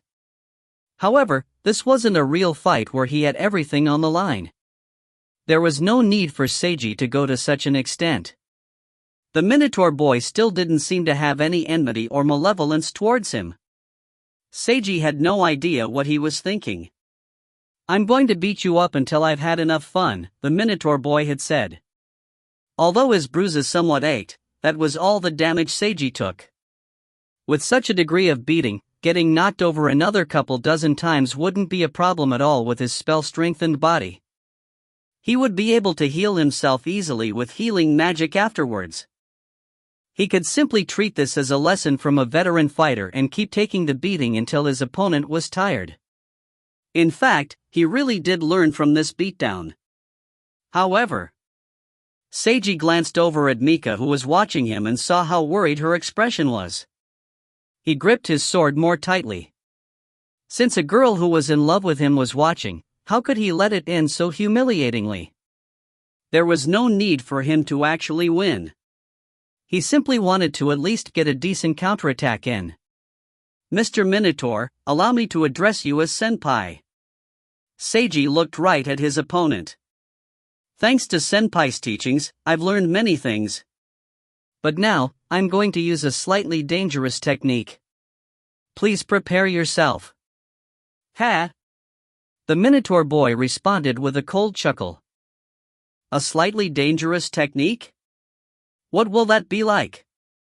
The dog-head girl was curious. Mika opened her mouth and wanted to say something but stopped herself in the end. She silently watched her love interest. A sharp glint appeared in Seiji's eyes as he lifted his long sword. If you find any errors, ads pop up, ads redirect, broken links, non-standard content, etc., please let us know. Report chapter so we can fix it as soon as possible. Chapter 559, is this supposed to be just slightly dangerous? Chapter 559, is this supposed to be just slightly dangerous?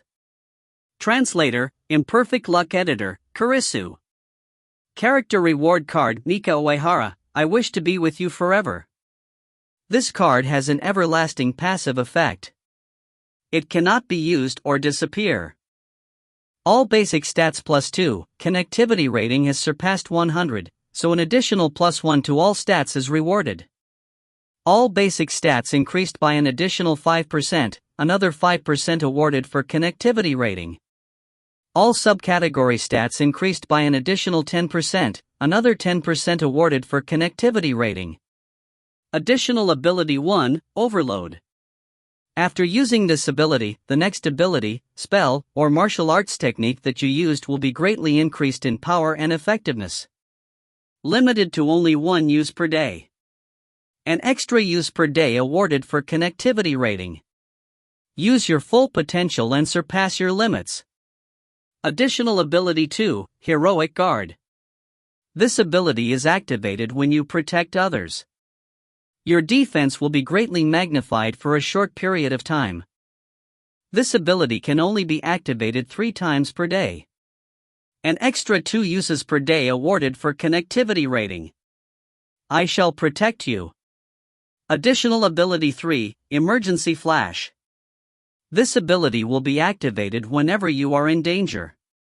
You can instantaneously move a short distance in any direction. This ability can only be activated 2 times per day.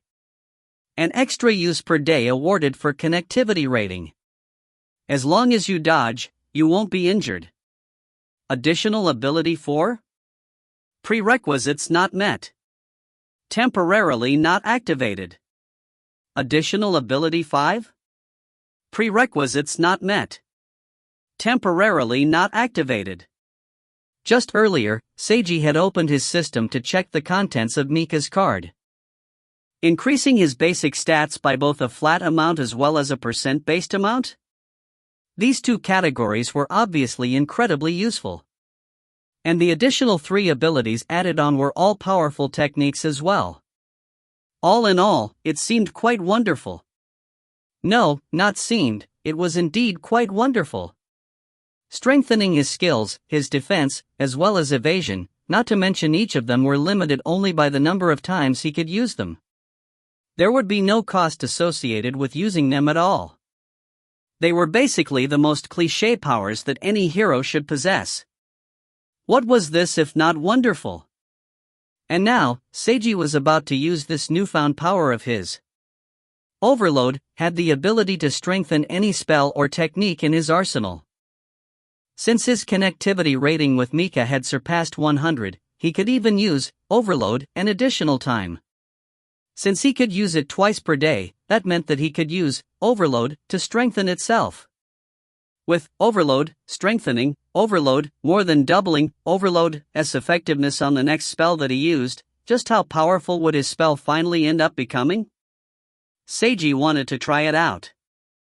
Seiji activated his ability after holding his longsword vertically.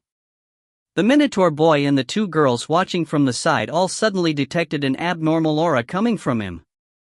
It seemed as if he was utilizing some mysterious power. Suddenly, his aura seemed to increase in strength. His aura became so powerful that it seemed as if the very air had become frozen over. I can't tell what he's doing.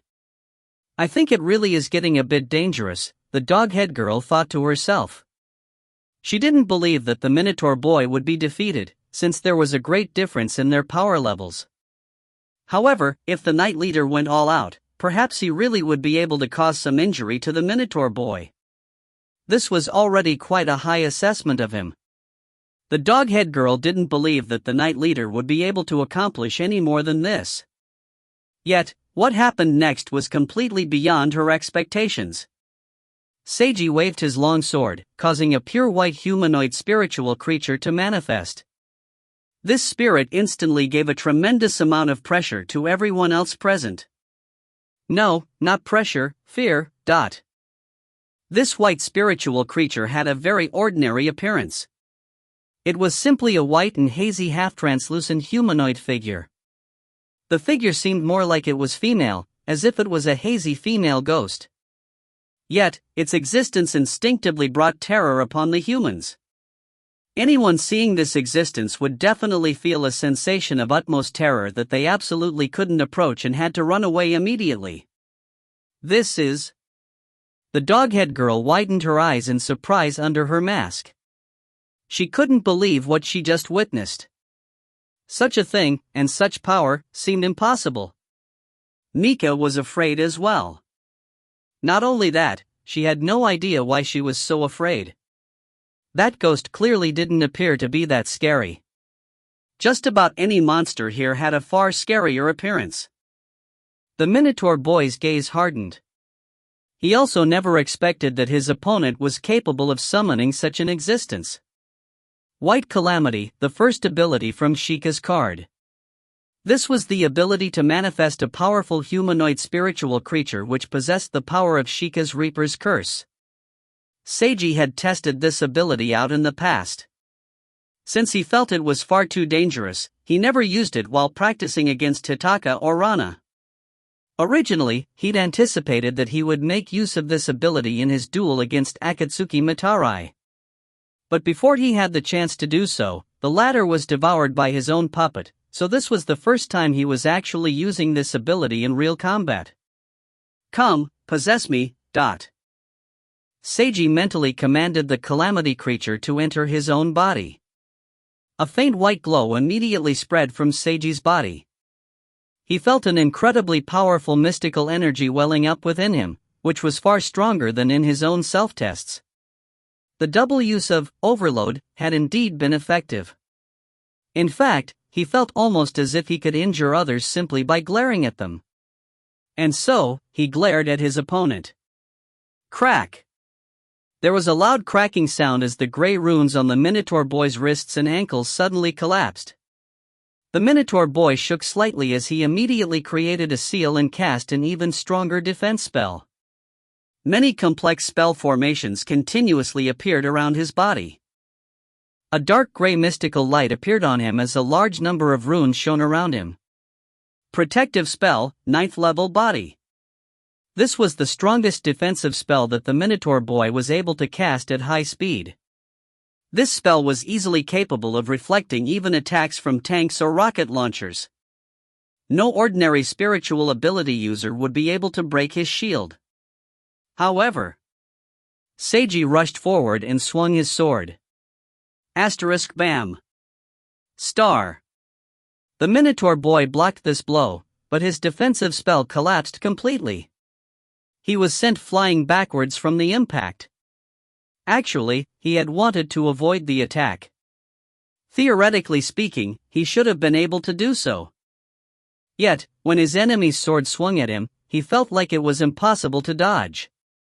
It was as if the very space around him had limited his movements. Wasn't this just like cheating? Why was a novice able to use such a frightening power? After backflipping and catching his balance again, the Minotaur boy was now roaring in his mind as some blood trickled out of his mouth. Just taking this one blow caused him to suffer internal injuries. He never expected that his opponent could use such a technique. It was as if his opponent was just a little kid that he believed would bring out a plastic sword or a toy gun, but actually drove out a fully equipped mecha instead. A somewhat dangerous technique. The hell, how was this just somewhat dangerous? Did this guy have an even more dangerous technique in his arsenal? The Minotaur boy would rather face a real mecha instead of fighting against such a terrifying power. Yet his pride wouldn't allow him to surrender. Seiji continued to attack. The Minotaur boy immediately cast a healing magic upon himself and did his best to increase his defenses. Only by defending with all his might did he barely manage to forcefully take Seiji's second sword attack. *Bam! Bam! Bam! Seiji attacked continuously while the Minotaur boy could only defend. His protective spell kept collapsing, so he had to renew it continuously. Leader! Mika's eyes lit up after seeing that Seiji now had the advantage. Meanwhile, the dog-head girl smiled wryly under her mask upon seeing the Minotaur boy's wretched state. At the very least, I have to slice him once, Seiji thought to himself. I absolutely can't let him land a blow. The Minotaur boy grit his teeth. If this sword which possessed such fearsome power landed a direct blow against him, even if it was only the back of the sword, it would be impossible for him to handle. Smack. Star. After barely managing to hold on for a while, the Minotaur boy was sent flying through the air for a second time. Seiji instantly caught up to his opponent, swung the back of his sword, and was about to slice down. Stop, the dog-head girl shouted out. Seiji stopped in his movements. The Minotaur boy backflipped in midair and dodged the attack. If you hit the Minotaur boy just now, he would have been seriously injured, the dog-head girl said. Let's stop here, Mr. Knight Leader. Seiji glanced over at her before turning to look at the Minotaur boy. Humph. Butting in unnecessarily. The Minotaur boy humphed before he sheathed his sword and fell silent. His behavior was a tacit admittance of what the dog-head girl just said. Seiji glanced at him for a while before also sheathing his sword. Thank you for teaching me. He politely concluded the fight. The Minotaur boy felt that this was nothing but needling sarcasm. If you find any errors, ads pop-up, ads redirect, broken links, non-standard content, etc., please let us know. Report chapter so we can fix it as soon as possible. Chapter 560, Because I Want You. Chapter 560, Because I Want You. Translator, Imperfect Luck Editor, Kurisu. I wasn't defeated, I was just careless. The Minotaur boy really wanted to say this. Yet, saying this out loud wouldn't have any effect except for making him seem like a sore loser. He would become nothing more than a joke in the doghead girl's eyes. His opponent was far stronger than expected. He could only admit this. Your technique was truly astonishing. May I ask how you learned it, Mr. Knight Leader? The doghead girl inquired Seiji. The Minotaur boy really wanted to know the answer to this as well. However, I apologize, I don't wish to answer. Well, she already expected that he wouldn't answer. With such power, you're even more suited for joining us than I originally thought. The doghead girl paused for a moment. No, honestly, it's me personally that wants you to join us. Why's that? Because I want you. She suddenly switched to speaking in a seductive tone. Seiji and Mika were both astonished by this sudden tone. I wish to become companions with someone who possesses such a strong power like yourself. I'd also be more than happy to develop our relationship in an intimate manner. The doghead girl chuckled. Although it may sound like bragging, I'm actually quite beautiful, along with being skilled at cooking, singing, and dancing.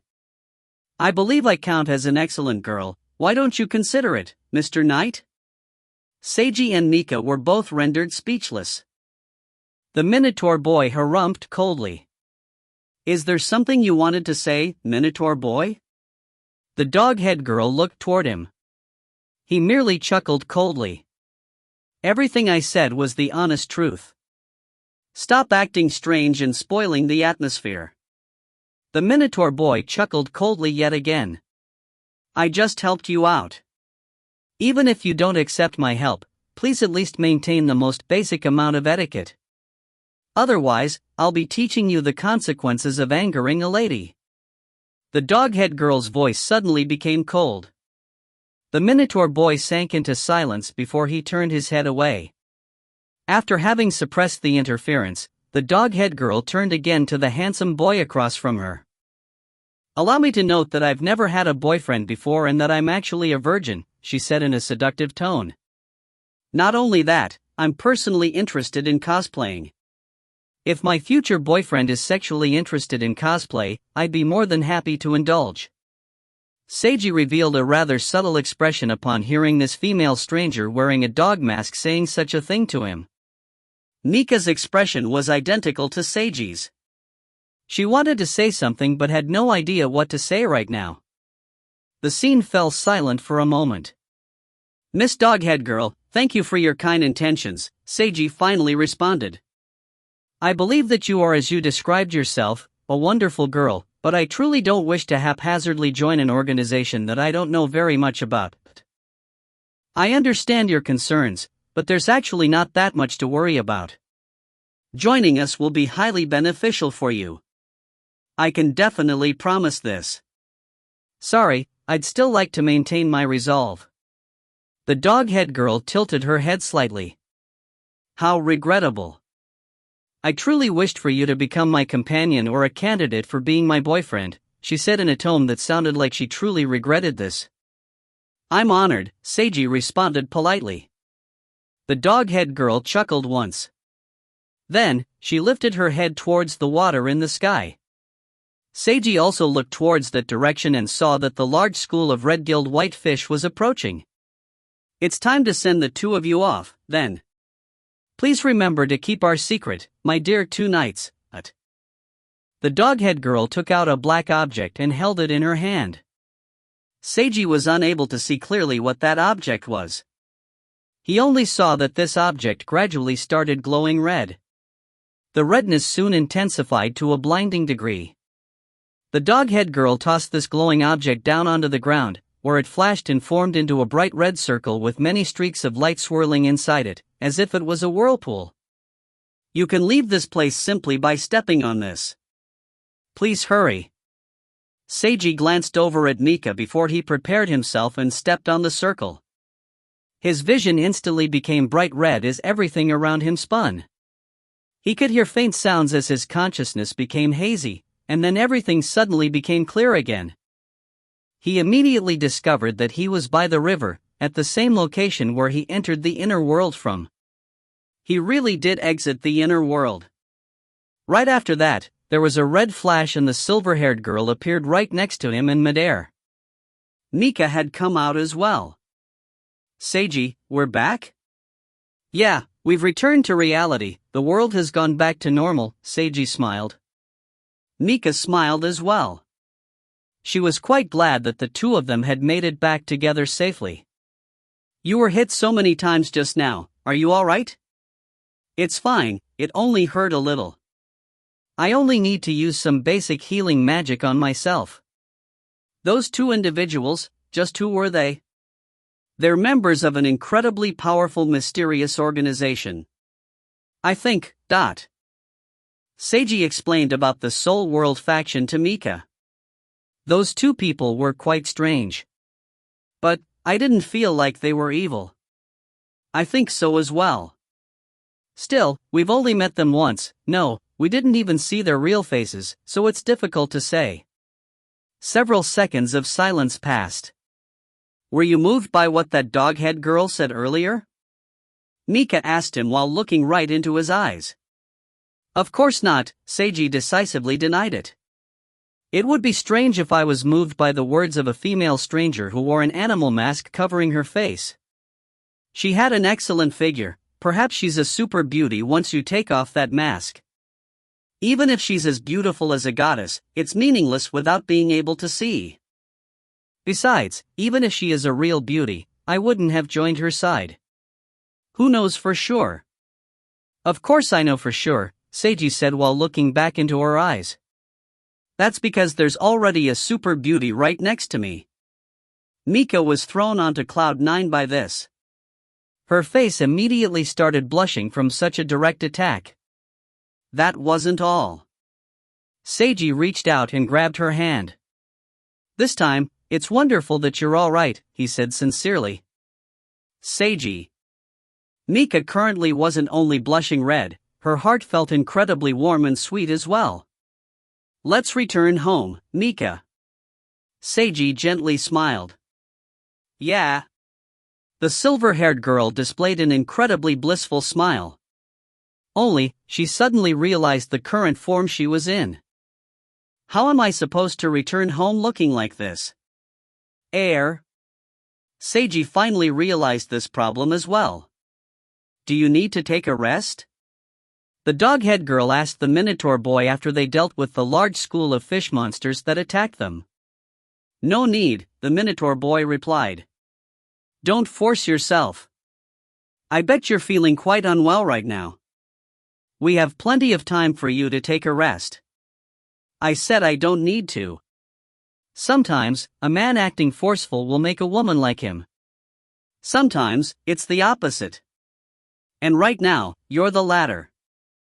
I don't care what you think of me. Don't say it like I care about what you think. What I like are men that are just like the knight leader from earlier. The Minotaur boy fell silent. Don't think that I was lying. Although I wasn't being completely serious with him just now, I didn't lie either. The dog-head girl lifted her hand and removed her mask in order to catch a breath of fresh air, exposing her jet-black hair and incredibly beautiful appearance.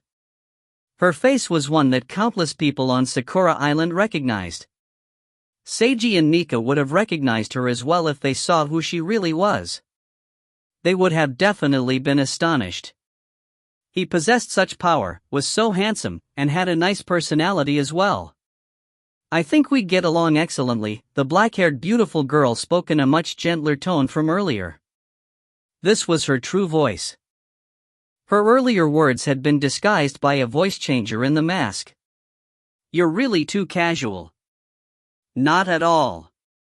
I'm a lady. The girl's mouth arced upward. Although he rejected me, I won't give up on him so easily. Just what do you intend to do? The Minotaur boy looked at her. First, get to know him, and begin by being friends. I don't care even if he has a girlfriend already. You're willing to become his mistress? The Minotaur boy's tone of voice changed. I said that I'm going to begin by being friends. I'm not going to think right now about what will happen in the future. If he can successfully conquer me, then I'd be willing to become his mistress." The black-haired beautiful girl chuckled lightly. The Minotaur boy fell silent. If the fact that this girl before him was willing to even potentially become someone's mistress would surely become headline news in Sakura Island if it was known. That was because this girl was Miyuki Sakuraku, the national idol of Sakura Island. If you find any errors, ads pop up, ads redirect, broken links, non-standard content, etc., please let us know. Report chapter so we can fix it as soon as possible. Chapter 561, You had plastic surgery? Chapter 561, You had plastic surgery? Translator, Imperfect Luck Editor, Kurisu. Seiji and Mika decided to tell her mother Nozomi the truth. Although it was probably possible to forcibly fool her somehow, when considering what might happen in the future, they felt it would be better to tell her the truth. Mika immediately called her mother to reassure her that she was safe. The call connected immediately. "Mom! Mika! Where are you? Are you all right?"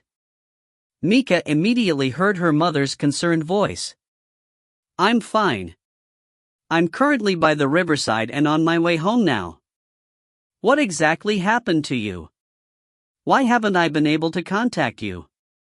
"Something out of the ordinary happened. I'll tell you about it when I return home," Mika answered. Nozomi fell silent for a moment. "Are you currently together with Haruta-kun?" Nozomi suddenly inquired. "Yeah." Haruta-kun became uncontactable as well after he said he was going out to look for you. "Chiaki said that he would definitely find you and told me to trust in him and wait at home," Nozomi said.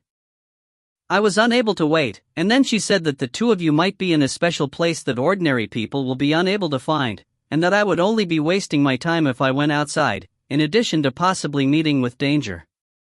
"Chiaki was telling you the truth," Mika softly stated. "Mika, just what are the two of you concealing from me?" "I promise to tell you when I return home, Mom." After ending the phone call, Mika told Seiji what her mother just said. Then, the two of them hurried back to the Uehara apartments. When they arrived, they saw that the front door was open and that Nozomi and Chiaki were waiting outside together for them. Haruta-kun. Seiji. They saw his familiar figure returning, while an unfamiliar silver-haired beautiful girl was next to him, which confused both of them.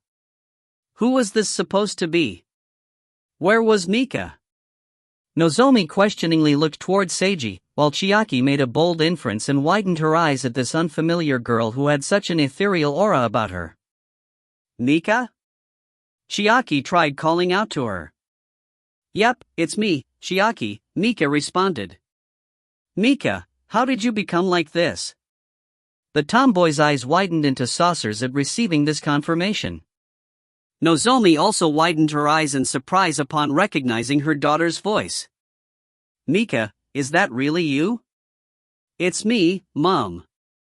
Mika smiled wryly. "As I said, something out of the ordinary happened." Nozomi was rendered speechless. Just what could have happened? Her daughter went out for just a while and returned back with such a huge change, and she became so much more beautiful. "You had plastic surgery?"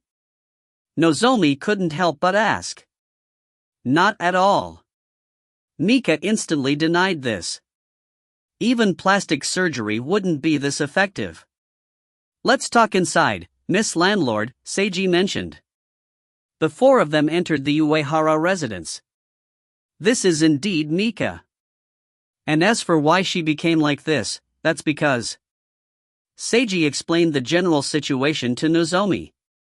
In order to sound more convincing, he even displayed his spiritual abilities. Once again, he used telekinesis, which was by far the most suitable spell for acting pretentious. After Nozomi personally witnessed Seiji making a chair fly up into the air and spin around right under the ceiling, she believed what he said after she was done being shocked. Can Mika return to her original state? She looked towards her daughter. Yes, it just needs some time, Seiji replied. Becoming so beautiful? It's fine even if you don't return to your original state. Chiaki's mouth arced upwards as she looked towards Mika. I'm going to hit you, Chiaki. Hee, sorry. But really, you're so beautiful right now. You can even compare to President Urahana. The tomboy chuckled while praising Mika. I'm simply me. Something flashed in Mika's eyes. That's right, Mika is Mika. No matter if it's how you originally looked or how you are now, Mika is still Mika. Seiji smiled. Mika looked towards him with a gentle expression. Chiaki astutely perceived something upon witnessing this scene. Nozomi noticed something as well. She blinked as she looked towards her daughter and Seiji. Haruta-kun, thank you for saving Mika once again. I don't even know how to thank you anymore. There's no need for such formalities, Miss Landlord. So, I might as well just let her thank you instead, Nozomi remarked with a big grin. Although she's not quite mature as a daughter yet, I still hope that you'll properly accept her. Mom! Mika got all embarrassed. Does this count as having the parents' approval? Seiji couldn't help but wonder to himself. No, the landlord was definitely only permitting him to have a normal boyfriend-girlfriend relationship with Mika, and not some harem. When thinking of harems, Seiji recalled what Mika said earlier about Chiaki. He couldn't help but glance over at the tomboy. Chiaki was mystified when he suddenly looked at her. Seiji hurriedly averted his gaze when he noticed that she saw him looking in her direction. Honestly, he still didn't know what he should do in the future. Nor did he even know how to start thinking about it. But he had to think about it, and he needed to figure out what he really wanted. I feel like you and Seiji have suddenly developed your relationship to the next level. What happened between the two of you? Even later that night, Chiaki was on her bed as she called Mika and asked this question. No, rather, I should ask instead, just what did you do, Mika? This wasn't the tone that a friend would use to ask a question. Mika felt that it sounded quite distant.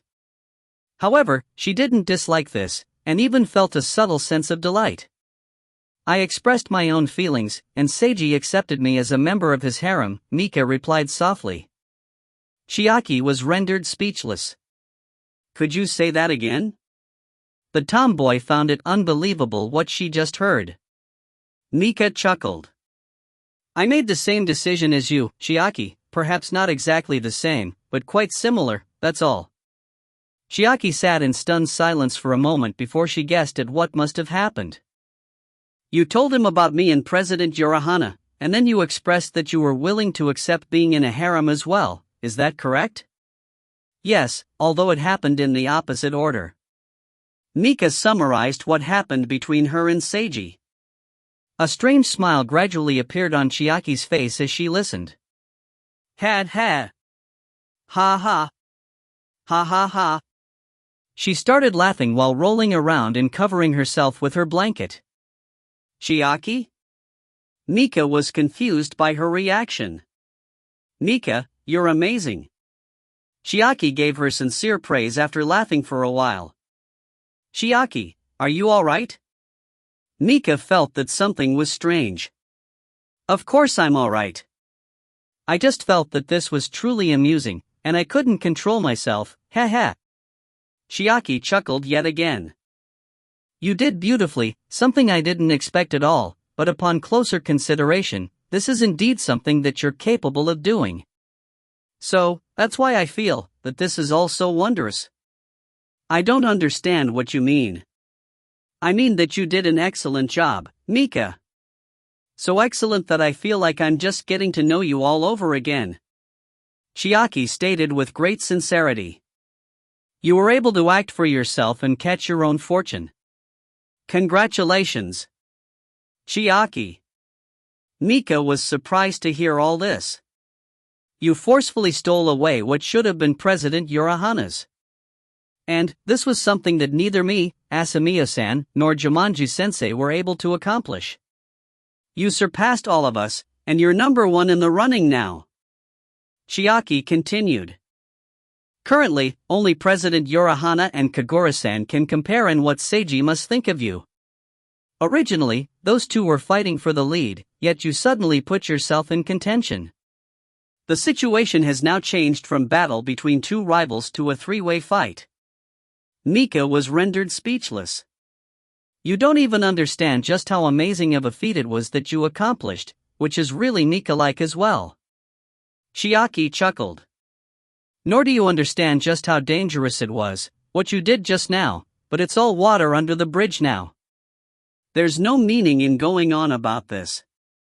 At any rate, you caught your chance and did something that only you were capable of doing. That's really incredible. If you find any errors, ads pop up, ads redirect, broken links, non-standard content, etc., please let us know. Report chapter so we can fix it as soon as possible. Chapter 562, Teehee, the hell. Chapter 562, Teehee, the hell. Translator, Imperfect Luck Editor, Kurisu. She never expected to receive such a high evaluation. Mika originally expected that Chiaki would be astonished, perhaps even angered, but never expected that Chiaki would think of her like this. Mika was lost on how to respond. I truly applaud and express my gratitude to you, Mika. You obtained your position through your own efforts, and created an opportunity for me as well. Chiaki was smiling as something flashed in her eyes. Truly, thank you. Let's leave it at that for tonight.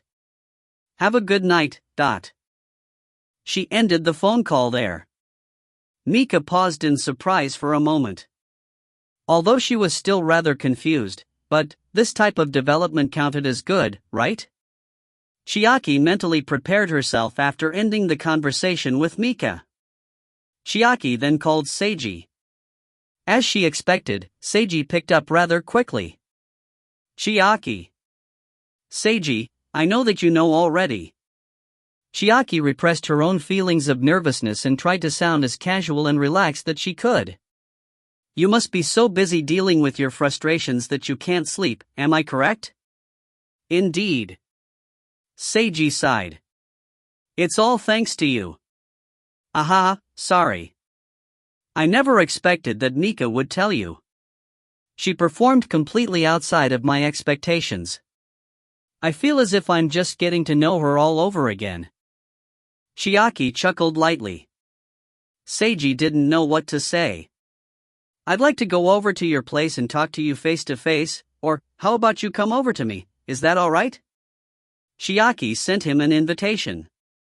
Simultaneously, the nervousness within her was raised to the highest limit she could handle. Pound, pound, pound, she could clearly hear the sounds of her own heartbeats. It felt as if time itself was slowing. Inviting a boy into your room in the middle of the night could possibly be dangerous. Finally, she heard him saying that after an indeterminable period of time passed. It might have been several seconds, or it might have been several minutes. Chiaki reflexively pressed her hand against her own chest. That was because she felt that if she didn't do so, her heart would burst out of her chest. Having a certain boy make me drunk and then carrying me to my bed are all dangerous experiences I've had already. Hey! What else do I need to say? Since it's you, it'll be fine no matter what, Seiji. Chiaki spoke in a cute voice. Seiji fell silent for a moment. Honestly. Seiji sighed. I'll be right over.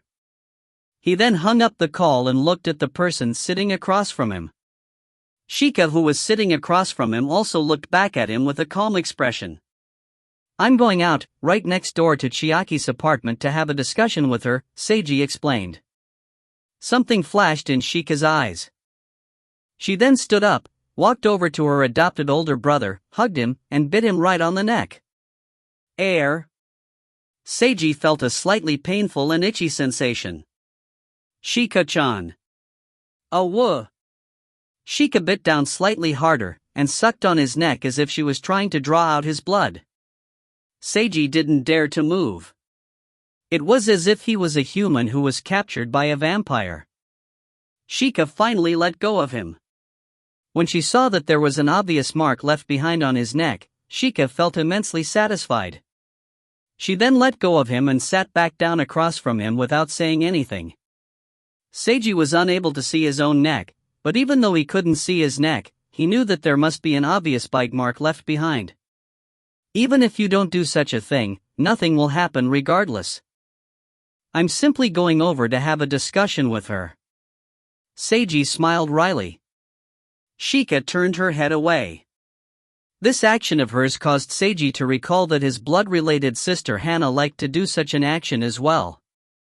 He felt like Hana and Shika were rather similar but also quite different. I'll be back right away, you should go to sleep first. Shika didn't respond. Seiji smiled wryly once more before he stood up, put on his jacket, and exited his apartment. When he walked outside in the chilly night over to the apartment that Chiaki rented from Nozomi, he saw that Chiaki's door was already open. He entered without knocking and saw that the silver-haired beautiful girl was currently pouring some tea while wearing a jacket over her pajamas. This scene was mysteriously quite moving. Seeing that he had arrived, Chiaki brought over a cup of tea that she had poured already and smiled as she handed it to him. Thank you. Seiji accepted the teacup. Have a seat. Chiaki indicated towards her bed. I'll have a seat here instead. Seiji sat down on a chair. Chiaki showed an expression of dissatisfaction. When entering a girl's room late at night, it's common sense to sit together on her bed. Where is that common sense even from? It's common sense in the Wakaba domain. Don't think that it will make sense just because you used the word domain.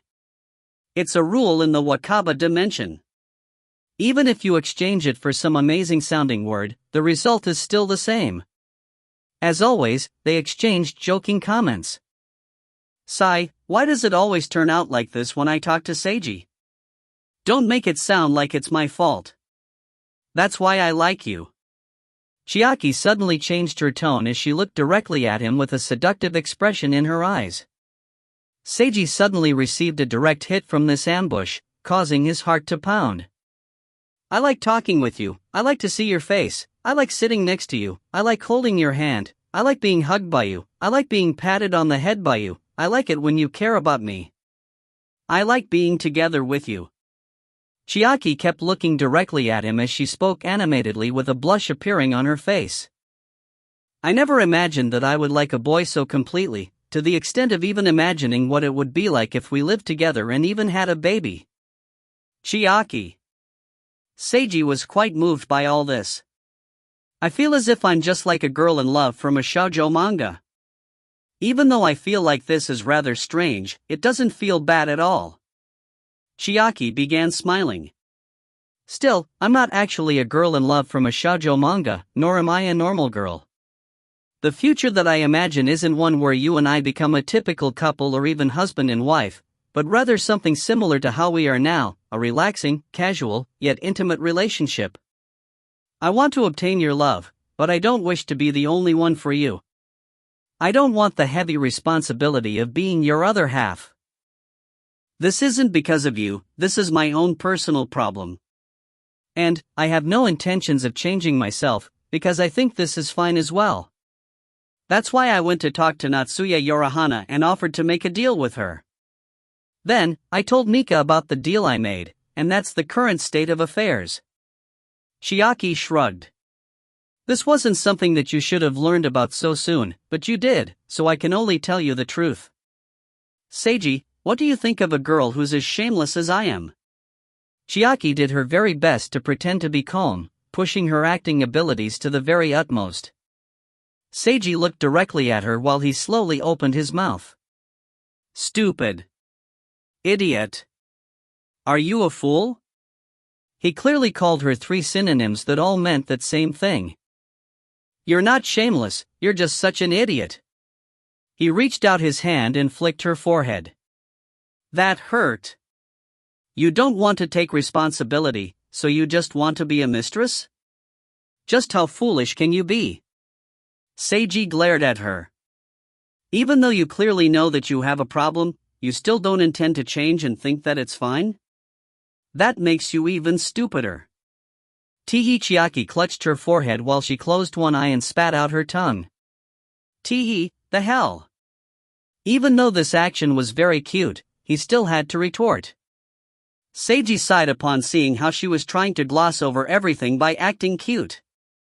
You know what your own problem is. In that case, all you need to do is talk to me about it, and I'll help you. I know, but that's not what I want. Why? Not all problems need to be solved. And even if this problem can be solved, I don't want to change, Chiaki stated in a soft voice. Is that really alright? Seiji asked with a serious expression. Yep, I'm certain.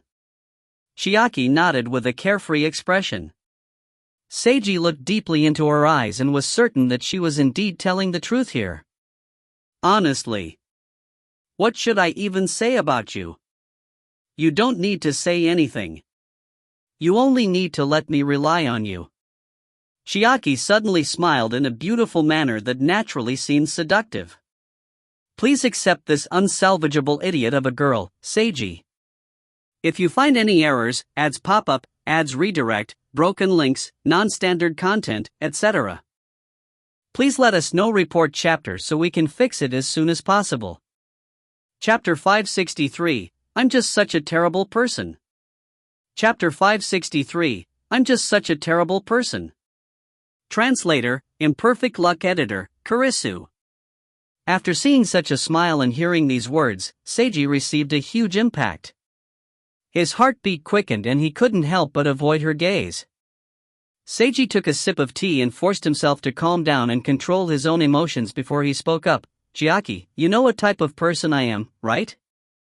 Yep.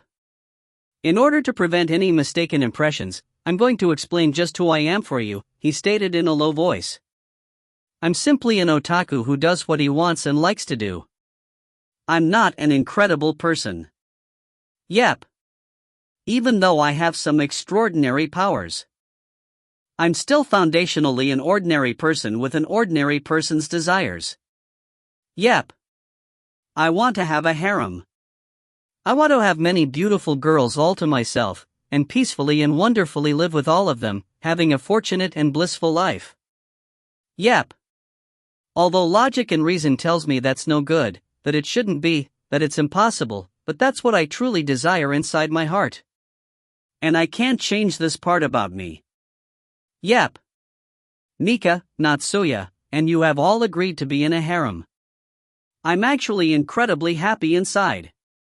Happy to the point where just imagining it will make me feel like I'm still floating up to cloud 9, it's an addicting feeling.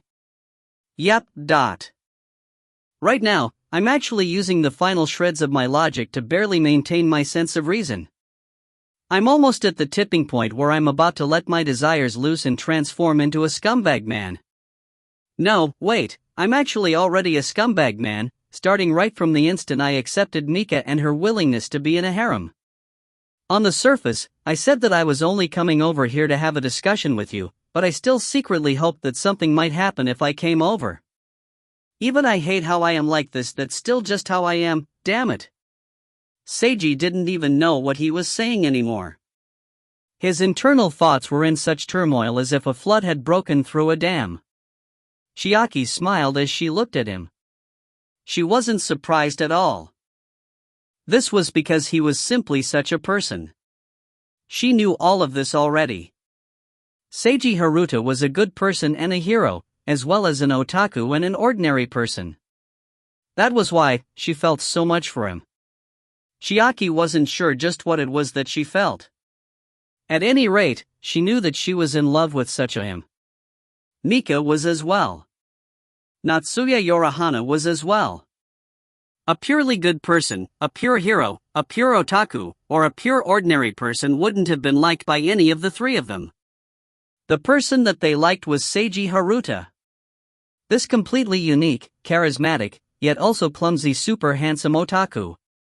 My sense of reason is telling me that I should forcefully fix the way you think so that you become more normal and stop foolishly wanting to be a mistress. Yet, my desire is preventing me from doing so. Seiji sighed. I like you, Chiaki. I like talking to you, I like seeing your face, I like having you by my side, I like to see you perform, I like going out shopping with you, I like having contact with you. I like being together with you. I've never imagined developing an intimate relationship with you before, but hearing that you're willing to be in such a relationship with me, I feel like it's incredibly difficult for me to refuse you. In fact, I'm already beginning to imagine such a harem life already. I'm just such a terrible person, terrible to the point where if I was someone else, I would surely want to beat myself up right now. But this is just how I like you as well. It's to the extent where I don't care even if I turn into a terrible scumbag of a man. The only one who can stop me right now is you. That's why. For the last time, truly the last time. Let me ask you one final time, are you really sure that this is fine? Seiji looked back towards her and used the final remnants of his will to restrain his desire as he asked. Yep. Chiaki looked at him and still responded using a single word as she replied in the affirmative. Not only that, she even approached and hugged him. I won't regret this, she whispered into his ear. Seiji's sense of logic and reason collapsed, but he could imagine the sound of it snapping, as his willpower was crushed under a torrential flood. When he returned to his senses, he discovered that he was already hugging and kissing Chiaki. Chiaki passionately and seductively responded to his kiss. Ah! I don't care anymore.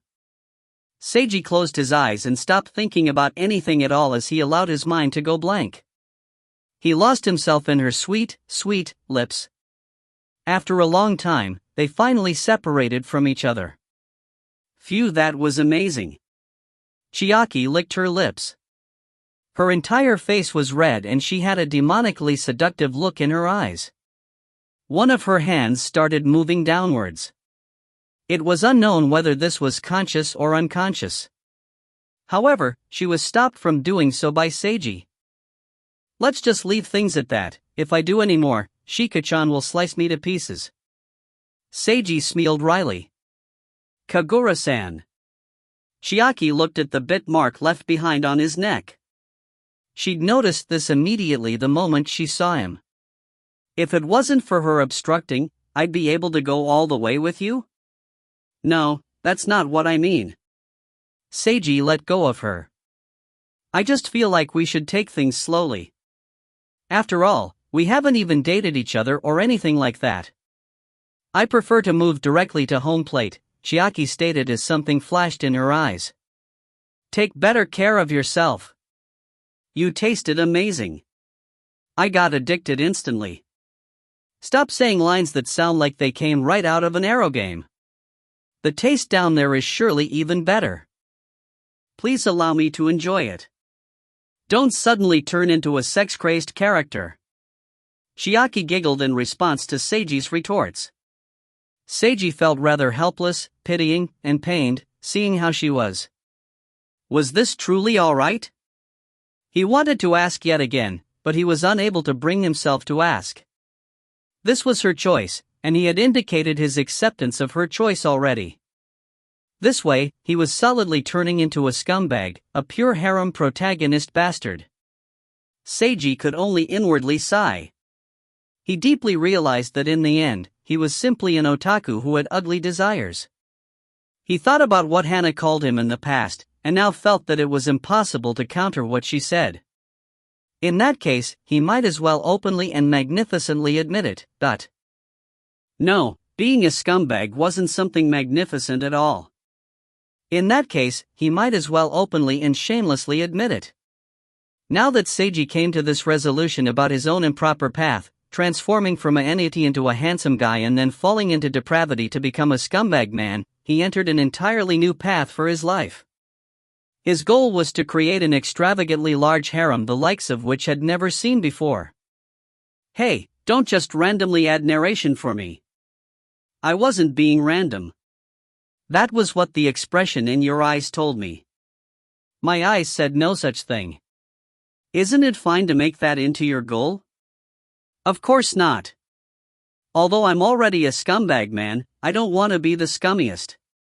The scummiest man in all of history. That sounds somewhat cool as well. How is that cool in any way? If I really tried making that into my goal, I would probably get in over my head and be sliced to death by angry women, Seiji commented in his mind. Honestly, he already braved such risk. I should be going back now. Good night, Chiaki. Because Kagura-san is waiting for you, right? Chiaki smiled. I can teach you how to deal with Kagura-san, you know. How to deal with her. Seiji recalled what he heard about Chiaki's promise to Natsuya. Kagura-san is actually incredibly easy to deal with, as long as it's you. Should I tell you the method? The silver-haired girl smiled rather mysteriously. If you find any errors, ads pop up, ads redirect, broken links, non-standard content, etc., please let us know. Report chapter so we can fix it as soon as possible. Chapter 564, I Must Protect Brother. Chapter 564, I Must Protect Brother. Translator, Imperfect Luck Editor, Kurisu. No need. Seiji felt that it would be best for him to not hear this, at least for now. Seeing him like this, Chiaki didn't insist. She happily said good night and watched him leave. Seiji returned home to see that Shika had stayed up to wait for his return as expected. He sat down across from his adopted younger sister and looked at her. Shika looked back at him. They exchanged glances. Seiji felt as if everything he wanted to say had been seen through by her already. Then, what should he say? What did Shika need to hear most, and what did he really want to express most right now? Seiji decided to bring out his shameless resolve from earlier. Shika-chan, just now, I accepted Chiaki, just like how I accepted Mika. The current me is now unmistakably a scumbag man. And precisely because of it, no matter what you think of me, I'm still going to stick by you. As for the promise he made to her before about not getting a girlfriend, he already apologized previously when he told Shika about the matter with Mika. Apologizing once again wouldn't be meaningful. Saying anything else would be unnecessary. The most foundational intention he wanted to express was the same as before. He wanted to be together and never separate from her.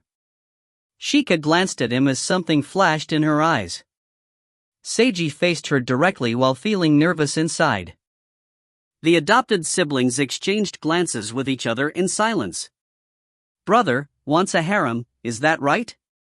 Shika broke the silence and was the first to speak. Yes. Then brother should go ahead and do as he wishes. You don't object? Why should I object? Shika's counter-question made Seiji not even know how to respond. Previously, not wanting brother to have a girlfriend was just my selfishness.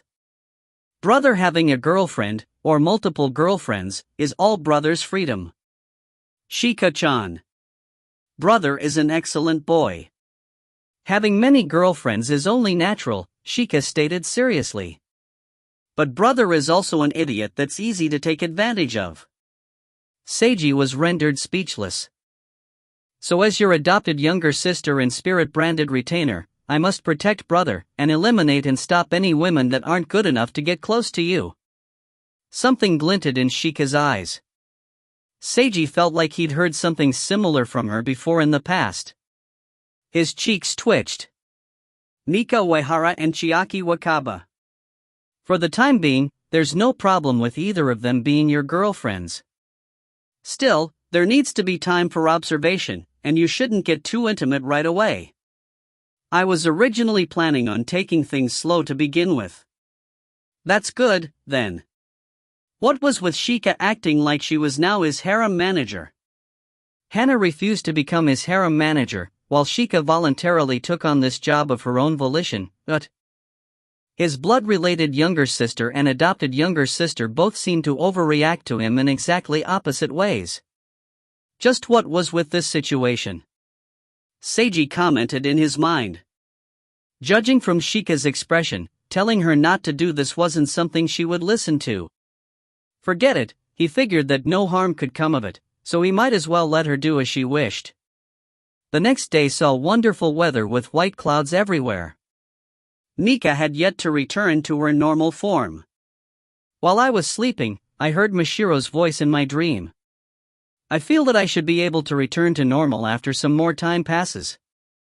Let's just wait a while longer, then, Seiji told her. Since it's still going to take some time, why not just go shopping for some clothes that are a better fit for this form of yours? Chiaki made a recommendation.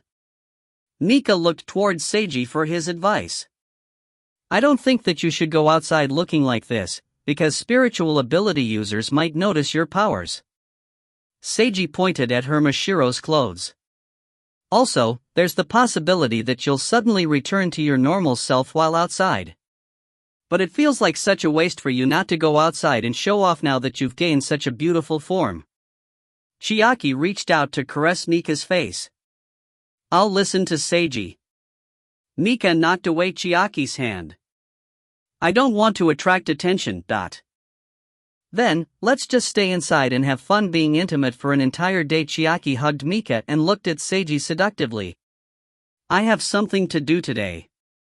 What something could you possibly have to do that's more important than enjoying the two young and beautiful girls in front of you?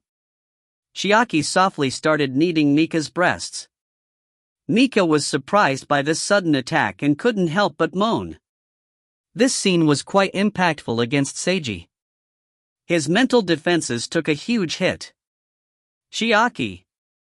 Mika's face blushed red. I've long since known just where exactly you're sensitive, and how to make you really feel things, my cute little Mika-chan. The way Chiaki kept rubbing Mika while saying such things made her seem like a depraved, horny, middle-aged man. No, don't touch there, Mika moaned out loud again and became angered. She used her Mashiro's clothes to suddenly whisk the harasser away. Smack, Chiaki was tossed onto the bed. So violent, but this seems pretty nice as well. Stop acting like a pervert. After commenting, Mika glanced at Seiji before looking back at Chiaki again. You too, did you? That's right. I joined Seiji's harem as well, thanks to you. Chiaki smiled and sat back up while smiling rather devilishly. Let us become truly intimate sisters, Mika-chan. Mika was rendered speechless. Although she was mentally prepared, seeing her best friend suddenly start acting like this still felt rather strange. I feel almost as if you're the one who started a harem here, not me. Seiji's cheeks twitched as he looked at Chiaki. Looking at it from another angle, I suppose you're right. Teehee. Chiaki made a cute pose. Teehee, the hell? Seiji and Mika retorted simultaneously. Even if their relationship changed, her personality wouldn't change. No, Chiaki actually became even more carefree. At this moment, Seiji's cell phone rang. The caller ID indicated that the call was from Yui Haruta. Good morning, Sister Yui. Good morning, Seiji, a cold-sounding female voice spoke on the other end. Are you currently at your apartment? Are you free? I am at my apartment, and I'm free. Good. I'm coming over in 10 minutes. There's something I need to tell you. Yui hung up the call right there. She's coming over right here in 10 minutes. Seiji revealed a rather strange expression. What's the matter, Seiji? Mika was concerned due to his change in expression. Sister Yui. Yui Haruta said that she's coming over right here in 10 minutes, Seiji replied. After 2 seconds of silence. Mika and Chiaki widened their eyes in surprise. They had both seen Yui Haruta before. Previously, when they were shopping at the high-class shopping center, the coincidental meeting had given them a deep impression.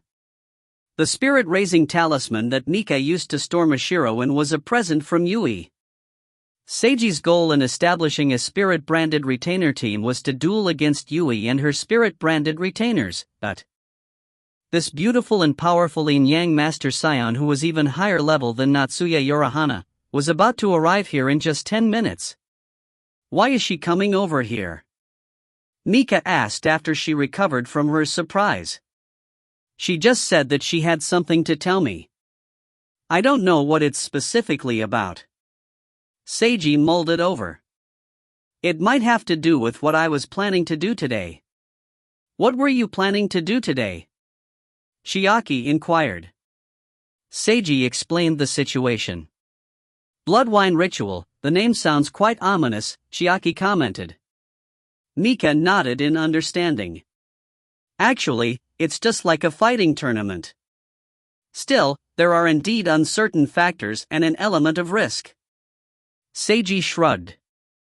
After all, this is the first ever public test run of the tournament. Your sister contacting you at this time is about you participating? Yeah. It might also be that she wants me to not participate. He would only know once she arrived. And no matter what, the fact that Yui was coming to meet him personally was something Seiji was quite wondering about. Was there something really important that she had to tell him personally? While Seiji was thinking, Chiaki communicated non-verbally with Mika using her eyes. Mika paused for a moment before she realized what Chiaki was trying to say. Seiji, could we meet your older sister together with you? She asked softly. If you find any errors, ads pop-up, ads redirect, broken links, non-standard content, etc., please let us know. Report chapter so we can fix it as soon as possible. Chapter 565, Because I Have Something to Gain. Chapter 565, Because I Have Something to Gain. Translator, Imperfect Luck Editor, Kurisu. Naturally, Seiji agreed to let Mika and Chiaki meet his sister. The three of them then headed over to his apartment. Nobody was in the living room as Ryo had gone out together with Kid. Shika was staying in her bedroom. Mika and Chiaki took a seat while Seiji made some tea for everyone. He also brought out some confectionaries and waited together with the girls. His cell phone rang again. I'm here. Come outside. That was all Seiji heard before Yui hung up again. He told this to Mika and Chiaki as he went over to open the door. He instantly saw that Yui Haruta was standing in front of the apartment. Today, she was wearing a black jacket. This beautiful girl with black hair and a black jacket seemed magnificently charming under the sunlight's illumination. Sister Yui. Seiji went over to greet her. Follow me. Yui turned around and started walking. Seiji reflexively followed after her. Yui walked up to a black luxury car that was stopped near the apartment, opened its back door, and got on the car. Seiji also got on the car after her and closed the door. I'm quite busy today, so I can only speak to you for a few minutes here. Why didn't you come inside my apartment? For safety. Yui looked directly at him. Seiji. Did you enter an inner world last night? Seiji's gaze sharpened upon hearing this. I did. Sister Yui, how did you know? Yui didn't respond. Instead, something flashed in her eyes. Those two strange individuals must have told her. This was the most logical conclusion that Seiji could come to. Those two people were connected to Yui. Were all three of them members of the Soul World faction? Did the Minotaur boy intentionally look to start trouble with him also because of Yui? Sister Yui. It's fine as long as you're alright. Don't tell a single person about what happened there. Yui immediately ended this topic of conversation without giving Seiji a chance to say anything else. The main reason why I'm here today is this. She took out a red card that resembled a bank card. Mysterious white runes were etched upon it. What's this? A participation card for the blood wine ritual. Participation card. Seiji widened his eyes in surprise. Are you familiar with the blood wine ritual? I am. Then I won't need to explain. Yui handed him the red card. Inject your mana into this card and sign on it together with your spirit-branded retainers. That will allow you entry into this tournament. Why are you having me join this tournament? Because I have something to gain. What something could you gain from this? Seiji looked at her. That's nothing you need to know, Yui stated calmly.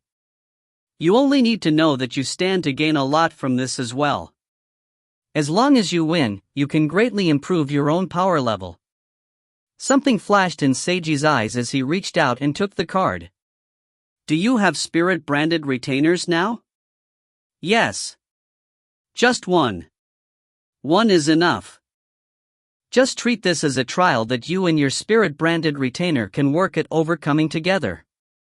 After saying that, Yui indicated that the conversation was over. Seiji got off the car, which left immediately at a high speed.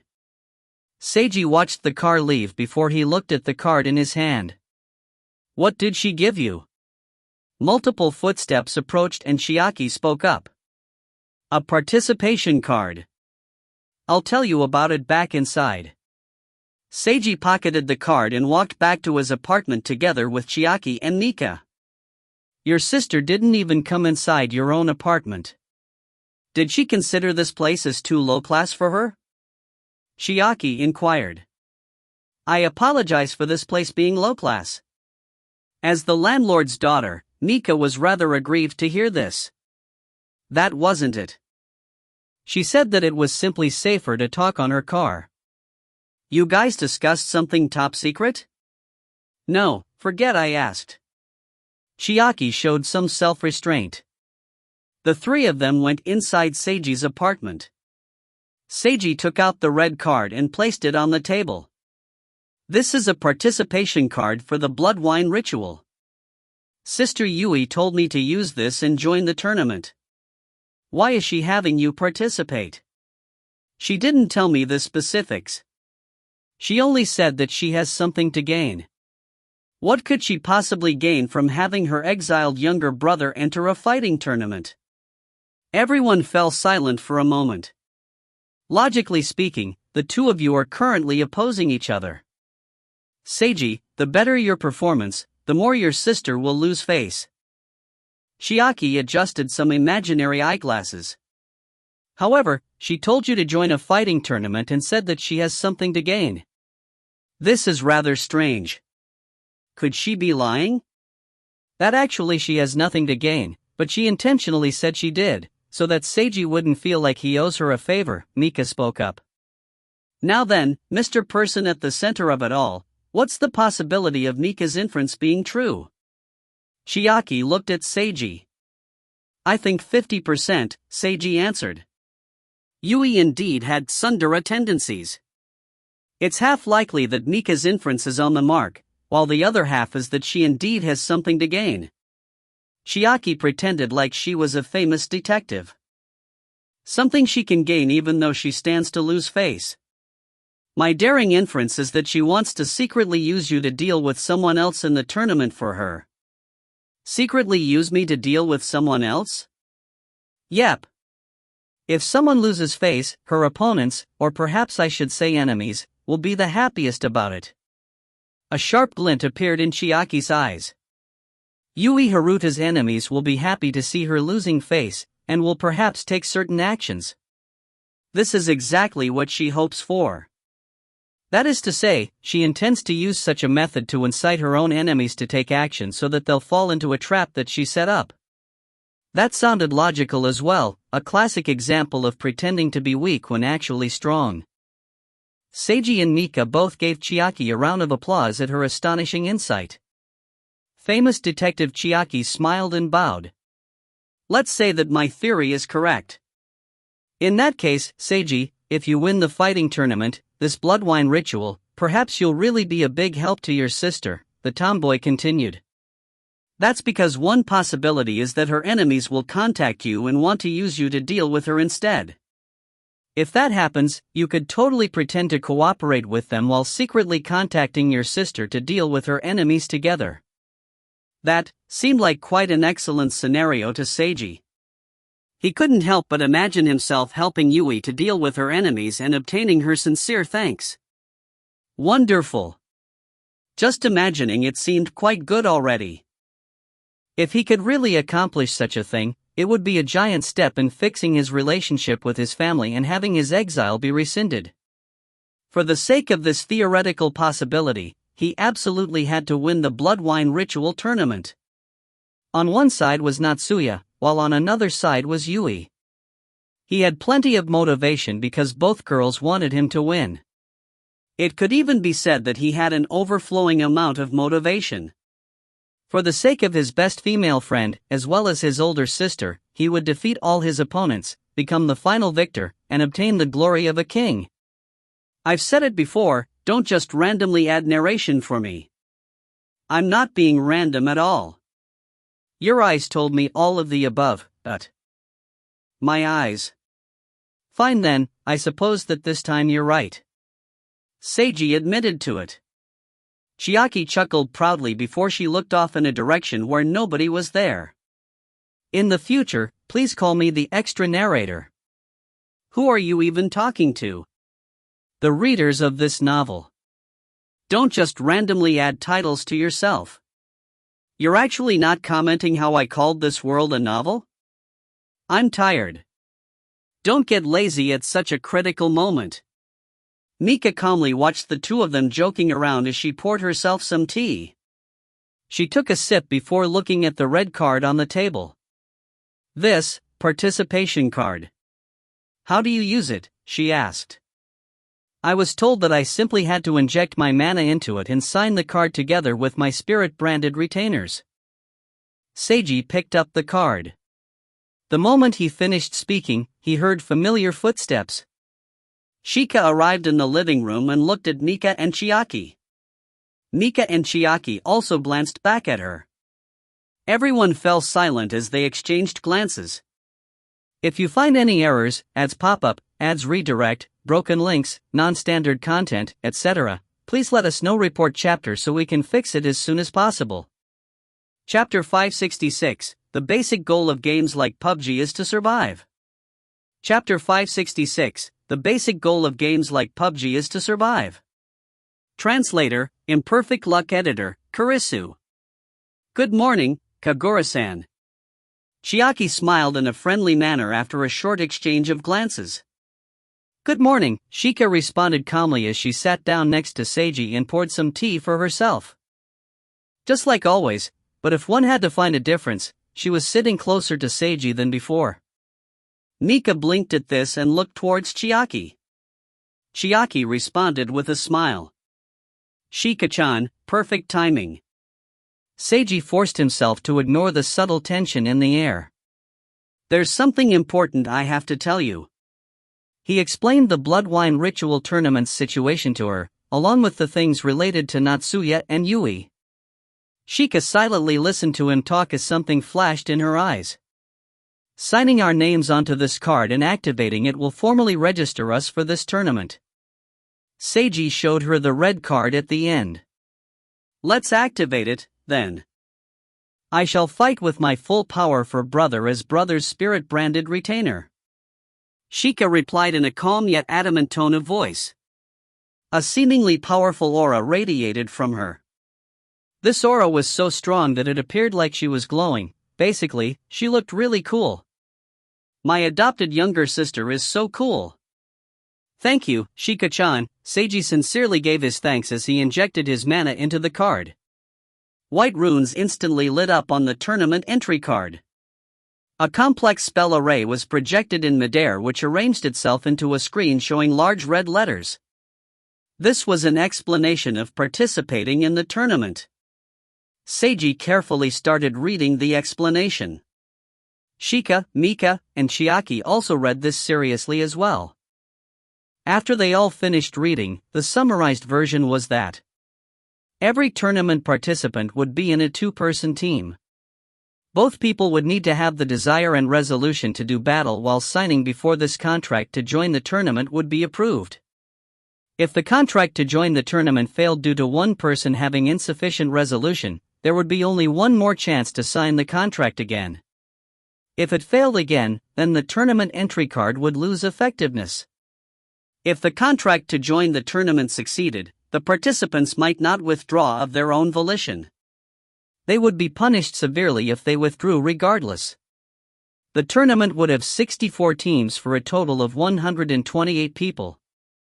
The combat format would be group battle first, followed by individual combat.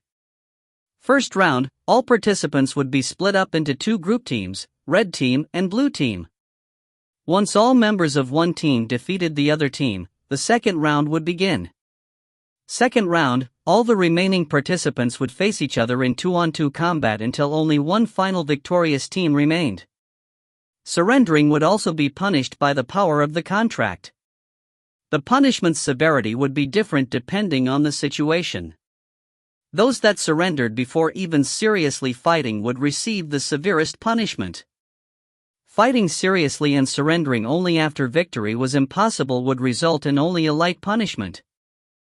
For every participating two-person team, if one person lost the ability to fight, the other person could surrender without receiving any punishment. If both people lost the ability to fight, that team would be judged to have lost. The tournament hosts would give every tournament participant a life-saving talisman. These talismans would automatically activate upon taking a fatal blow and form a powerful protective and healing barrier. The moment that a life-saving talisman activated, the holder's team would automatically be judged to have lost. The other tournament participants would be banned from attacking that individual any longer. Otherwise, those who violate this would face the most severe contract punishment of all, along with bearing all responsibility afterwards, with no liability against the tournament host. So, surrender is only truly permitted with no punishment after one person has been completely defeated. This feels rather strict, Chiaki commented. I suppose that the ritual needs this as a requirement. First splitting all the participants into two teams and eliminating one team entirely, with the rest being 2-on-2 combat, is this also a requirement of the ritual? Mika asked questioningly. Perhaps, but it might also be that the tournament hosts feel that this type of format is better for the participants to show their skills. Seiji rubbed his chin in contemplation. There would be many opportunities to show one's skills in a group battle, along with many unknown variables. A major chaotic battle between 128 individuals, split up into 64 per side, compared to defeating the opponents, it would be more important to protect yourself. It was just like PlayerUnknown's Battlegrounds. Compared to how many people one killed, it was far more important to survive until the end. Only by living until the end would one successfully enjoy a chicken dinner. The basic goal of games like PUBG was to survive. Not killing as many enemies as possible or showing off and dying because of it. Cough, he was getting sidetracked. Life-saving talismans will be issued to all the tournament participants. Something with an effect like this sounds quite valuable. Although I'm not sure how powerful its effects will be, at least it's a last resort protection for us. Seiji looked back at the holographic spell array screen. Don't take too many risks just because of this talisman's protection, Chiaki warned him. Of course. Everyone fell silent for a moment. Shika-chan, is there anything you'd like to say? Seiji looked towards his adopted younger sister. Shika shook her head. In that case, let's sign. Seiji forcefully squeezed the card as the explanation had told him to do. The words on the holographic spell array screen instantly changed to a contract incantation. Seiji carefully looked it over and determined that the contents were the same as the explanation from earlier. Seiji squeezed the card once again. The contract instantly transformed into a dark red mystical spell formation with two blank spots within it for signatures. Seiji and Shika lifted their hands together, putting their index fingers on the signature space in unison. The spell formation instantly started whirling and shining with a white light. There was also the faint sound of a female uttering an incantation. This really felt quite ritualistic to Seiji. With serious expressions, both Seiji and Shika wrote their own names with their index fingers. The next second, the spell formation released a blinding light which transformed into balls of light mist which twirled around Seiji and Shika's hands. Small blood-red spell formations formed on top of their palms. Their contract to enter the tournament had been successful. Seiji glanced at the mark on his palm and then looked at the one on Shika's. The two blood-red seals soon faded into their skin. The white runes on the tournament entry card disappeared, and the card slowly turned pitch black as it lost its magic powers. Next up we'll be preparing for battle. Let's work hard together, Shika-chan. Yes, brother. Our goal is to obtain victory. But this isn't a scenario where we absolutely have to win. That's why you shouldn't feel too pressured, Seiji told her sincerely. Brother. Something flashed in Shika's eyes. Just work hard an appropriate amount. You definitely shouldn't overdo things. Victory is important, but not as important as you. Seiji transmitted this message with his eyes. Shika understood this message. A warm feeling arose within her chest and a gentle expression appeared on her face. Mika and Chiaki concretely understood Shika's position in Seiji's heart even better upon witnessing this scene. Although they already knew what Seiji thought of her before, they still felt rather jealous. How's the situation, Seiji Haruta of the Haruta family and Shigeru Tendo of the Tendo family have just signed the contract to participate in the tournament. The famous garbage of the Haruta family and the low ability of the Tendo family, it seems that both really want to prove themselves. With them participating, this ritual tournament won't be too boring. These two are a perfect match for each other, almost as if they're destined rivals. You can delete that almost portion, because they are destined rivals. Why's that? Seiji Haruta's older sister Yui Haruta killed Shigeru Tendo's older brother Raisin Tendo. I see. They have similar names, similar situations, and a reason for a grudge. It's almost as if they're destined enemies in a shonen manga. Although I wonder who's supposed to be the main character and who's supposed to be the antagonist. Wouldn't Shigeru Tendo be the main character then? His older brother was the one who was killed. Who knows? Only the gods know who the main character will be. If you find any errors, ads pop-up, ads redirect, broken links, non-standard content, etc., please let us know. Report chapter so we can fix it as soon as possible. Chapter 567, I like you the most. Chapter 567, I like you the most. Translator, Imperfect Luck Editor, Kurisu.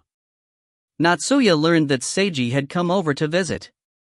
However, she didn't feel like seeing him right now. Instead, she really wanted to run away from her residence right now. Because she felt really awkward. Chiaki Wakaba called her and apologetically told her that their agreement was now known by Seiji. Natsuya paused in surprise for a good moment upon hearing Chiaki's explanation. Then, she was overcome by a gigantic wave of embarrassment. It was to the point where she jumped onto her bed and rolled in her blankets for several minutes.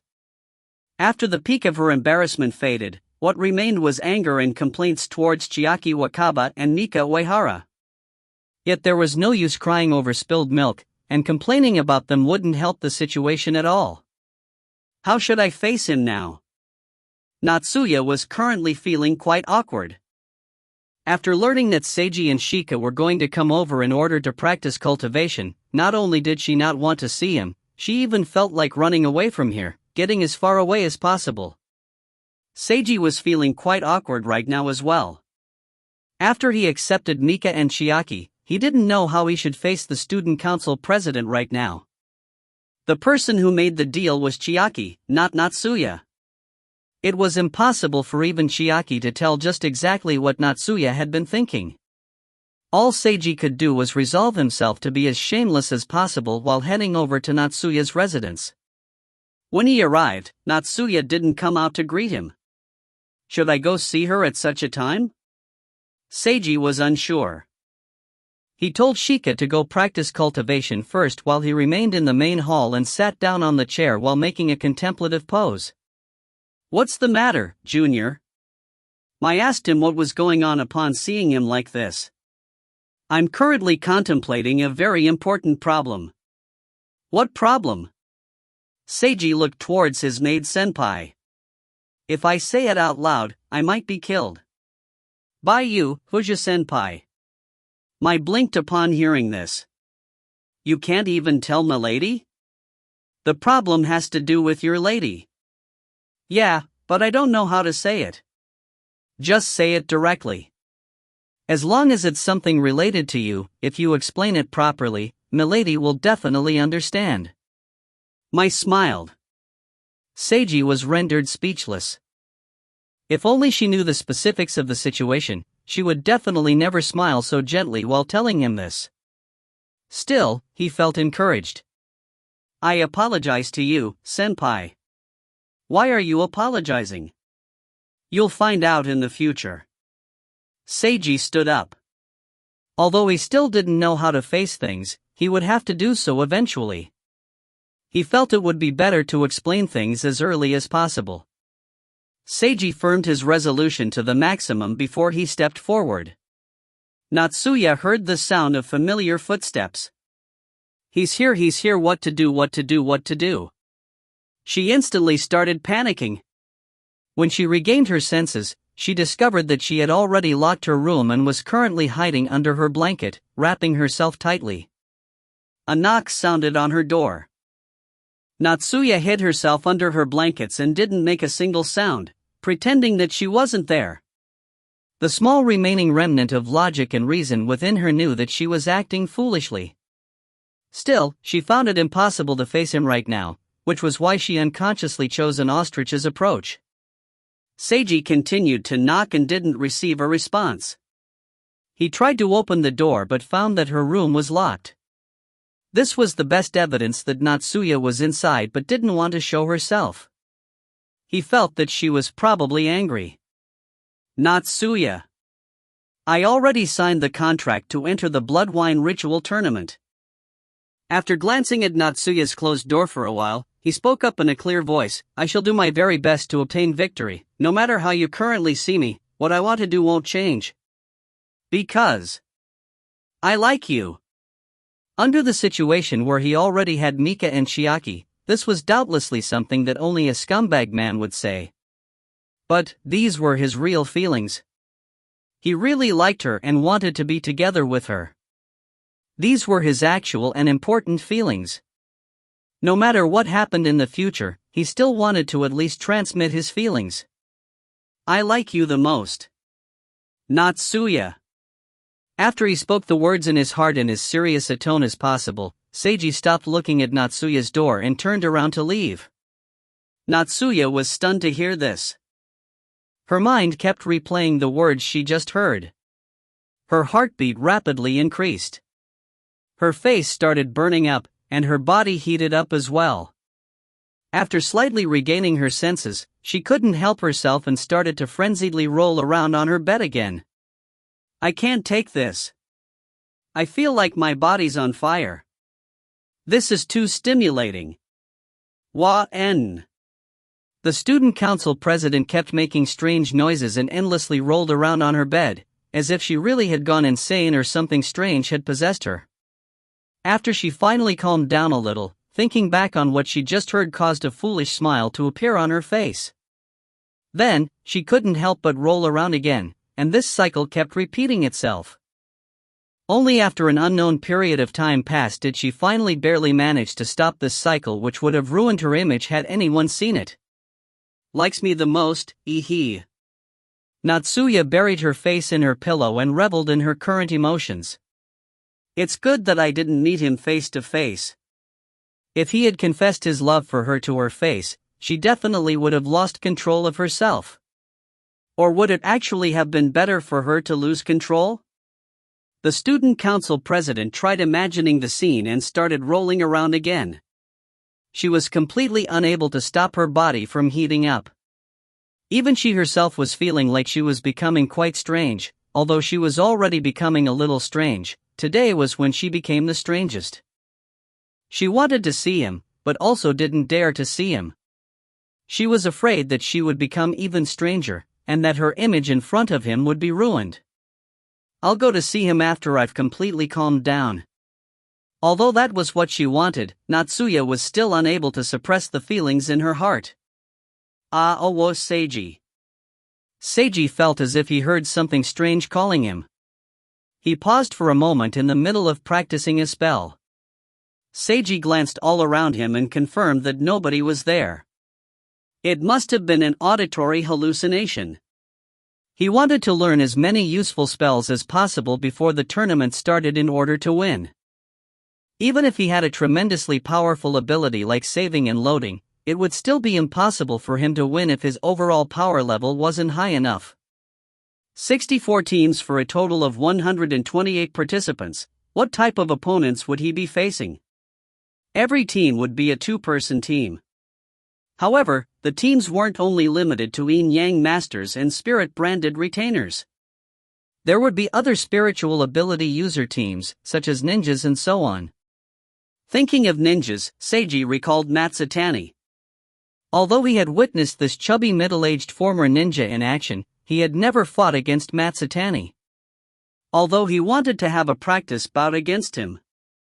Matsutani was now an author and no longer an active ninja. Asking Matsutani for a practice match felt rather impolite to Seiji. No, with that chubby middle-aged Matsutani's personality, Seiji felt like he would agree but tack on a gentlemanly condition, such as making Shika be his story's model, wearing eki clothing, posing provocatively, and so on. He would never allow such a thing. Just imagining it caused killing intent to flash through Seiji's mind. Shika belongs only to me. Whoops, I meant that I absolutely can't allow my adopted younger sister to partake in such gentlemanly activities. He would have to ask Hana about information on his potential opponents. Seiji decided to contact Hana later when he returned. Seiji got rid of all idle thoughts and concentrated fully on his spell practice. Sometime later, his cell phone rang.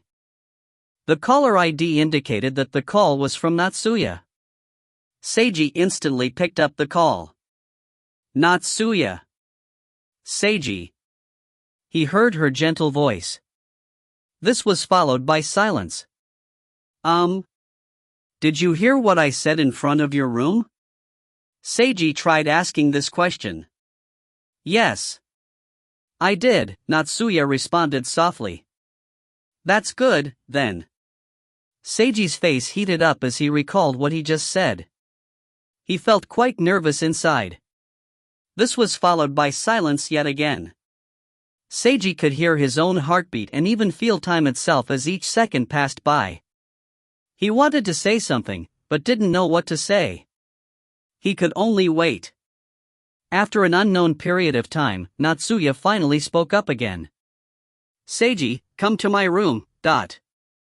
If you find any errors, ads pop up, ads redirect, broken links, non-standard content, etc., please let us know. Report chapter so we can fix it as soon as possible. Chapter 568, How much are your feelings worth? Chapter 568, How much are your feelings worth? Translator, Imperfect Luck Editor, Kurisu. Let's rewind time a little.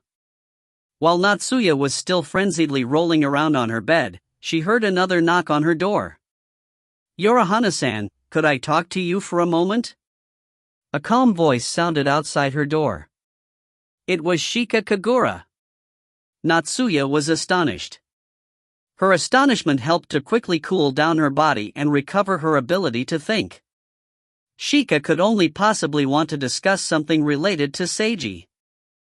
Natsuya never expected this girl to come talk of her own volition. Did Chiaki Wakaba do something? That was the first thought to pop into her mind as Natsuya sat up again. Please wait for a moment. Natsuya speedily made her bed and fixed her appearance in front of a mirror before taking a deep breath. After she finished preparing herself, she opened her room's door to see the black-haired beautiful girl standing there quietly. Shika had a beautiful face, a calm expression, and clear eyes containing a deep expression. No matter how many times Natsuya saw her, Shika was always a superbly charismatic girl. If it wasn't for the fact that she was also the Reaper's curse, her beauty alone would have made her incredibly popular. Unfortunately, the strange power she possessed caused her to lead a lonely life until she finally met Seiji. Seiji took her in as his adopted younger sister when she had only been loathed and taken advantage of before in the past. He lived together with her and truly took care of and doted on her.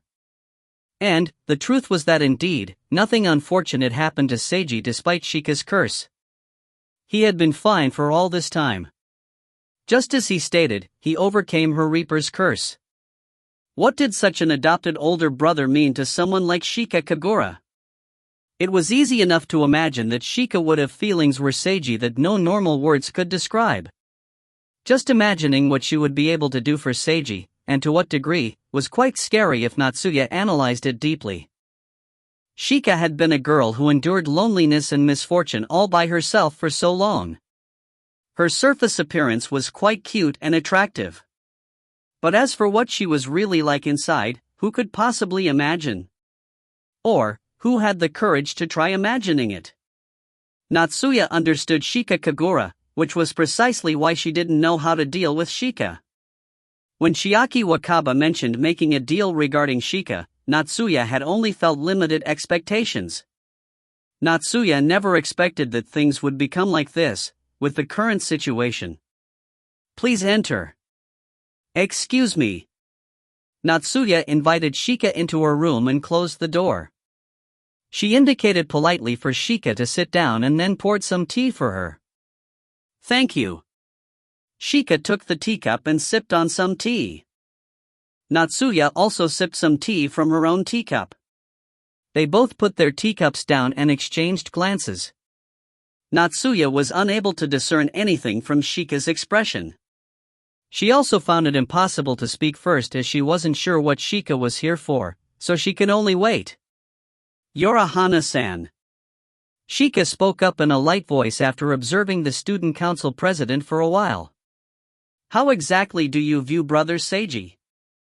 She had a calm voice and her tone sounded emotionless. However, Natsuya detected a hint of danger in the air. To use an analogy, Shika was just like a calm and beautiful lake. Yet, beneath the lake's surface was a faint shadow of something tremendous swimming underwater. Natsuya prevented herself from thinking too much about this. She clenched her fist slightly as she looked at Shika. I like him, really like him. I like him to the extent of losing control of myself. After saying her feelings out loud, Natsuya felt her face heating up and something warm moving within her body. Shika blinked upon hearing this. Can you betray your family for him? Shika asked directly. Natsuya felt like her heat was now freezing over. Are you capable of betraying the Yorahana family for Brother Seiji's sake? Shika asked once again. Natsuya felt a chill when faced with this direct question. The heat on her face and body quickly drained. Why ask such a question? Because I want to know. Shika repeated the same words as the last time she asked such a question. What exactly do you want to know? Natsuya asked the question that she didn't ask the previous time. I want to know if you'll end up harming Brother Seiji or not, Shika replied calmly. I see, as I expected. So, you're doubting me? Yes, I'm doubting you, Yorahana-san, Shika admitted this directly. I'm aware that you have feelings for Brother Seiji. However, your feelings, just how much are they worth compared to your status and your family? This was a question that was almost an insult. Yet, Natsuya found it difficult to respond and sank into silence. In the past, I've met many yin-yang masters.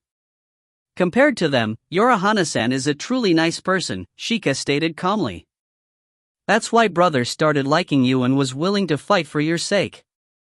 However, Brother Seiji is too gentle.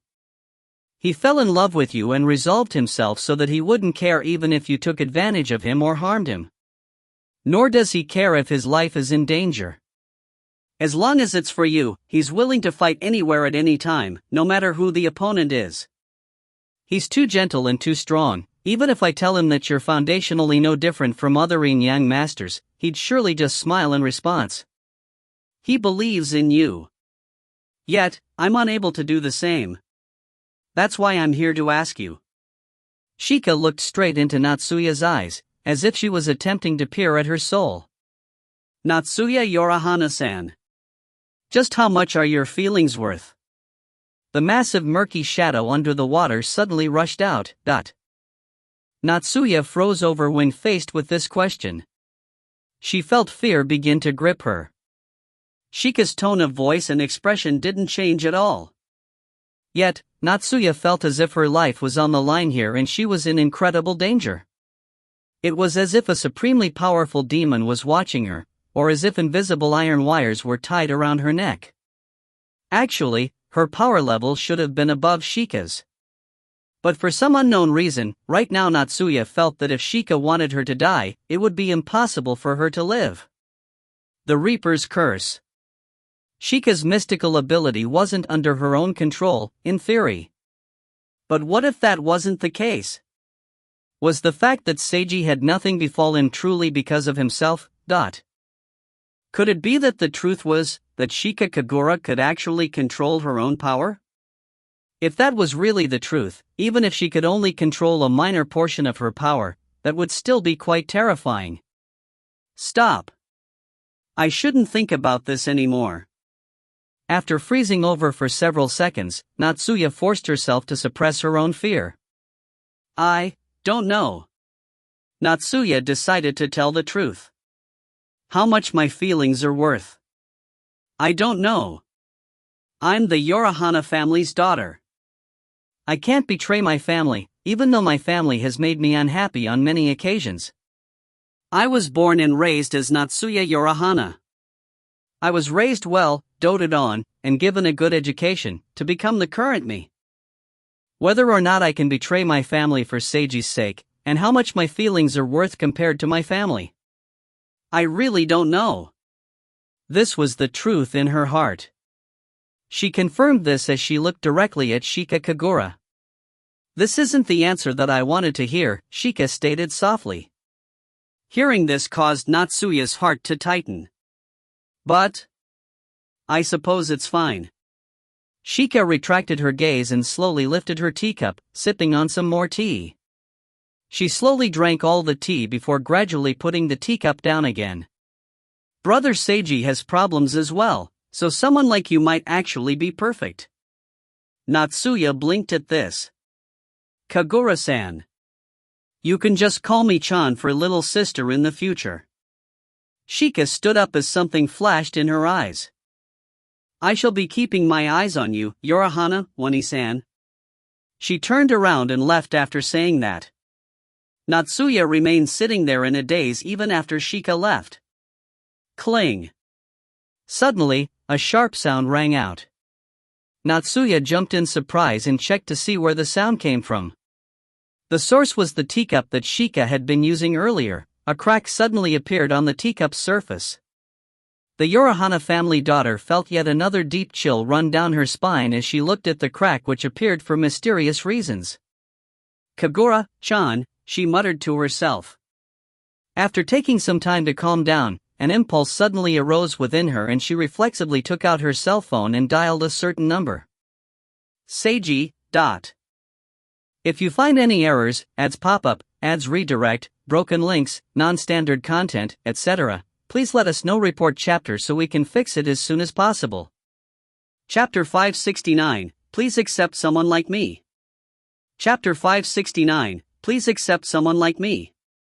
Translator, Imperfect Luck Editor, Kurisu. Seiji walked once again over to Natsuya's room and took a deep breath before knocking on the door. The door opened. He exchanged glances with Natsuya for a good while. Please enter. Thank you. Once again, Seiji felt his heartbeat quickening as he entered the student council president's room. Her room wasn't particularly luxurious. The first impression he had was spacious and elegant, clean and comfortable, with a large bed that would be more than enough for two people to sleep on. No, what was he thinking?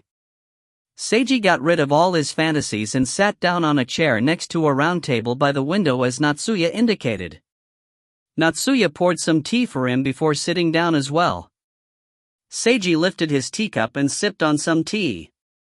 The warm tea going down his throat helped to somewhat relax him. He put down his teacup and looked at her, exchanging glances yet again. Several seconds of silence fell between them. Then, "I'm sorry." The two of them lowered their heads together and said this simultaneously. Eh? Both of them raised their heads and said that again in unison. "Why are you apologizing, Dot?" Both of them then asked this. Of course, they said the same thing at the exact same time for the third time in a row. Another period of silence fell between them. Seiji and Natsuya both broke out into laughter. Again, simultaneously. When looking at each other's smiles, they both suddenly felt like neither of them needed to say anything else. But, it was still necessary to communicate. "Let me go first." "No, let me speak first." Something flashed in Natsuya's eyes. "Making a deal like that with Wakaba-san. I apologize. At the time, I felt that doing this would make you more fortunate, but upon closer consideration afterwards, I discovered that this was nothing more than an excuse which would make things easier on myself." She took a long glance at Seiji's face. "I like you, Seiji. I like you to the extent where I feel like I've become quite strange. Yet, deep in my heart, I still lack the confidence to become a good partner for you. I want to be together with you, but lack the courage to do so. That's why, when Wakaba-san proposed a deal to me, I chose to accept her deal using you as a reason to cover up my own weakness. As for why I'm weak, that's because I don't know how much my own feelings are worth." Once again, she lowered her head after saying this. "I am Natsuya Yorahana, the daughter of the Yorahana family, as well as a yin-yang master belonging to the Yorahana family. My body belongs to my family and I must serve my family. This includes my personal feelings and what they're worth. My family makes such decisions for me. If my family makes me, to you, that's enough." Seiji decisively prevented her from saying any more on this topic. Natsuya shook when she heard this and lowered her head even more. Seiji felt his heart ache as he watched how she was. "You don't know how much your feelings are worth? So what?" Seiji stated in a low voice. "You're the Yorahana family's daughter and yin-yang master. There's nothing wrong with you being loyal to the Yorahana family. Someone like you isn't weak at all. You're just a little clumsy. That's why you don't even need to apologize. I'm the one who should be apologizing." Seiji clenched his fists. "Even though I like you the most, when I was confessed to by another girl and heard that you were willing to, I forgot myself at that moment, which is the worst. I couldn't restrain my own desires. I'm truly a scumbag, man.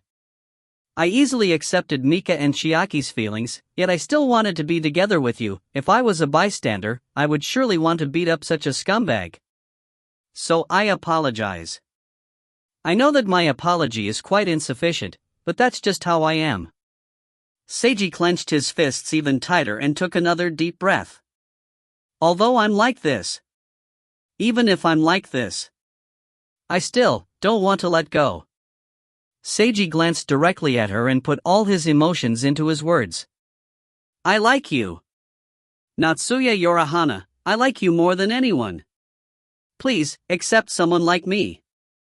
His loud voice echoed throughout the room.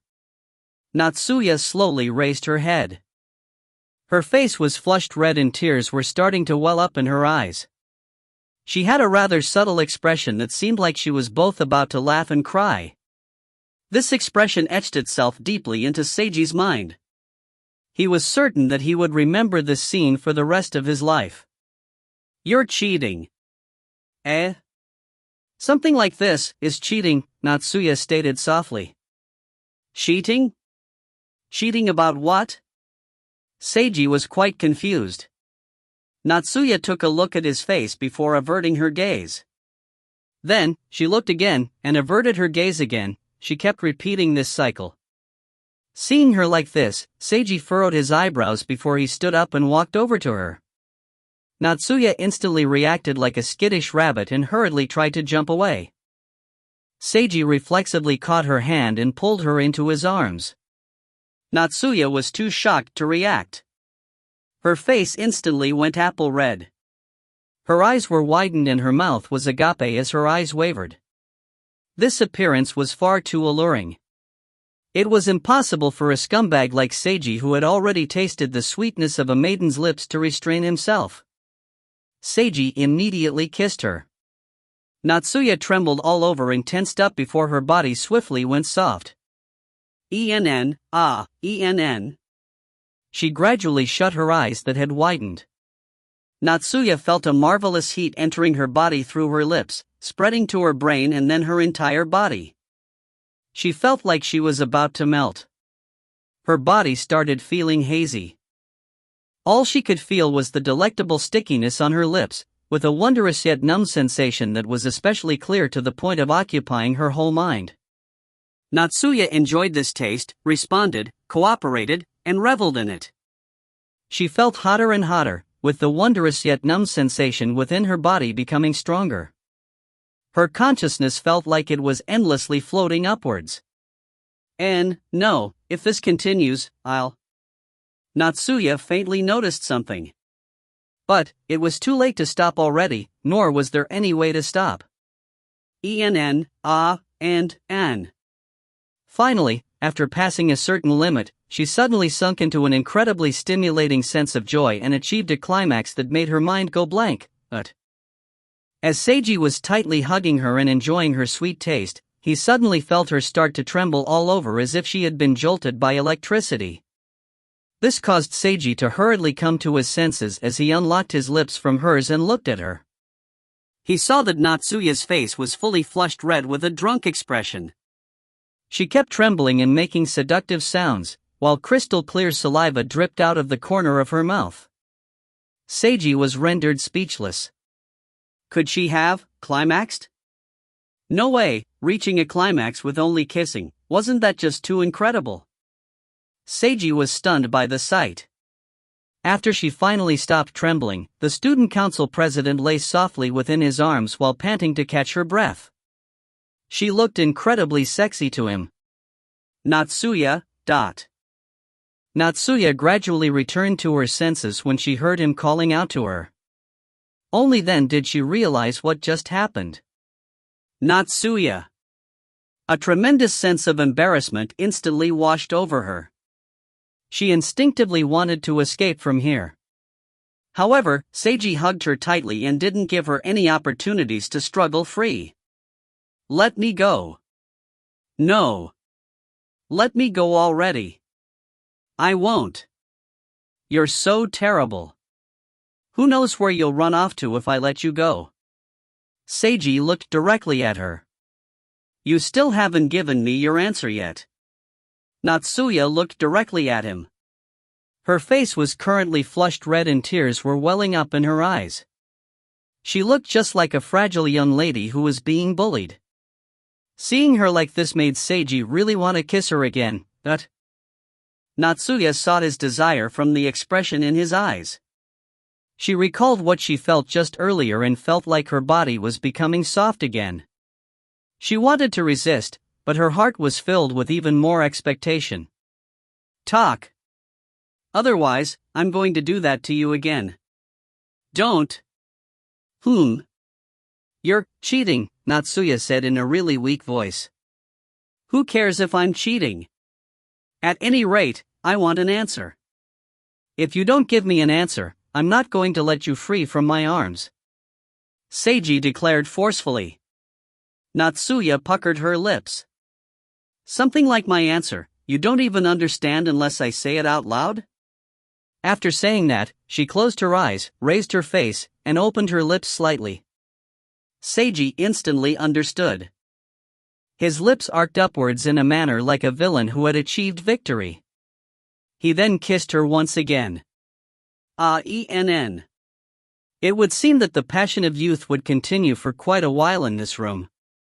If you find any errors, ads pop up, ads redirect, broken links, non-standard content, etc., please let us know. Report chapter so we can fix it as soon as possible.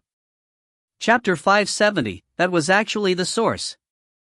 Chapter 570, that was actually the source.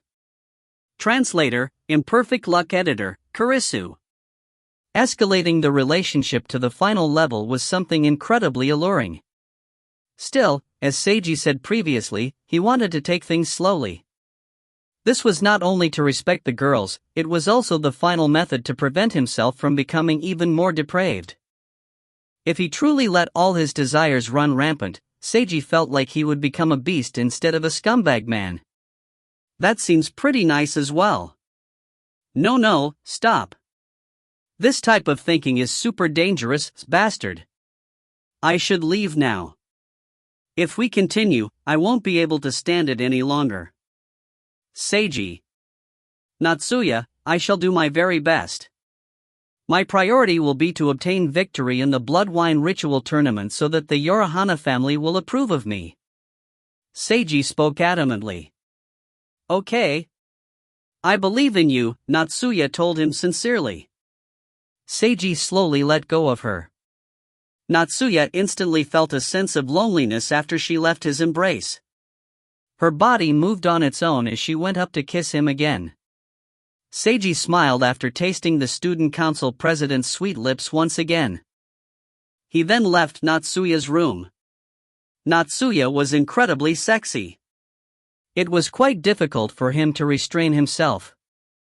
Things would truly become R18 if he didn't leave right then and there. Mika had a question in her mind. It was quite evident why Chiaki would make such a deal with President Yorihana.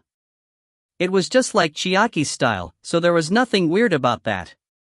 However, what exactly was Chiaki's method to deal with Shika? President Yorihana was unable to come up with any, yet Chiaki came up with one. Upon closer consideration, didn't this seem quite strange?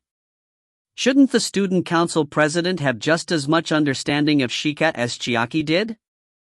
Mika was quite clear on how perceptive an individual that Chiaki was. But President Yorihana was quite amazing as well. Mika was unable to figure out the critical piece of the puzzle. Since she was curious, she asked Chiaki directly. Chiaki smiled mysteriously upon hearing this question. Pretty good of you to think things through to here, Mika. Although I wanted to keep things a secret, you made everything far more successful than I expected, helping me to achieve my goal much earlier than I had thought, so I'll tell you as thanks. I don't have any particular method to deal with Kagura-chan. Mika paused in surprise to hear this. I have no idea how Kagura-chan views President Yorihana. No matter how perceptive I am, it's still impossible for me to see through to the nature of a girl who almost never talks. Chiaki shrugged. That's why I don't have any method at all to help President Yorihana deal with Kagura-chan. Mika was rendered speechless. Although I lied to President Yorihana, I indeed had confidence in myself when making that deal. This isn't fake at all. Otherwise, the president probably would have seen through me. Chiaki smiled. Mika was now mystified. Chiaki had just stated that she lied and there was no method. Yet, she was also saying that she was confident? What was with this? If this was a manga, Mika's head would have been covered in question marks right now. Actually, you could have arrived at the truth if you reasoned this out a little more. Chiaki seemed as if she was a kind teacher who was teaching a clumsy disciple. Just a little more, really. Just a little more. Mika did her best to think about it. Suddenly, she received a flash of inspiration and arrived at an answer. It must be Kagura-chan. Mika muttered. You going to find the president wasn't your own idea. Instead, Kagura-chan asked you to go to the president, am I right? It all made sense to Mika now. Chiaki having no method but still having confidence meant that Shika Kagura must have been behind everything. Wrong, but also right, Chiaki replied while chuckling. You're really close to the answer now. You're just off by a tiny bit. Off by a tiny bit. Mika glanced over at Chiaki. Then, she finally arrived at the truth. You must have first went to contact Kagura-chan and talked to her before volunteering to go and talk to the president. Am I right this time? Ding dong. Chiaki's smile became even more brilliant. On one hand, I went to find President Yorihana to propose a deal. On the other hand, I also represented Kagura-chan in testing out the president. This way, no matter what the end result was, I would still benefit. Once again, Mika was rendered speechless. Actually, I just wanted to shake up the status quo and try to secure my own position, but I never expected that you, Mika, instantly managed to conquer Seiji, which also helped me to achieve my objective. Chiaki spoke sincerely. You truly did a good job. Mika felt rather complex inside to hear this praise again. Now, the truth behind Chiaki's method was clear. Then, what about the truth behind the deal? Representing Kagura-chan in testing the president, why do such a thing? What did you discuss with Kagura-chan? Mika asked this directly. I told Kagura-chan that with how things were, Seiji would likely end up together with President Yorihana, and asked what she thought about it. She told me she wanted to know whether or not the president would accept Seiji having a harem, because this was Seiji's fetish. Mika was rendered absolutely speechless this time. The great majority of the adult doujinshi that brother Seiji purchased last time were all about harems. That's a direct quote from Kagura-chan. I asked if she looked through all of them, and she didn't reply, so I suppose that's a tacit admittance, hee. Chiaki giggled quite joyously. Adult doujinshi. Mika felt rather helpless. That was actually the source of this whole incident. Seiji never would have imagined in his wildest dreams that the true origin of the deal was Shika rather than Chiaki. Shika wanted to know whether or not Natsuya would accept being in a harem. And as for why she wanted to know such a thing, that was because she learned Seiji's fetish from sneaking peeks at his adult doujinshi collection. Well, perhaps the true source of the matter was Seiji himself. Judging from the result, because he purchased so much harem adult doujinshi, he actually succeeded in truly obtaining a harem. This was unbelievable. It was as if a harem doujinshi's plot had occurred in real life. Mika, Chiaki, and Natsuya, he instantly now had 3 beautiful girlfriends just like that. He truly became a scumbag male lead in a harem story. Apart from feeling blissful, he also felt pressured. He wanted to love and protect them all. He wanted to do his best to make them all lead fortunate lives. For that purpose, he had to become stronger in all areas. In order to obtain victory in the upcoming tournament, he now needed to focus on his cultivation. Yet he couldn't forget about the girls just in order to practice. He still needed to attend school like normal and hang out with Mika and Chiaki. In his free time while cultivating, he would also hang out with Natsuya. When thinking about his beautiful future, he was already leading a beautiful life in the present. Seiji was filled with motivation. He felt as if he could instantly cultivate to become the strongest. Of course, that would be impossible. He would have to take things one step at a time. When it was almost dinner time, Seiji and Shika stopped their cultivation practice and returned to their apartment. Welcome back. Would you like to eat first? Or take a shower? Or, would you like to eat me? Chiaki opened the door to greet them while pretending to be a newlywed bride. Seiji was shocked to see this unexpected embarrassing scene and could only stare at Chiaki. Chiaki was currently smiling while wearing an apron and making a pose. Her face slightly reddened after Seiji stared at her for a while. Why aren't you making any retorts? Because you're so cute, Seiji reflexively praised her. Chiaki's face got even redder. Although she used an embarrassment attack against Seiji, she received an unexpected counterattack that caused her to show off a shy expression. Her current appearance was incredibly moving. Seiji even wanted to take a picture. Shika, watching all this, was unable to take it anymore and spoke up, "Please allow me to enter." Chiaki stepped aside to allow them to enter. Seiji entered to see that Nozomi and Kid were currently cooking while Mika and Ryo were playing a video game together in the living room. "It'll be hot pot for dinner tonight, Haruna-kun." Nozomi smiled at him in greeting. Seiji blinked to see the abundant food prepared for dinner. "Let me do something to help." "No need. Just wait over by the side." Chiaki indicated for him to go to the living room. Seiji could only wait in the living room as he observed the fierce fighting between Mika and Ryo in the video game. Shika sat quietly by his side and slowly edged closer to him. Not long after, dinner began. Everyone sat around the table and enjoyed the hot pot together, chatting and laughing in a warm and joyous atmosphere. Winter's chill was ending, while spring's warmth had already arrived. If you find any errors, ads pop up, ads redirect, broken links, non-standard content, etc., please let us know. Report chapter so we can fix it as soon as possible. Chapter 571, I want you to feed me with your mouth. Chapter 571, I want you to feed me with your mouth. Translator, Imperfect Luck Editor, Kurisu. Later that night, Seiji contacted Hana and asked her about the blood wine ritual tournament. "Don't die." The cat-eared hat girl fell silent for a while, saying nothing else apart from that. She also directly agreed to help him gather information about the other tournament participants. Seiji didn't mention anything about the harem, because he could already imagine Hana's likely reaction. He decided to conceal the harem from her for the time being. The next morning, he received a call from Mika.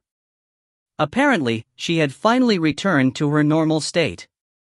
Seiji immediately headed next door to check her situation. She had indeed returned to her normal self, and Mashiro also now possessed a complete human form. That spiritual creature's former egg shape had now become a little girl. She was wearing a dark red dress and was much larger than before. She now seemed like a very beautiful little angel. "Chirp." Mashiro still chirped cutely and smiled as she jumped towards Seiji. Seiji reflexively hugged her and felt her body's warmth and softness. There was no difference from a human's. "Chirp." Mashiro rubbed her face against his chest and had a joyous expression. Seiji smiled to see how intimate she was acting with him. He reached out and gently patted her on the head. The silver-winged loli was evidently delighted with this as the wings on her back started fluttering slightly. Mika also smiled upon seeing this scene. "Do you feel that anything about your body is uncomfortable?" Seiji asked Mika. "Not at all." Mika shook her head. "That's good, then." Seiji then looked towards Mashiro. "Mashiro-chan, you protected Mika. Wonderful job."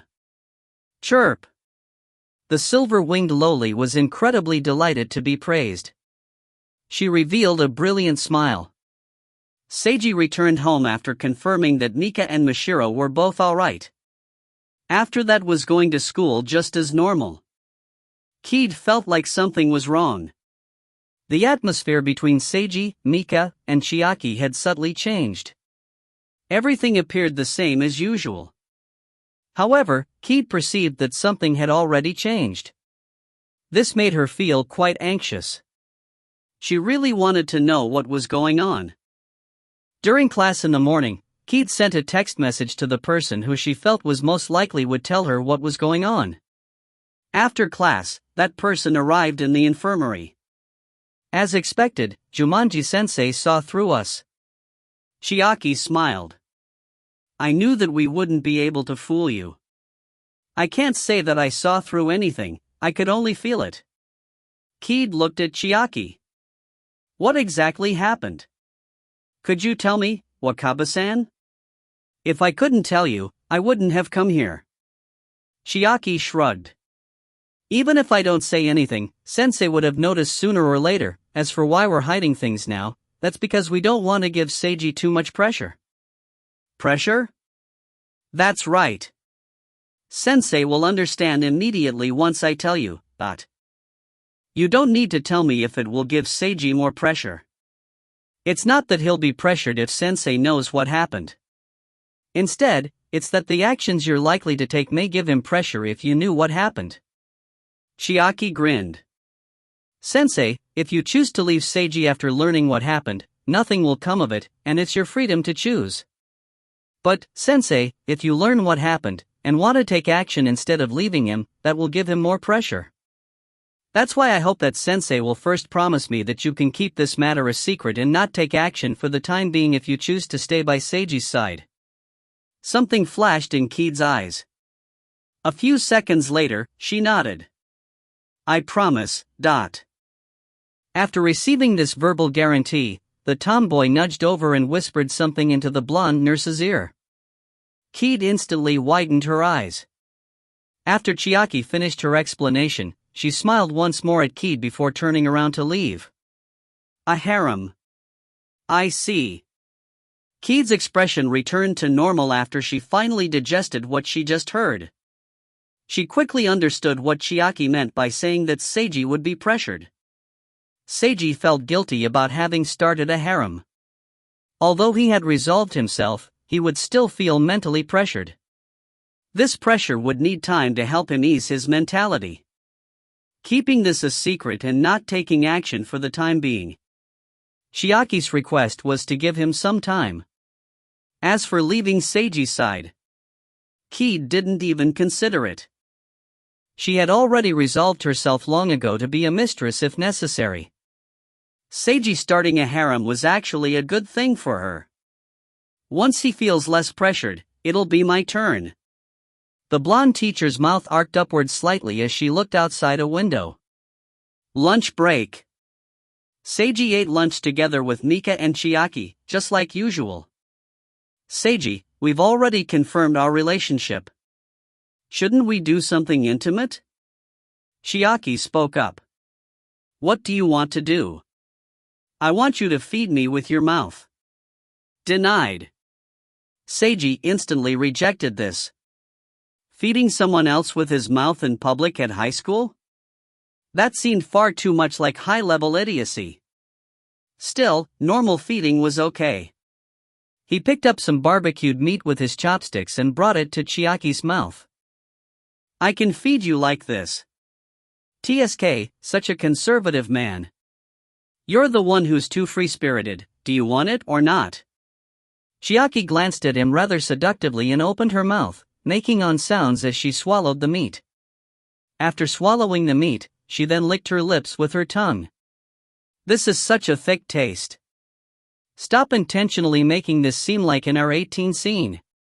Seiji recalled what it felt like to kiss her as he witnessed her actions. He was slightly shaken inside. Seiji. I want the same as well, Mika said softly. Seiji picked up another piece of barbecued meat with his chopsticks and raised it over to Mika's lips. Mika's face reddened slightly as she opened her mouth and ate the meat. She revealed a satisfied expression. So cute. Seiji thought to himself. He then saw Mika handing him a piece of fried egg as her face reddened. Seiji opened his mouth and ate it as he smiled. So sweet, this would be even better with a kiss. Chiaki added some narration. I didn't think that at all. TSK, such a boring man. You're the one who's too exciting. Seiji gave her another piece of meat. Chiaki happily accepted the feeding. The three of them kept feeding each other as they ate lunch and enjoyed themselves. The other students seeing this scene felt that they were quite intimate with each other.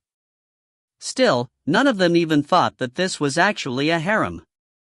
Or, perhaps it should be said that the three of them eating together was long since treated as a harem by the other students, so they wouldn't think too much into things now. However, a certain person also noticed this scene and remembered it in her mind. After school, Mika returned to the Uehara apartments. Chiaki was busy with her drama club activities, and Seiji went to the student council president's residence to practice cultivation.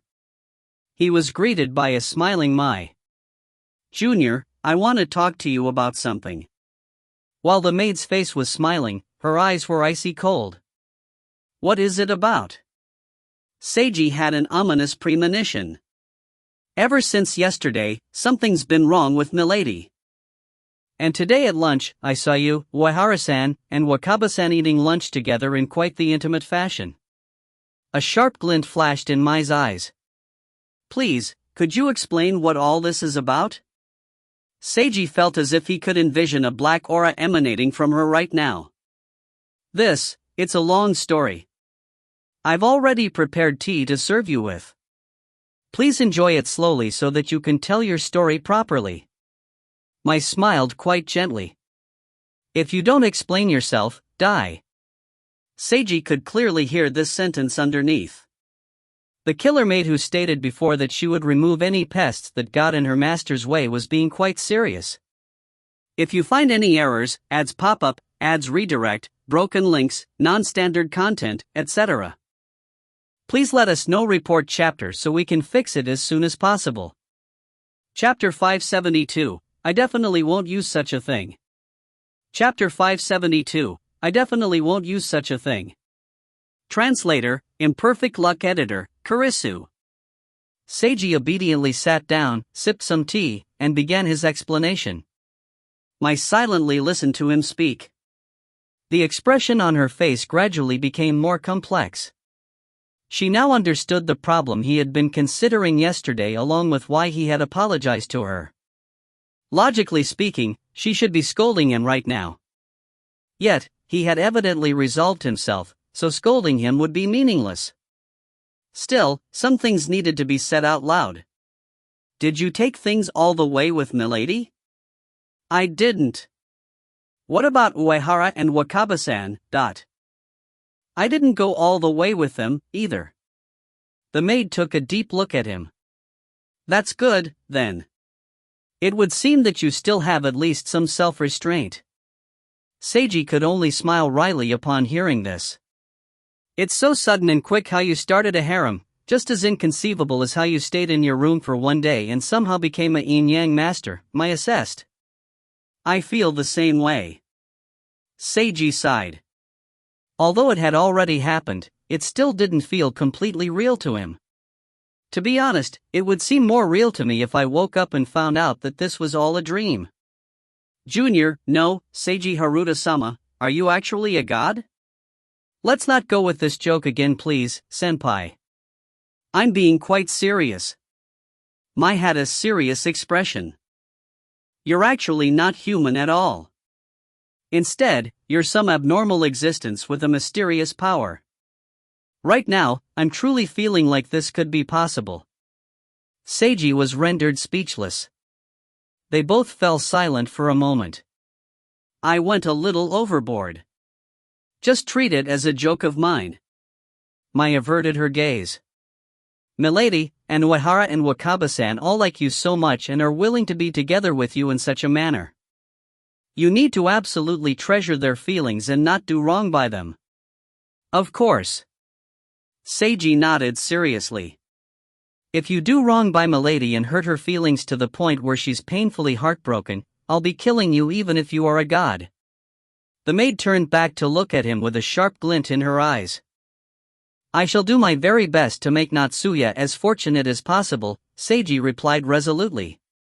Still, I really am no god, so it's possible that I'll make mistakes. At such a time, please remind me of my mistakes, senpai. Seiji continued to smile. My service fee is quite expensive. I'm willing to pay any price. Even though you're clearly a poor man.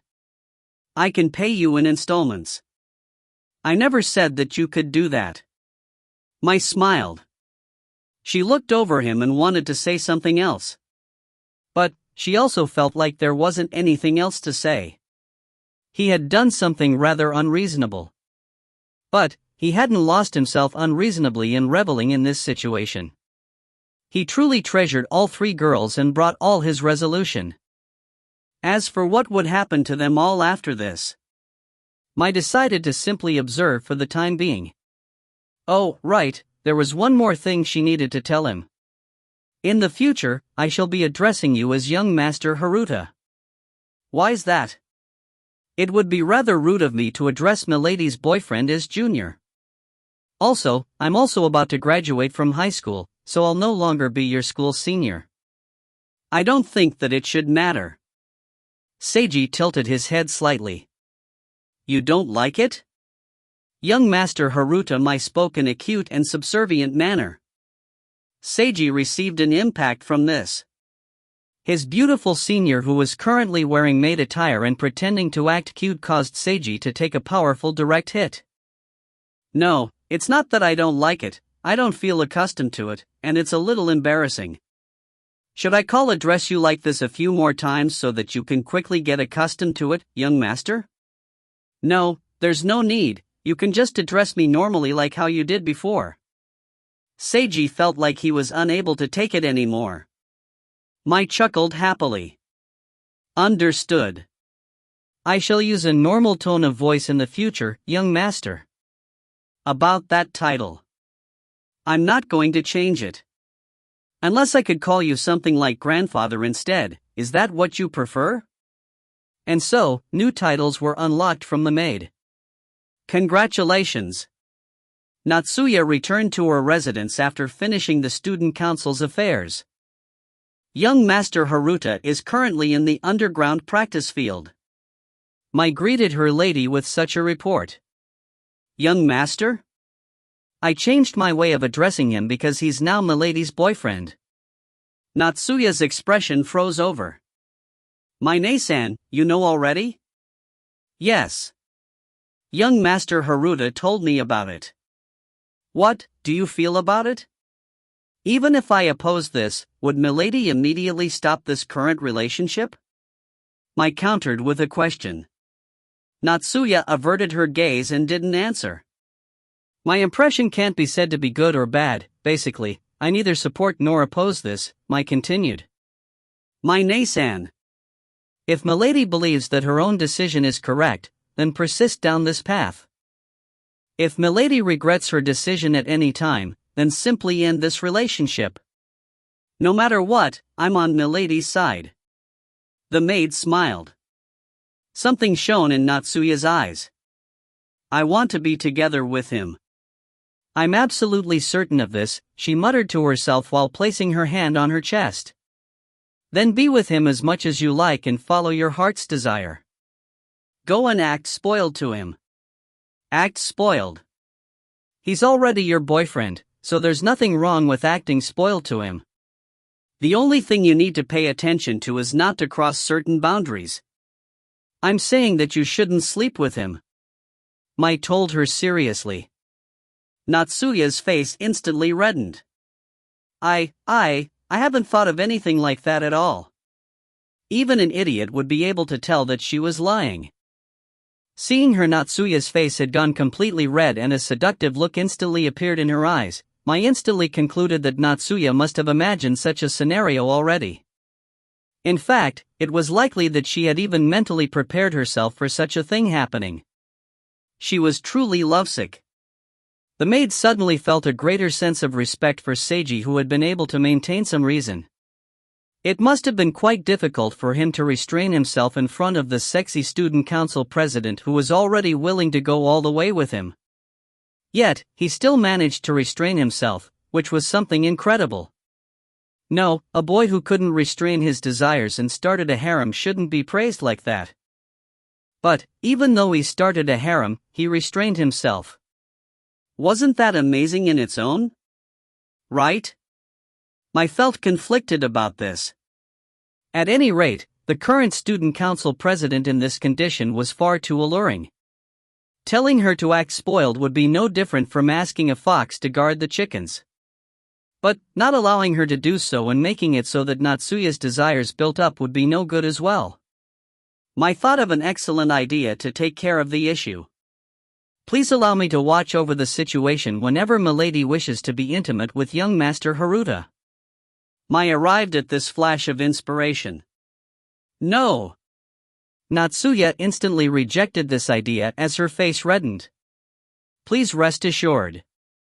I shall eliminate all traces of my presence entirely. Neither of you will even know that I'm there. That's much better, not? It's not an issue of presence. No means no. Then please allow me to surveil the situation with hidden cameras. It's the same with cameras, no.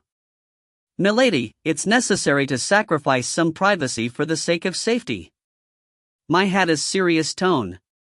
Don't use an argument typically used for national security here. I refuse. Natsuya rejected this to the end. If you're really not willing to abandon some privacy, I can only use an ancient method. An ancient method? A chastity belt. Mai started smiling. This will help to protect your privacy together with being able to obstruct things that shouldn't be done. Chastity belts are one of the greatest inventions passed down to today from ancient times, but Natsuya was rendered absolutely speechless. Milady, what model and color would you prefer? If you rush order online right now, you should be able to receive it by tomorrow. Just bear with things for tonight at least. My Nei-san. The rush-ordered chastity belt will only be for temporary usage. In order to ensure comfort and a proper fit, a custom one will need to be ordered as well. That will require taking your measurements. My Nei-san. Natsuya's face reddened completely when faced with her older sister figure of a maid that was smiling so gently. Natsuya was now almost shouting at the top of her lungs. I definitely won't use such a thing. If you find any errors, ads pop up, ads redirect, broken links, non-standard content, etc., please let us know. Report chapter so we can fix it as soon as possible. Chapter 573, Your older sister has the right to know her younger sister's love situation. Chapter 573, Your older sister has the right to know her younger sister's love situation. Translator, Imperfect Luck Editor, Kurisu. Why? Chastity belts are an excellent self-protection tool. Stop talking about this. At any rate, I refuse to use one. Mai blinked upon hearing this. Then let's have young Master Haruta wear one. Chastity belts have male versions as well. If Milady doesn't wish to use one, let's have young Master Haruta wear one. Natsuya was once again rendered speechless. She imagined various scenes from hearing this, causing her face to become even redder. No. That's no good as well. Why's that? No reason. No need to do anything unnecessary. We won't do anything like that, so no need to worry, my Nei-san. Mai glanced at Natsuya for quite a while. All right. I believe in Milady and young Master Haruta. The maid flashed a gentle smile. As for whether or not something was concealed behind her smile, only she herself would know. Keiho Miyamoto was currently in a daze. Her television screen was playing a popular anime. However, her eyes were unfocused and not paying any attention to the screen. Only when the ending song started playing did she regain her senses. Keiho was currently in such a state because she had something on her mind. Someone completely unexpected gave chocolate to Seigo Harano on Valentine's Day. Natsuya Yorihana, the highest-level beauty in all of Genhana High School, who was also the student council president and the daughter of an illustrious family. Everyone had been astonished to see her arrival.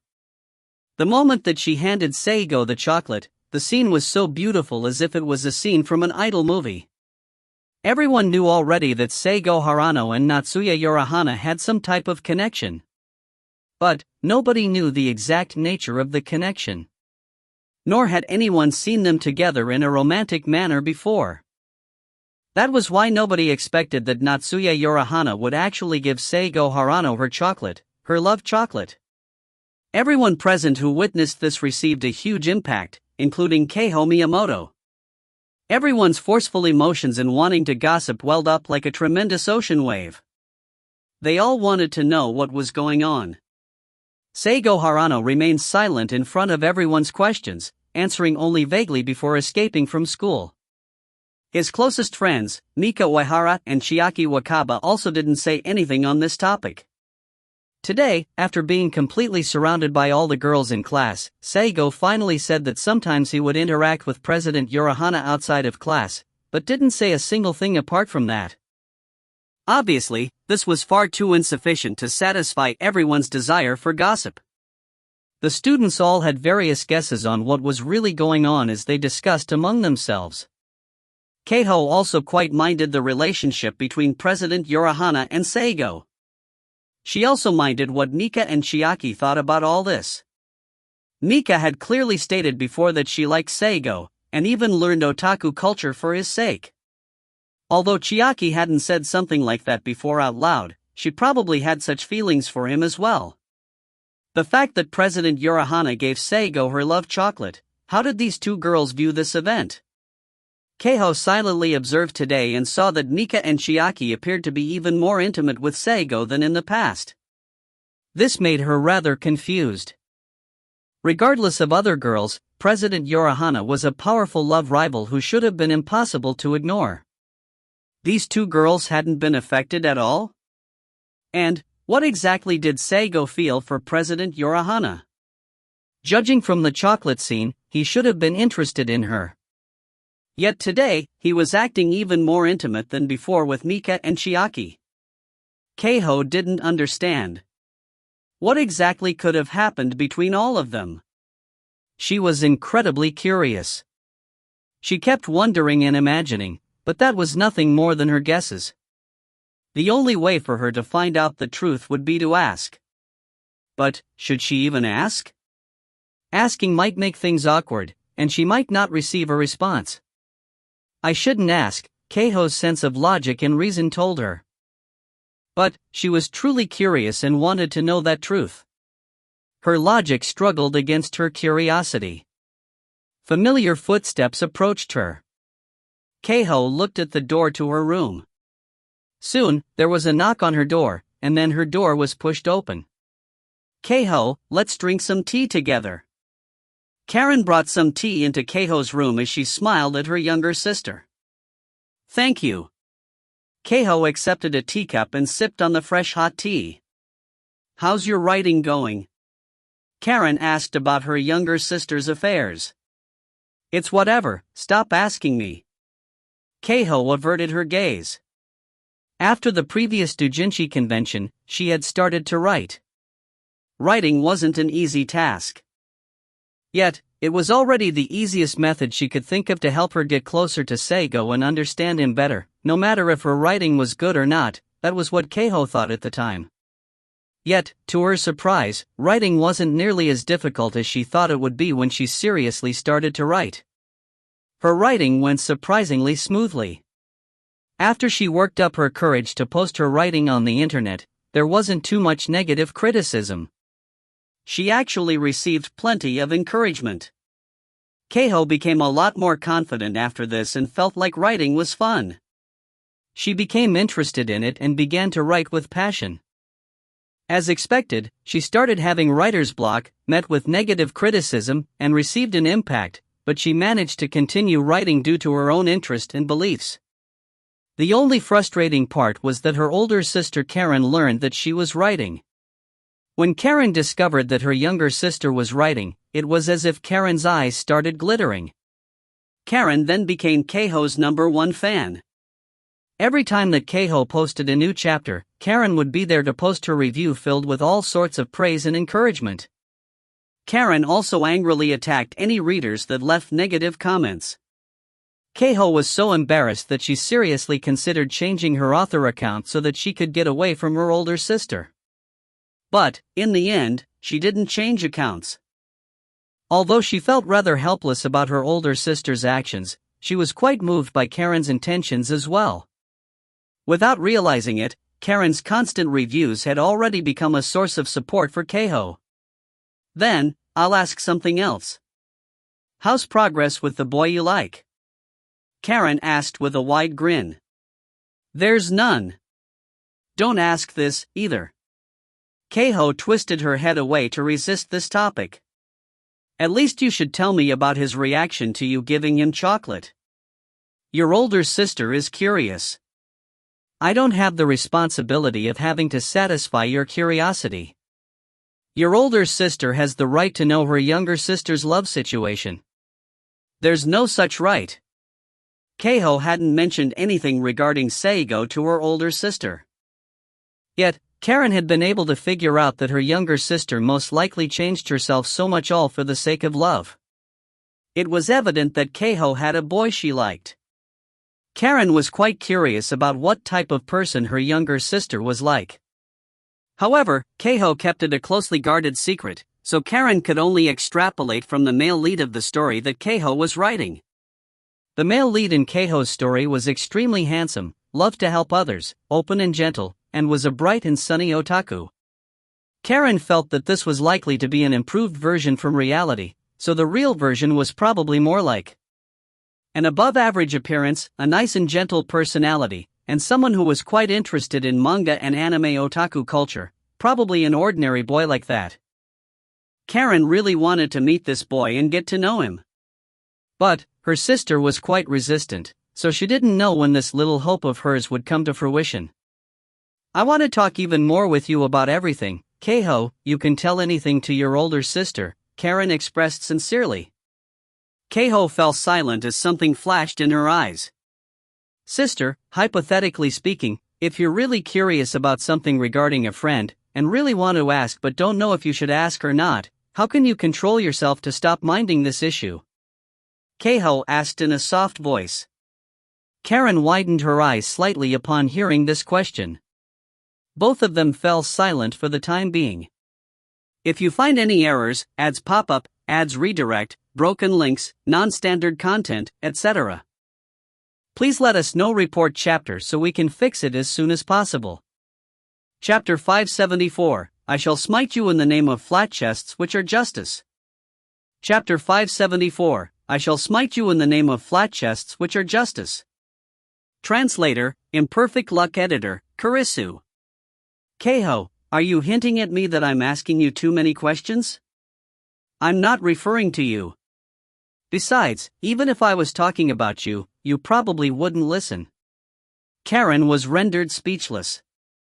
Forget it, pretend I didn't say anything. Keiho wanted to retract her words. Karen blinked while observing her younger sister. Let's say that you feel this friend of yours is very important. In that case, paying this question no attention will be impossible. You can only put your feelings deep into your heart and bury them as deeply as possible, she said in a low voice. Keiho felt something more behind Karen's words and looked at her older sister. Karen flashed a smile. I'm sorry that I can't give you a better answer. There's no need for you to apologize. I'm just asking randomly. I don't feel like it's a random question. Is this friend the boy that you like? Sister, you're asking too much now. Keiho resisted this topic and sipped on some more tea. Although her younger sister Keiho was still somewhat resisting, things were already much better compared to Keiho's previous iciness at home.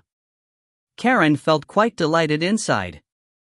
The time when she worried about her younger sister but could only bury her feelings inside her heart had already passed. As long as she worked hard in the future, they would definitely improve their sisterly relationship even further. Karen also sipped on some tea. However, her head suddenly felt dizzy and she choked on the tea and started coughing. Keiho was startled by this. She instantly felt worried at seeing her older sister's obvious discomfort. After some coughing, Karen felt her dizziness fade and her expression return to normal. What's the matter, sister? Keiho asked in worry while handing over a tissue. My head suddenly felt dizzy. Karen took the tissue and wiped her mouth. Why would that be? I don't know, the dizziness came so suddenly. Could it be that you have a cold? I don't think so. I'm not feeling any discomfort now. Keiho looked at her older sister in worry. You should go to sleep early tonight. See how things are tomorrow. Yeah. I'll cook breakfast tomorrow. Thank you, Keiho. It's nothing to thank me for. Hee, Karen giggled as she nudged closer to her younger sister. Don't stick so close to me. Don't crush me with your breasts. The sisters had intimate communication and enjoyed a fun time together. Tuesday. Keiho didn't come to school today. The teacher said that Keiho's older sister had gotten sick and needed someone to care for her, so Keiho asked for a day off from school. So Keiho had an older sister. What type of person would she be? Seiji wondered. I've heard that Keiho's older sister is a beautiful girl with a ridiculously large chest. Apparently she visited us during the school festival, Chiaki told him. A beautiful girl with a ridiculously large chest, could it be that? Seiji recalled the beautiful girl with divine eye-cup breasts that he coincidentally ran into before at the grocery store with Mika. Could it be that this girl was Keiho's older sister? Seigo, you're in the big breasts camp, aren't you? Chiaki suddenly ambushed him with this question. That's right, I am. No wait. Seiji only regained his senses after answering reflexively. Prepare yourself, you evil big breast lover. Chiaki made a pose like she was a magical girl. Don't call me that. I shall smite you in the name of flat chests, which are justice. But you're no representative of the flat chest camp. This attack consists of the accumulated grudges of all flat-chested girls in the world. Big breast Ray. There's definitely something wrong with the name of the attack you're using. Seiji energetically retorted. Mika calmly watched her two good friends' typical daily joking around. Right now, you are imagining how large of a chest Keiho's older sister must have, am I right? Chiaki giggled after she stopped joking around. Not at all. It was just that I once met a girl who had ridiculously large breasts, and I felt that she somewhat physically resembled Keiho. So, I was wondering if that girl was her older sister, Seiji replied. He then looked towards Mika. I met her together with Mika. I don't really remember this anymore. Seigo, your memory is quite outstanding. Mika slightly narrowed her eyes. Of course, he had a deep impression of her because of her very large breasts. As expected of someone in the big breasts camp. Chiaki saw through to the truth. Seiji was unable to counter this. I've heard that the big breast rating of a man depends on if he's still a virgin or not. After losing his virginity, a man's big breast love rating will greatly decrease. What the hell is a big breast love rating supposed to be? Today, Seigo ate lunch together with President Yorahana. I expect that his big breast love rating will increase by 20%. Why would it increase? Stop acting like it's a stock market number. President Yorahana is the goddess of all big breast lovers in our school. Eating lunch together with her means that your big breast love rating will definitely increase, Chiaki said with a wide grin. Seiji was once again unable to counter this.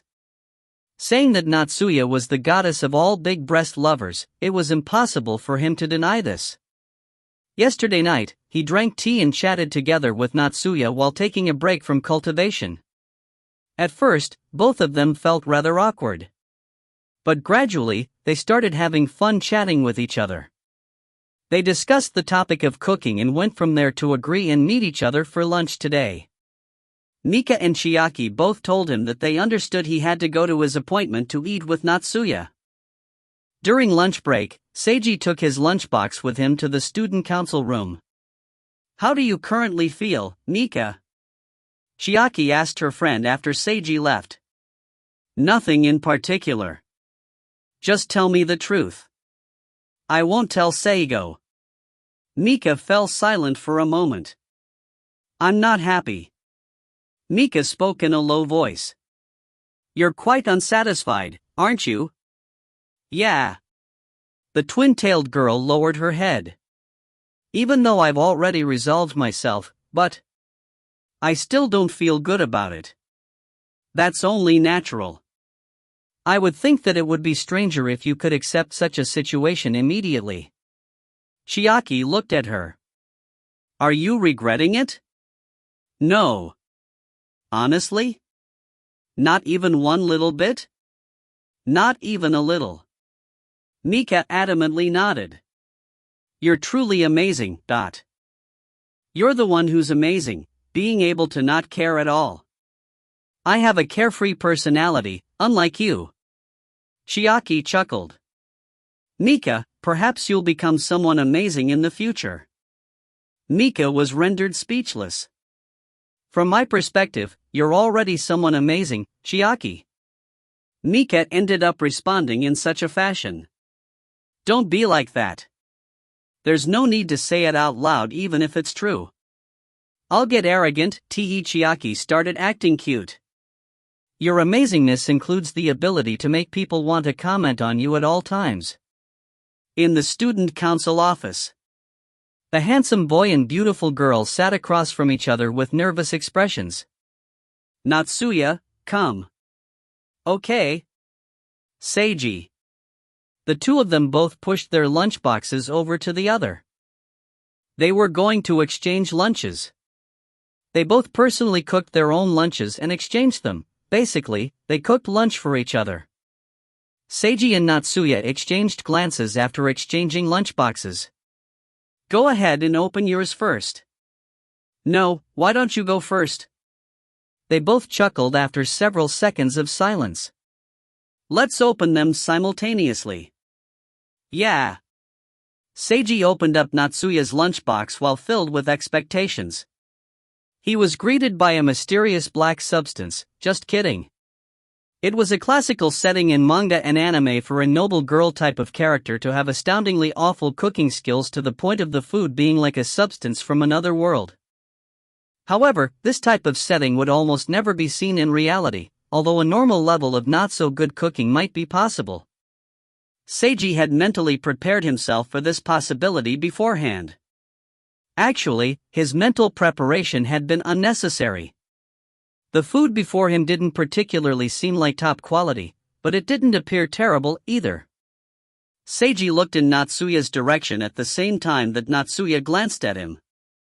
They exchanged glances for the umpteenth time and both smiled. Let's eat, they spoke simultaneously while raising their chopsticks. If you find any errors, ads pop up, ads redirect, broken links, non-standard content, etc., please let us know. Report chapter so we can fix it as soon as possible. Chapter 575, Should I Pretend That I Saw Nothing? Chapter 575, Should I Pretend That I Saw Nothing? Translator, Imperfect Luck Editor, Kurisu. Delicious. Although the food had a subtle sensation of being cooked by a beginner, it was still at the level of delicious. This was Seiji's objective assessment. If he gave her extra points for the fact that this was her first time cooking, he'd give Natsuya 120, no, 300 points. This was food that the student council president had personally cooked for him. Plus, they were eating each other's food together. Only giving her 200 would be far too conservative. How is it? Natsuya asked. Really good. Seiji smiled sincerely. Upon seeing this smile, Natsuya felt that her waking up super early this morning and working hard at cooking under her maid's tutelage was all worth it. A warm feeling arose in her chest. She now felt even more fortunate to be with him. What do you think of my food? Seiji asked the same question. It's quite good, it has your taste to it. Natsuya smiled in response. My taste? I can feel that you made it. A taste like that. There's such a taste? Seiji's head was covered with question marks. Still, Natsuya looked quite cute as she said that with a shy expression. He decided not to pursue the matter. The two of them chatted and laughed together as they ate. Halfway through their lunch, Natsuya moved over to sit next to Seiji instead. She picked up an egg roll with her chopsticks and blushed as she brought it to his mouth with a say ah. Seiji cooperatively ate the egg roll. He also fed her some food as well. Ah. Natsuya's face became even redder as she ate the food. Her feeling of bliss increased even further.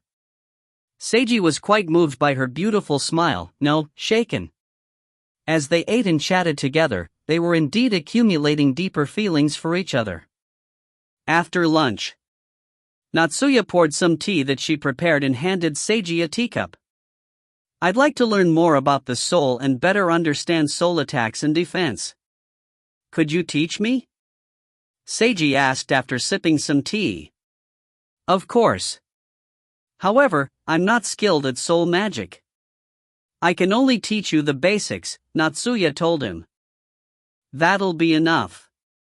Seiji felt it would be likely that battles in the soul realm would occur during the blood wine ritual tournament.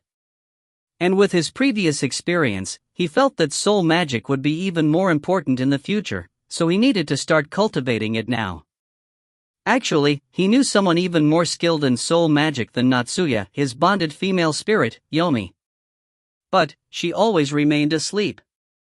And even if he asked her on one of the rare occasions that she wasn't sleeping, he felt she would likely refuse with her lazy personality.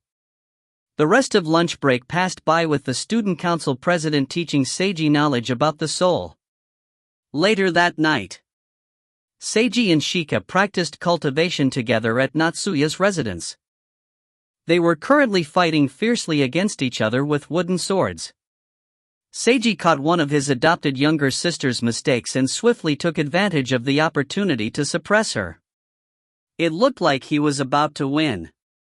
However, Shika didn't retreat as expected. Instead, she counterattacked at the last moment, forcefully knocked away his wooden sword, rushed into his arms, hugged him, and bit his neck. Air! Seiji was shoved backward several steps by the collision and almost fell over. Biting is against the rules. He really wanted to say that. But he did lose after all. Shika hugged him tightly and used a small amount of force as she bit and sucked on his skin. Shika-chan, don't be like this. She responded with a guttural sound that indicated she was going to do what she wanted. Seiji felt helpless about the situation. He didn't dislike the way his adopted younger sister was acting. But as for liking it, at any rate, it was a rather subtle way of behaving intimately. At this moment, footsteps sounded. Seiji immediately knew that these footsteps belonged to Natsuya. He hurriedly indicated to Shika for her to let go of him. Yet, she refused to let go or stop biting. What are the two of you doing? Natsuya widened her eyes upon seeing how Shika was currently tightly hugging and biting onto Seiji. A practice bout, Seiji responded awkwardly. What type of technique is this?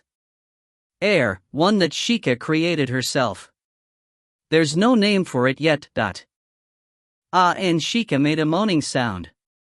Natsuya and Seiji were both rendered speechless.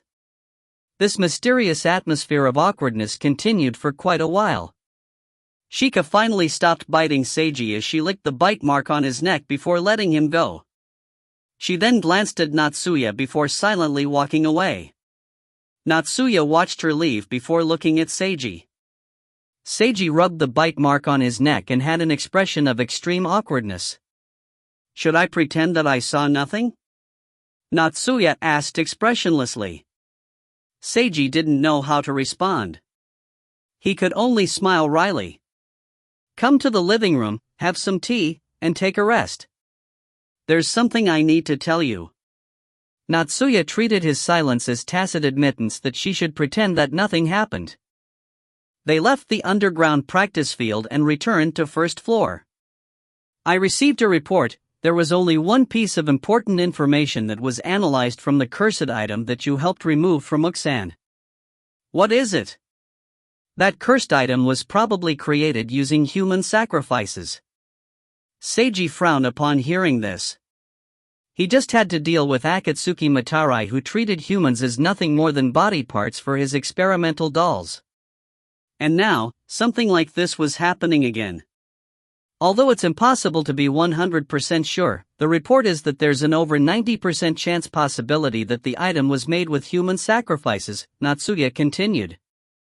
If it's really as you suspect, and this cursed item is a new product from that messenger organization, something they're preparing to sell just like Bliss, then it's quite likely that many people will begin dying when they start mass-producing this item. But, suspicions are only suspicions. Right now, we don't know the specifics of this item, or how it's supposed to be used. I feel that it's unlikely that it'll be mass-produced. Let's not even consider whether it's possible or not, as using human sacrifices on a large scale to mass-produce this is nothing more than insanity that will only lead to self-destruction. No person would willingly choose the path of self-destruction. Logically speaking, that was. But, there would always be maniacs and insane people in the world that would utilize any method at their disposal for realizing their own desires, even if it would lead to their self-destruction. Akatsuki Matarai was simply one such example. Kazufuruoka had recalled that the man who gave him the cursed item said that he was indeed crazy. If this man was someone even crazier than Akatsuki, then... No. I should stop thinking about it. Seiji prevented his thoughts from heading down a dark abyss. Right now, what we know for sure is that a self-proclaimed crazy man said that this cursed item was a new product that needed testing, Seiji stated calmly. As for who this man is, what faction he belongs to, and what he intends to do, all of that is a mystery. The only clues we have are the item itself along with Uksan. Right now, no spiritual ability users have approached Ukuan. His life is continuing as normal, that's what the two I arranged to watch over him reported to me, Natsuya told him. That man said that it was a test run, which means that he should return to confirm the effects. Seiji looked directly at her. If the people you arranged didn't make any mistakes, then either he's capable of observing from a distance, or he hasn't come back to check on Uksan yet. I believe in those two, they won't make any mistakes. Then let's trouble them to continue watching over Uksan. If we catch that self-proclaimed crazy guy, there'll be nothing else for us to think about. What if we can't catch him? Let's think about it if we really can't. Seiji paused for a moment. By the way, has there been any progress in investigating the messenger organization? If you find any errors, ads pop up, ads redirect, broken links, non-standard content, etc., please let us know. Report chapter so we can fix it as soon as possible. Chapter 576, You Don't Know What True Strength Is at All. Chapter 576, You Don't Know What True Strength Is at All. Translator, Imperfect Luck Editor, Kurisu. My family has already sent out their elites to investigate, but I still haven't received any news. Perhaps they haven't found anything out yet, or perhaps they simply aren't telling me anything. Natsuya averted her gaze. I see.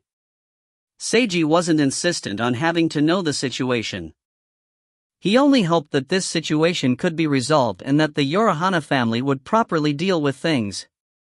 The next day was bright and sunny with white clouds in the sky. Ukuan has gone missing. Natsuya called him in the morning and greeted him with words that didn't befit the excellent weather. My people were put under a spell and fell asleep. When they woke up from the sleep spell, they discovered that Ukuan went missing, and that there's no clues to his whereabouts. Natsuya had a heavy tone of voice. Seiji remained silent. I'm sorry, Seiji. It's not your fault, Natsuya, Seiji spoke in a low voice while he opened up his dating sim system and checked some information. There's still hope. I should be able to track down Uksan. You can? Natsuya was astonished to hear this. The spiritual ability user who spirited away Kazufuruoka had done a wonderful job. He didn't leave a single trace behind, nor did any tracking spells work. Yeah. I have a very special locator spell, although I'm not sure if it will succeed. But, I believe that it will, Seiji spoke as he continued looking through his system. The extra-dimensional locator spell. This was the soul world technique he used to locate Mika previously.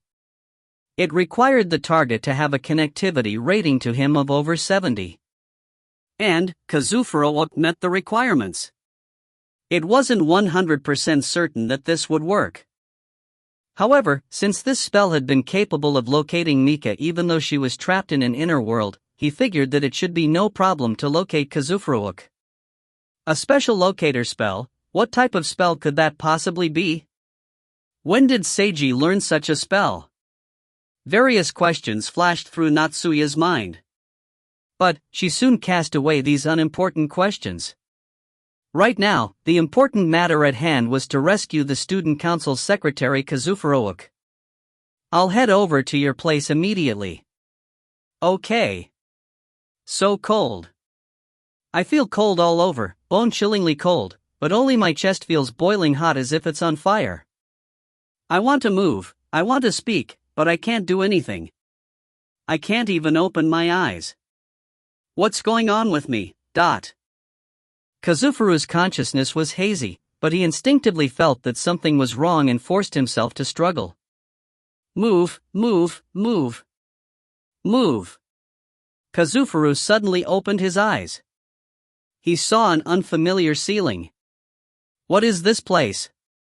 Why am I here? He did his best to look all around him. He wanted to move but was unable to do so. Suddenly, a gray-clothed man appeared in his field of vision. It's you! The spiritual ability user who cursed me. Kazufuru had already forgotten the man's appearance due to the effects of the previous memory wipe. However, he instantly recognized the man again, and the previous memories rushed back into him as if a movie was playing in his mind. Hey, bro, the gray-clothed man greeted him rather casually with a smile. He appeared quite ordinary. There were no special traits about his appearance that would make him easy to remember in a crowd. Basically, he was just an average Joe. But only his eyes had a sharp glint within them. Combined with his smile, it gave off a rather ominous feeling. You woke up slightly earlier than I expected. Quite nice. Your potential is even better than I thought. Kazufuru viciously glared at him and wanted to shout in anger. But his mouth was gagged. This is my research laboratory. You are currently my experimental subject. But there's no need to worry, because this will actually be a good thing for you. The gray-clothed man chuckled. Originally, I just wanted to analyze how it was that the test product disappeared from your body. But after carefully inspecting your body, I discovered that you contain potential, which is why I decided to perform a little experiment on you. If this experiment succeeds, you'll instantly become a powerful individual. The gray-clothed man's eyes lit up with fervor. This power won't be some half-baked power obtained through that previous test product. You'll become an extraordinary existence with tremendous power. You'll be able to kill whoever you want, go anywhere you want, do whatever you want. You won't be under any constraints, and you'll receive true freedom. For instance, you could steal away the girl you like and toy with her all you want. You could even do so right in front of the person she loves as a way to utterly trample on them. Isn't it fun just to imagine it? Rather than remaining as an ordinary person who doesn't stand out, a loser in love no matter how hard you work, wouldn't it be far greater to become someone powerful and free? Kazufuru was stunned by the man's words and the look in his eyes. This man was without a doubt insane. But, precisely because of this, his conviction was incomparably firm, to the point where even the excellent student was shaken. An extraordinary existence, being able to do whatever I want.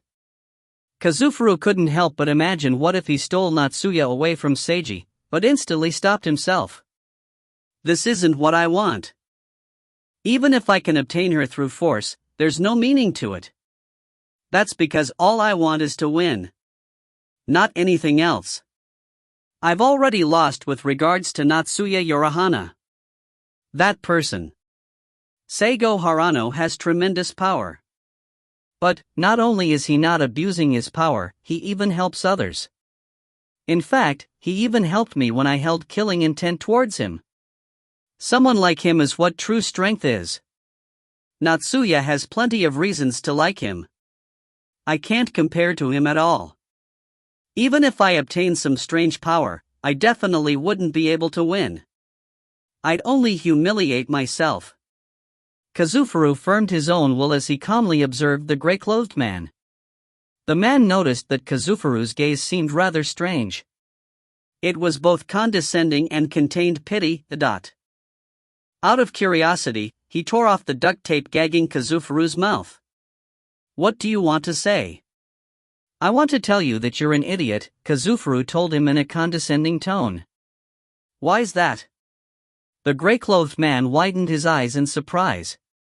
Because you don't know what true strength is at all, Kazufuru stated coldly. Even if you're a spiritual ability user who's different from ordinary people, and you're capable of giving others fearsome powers, in the end, you're still nothing more than a crazed idiot. Ha, then why don't you try telling me what true strength is? The gray-clothed man didn't get angry. He even felt like this was an interesting topic. Kazufuru fell silent for a moment. His mind was filled with Seigo Harano's image, words, smile, and actions. It was fine to tell him, but making a maniac like this man understand was evidently impossible. And so, Kazufuru decided to put it in his own words. Someone truly strong isn't someone who can easily be described by words.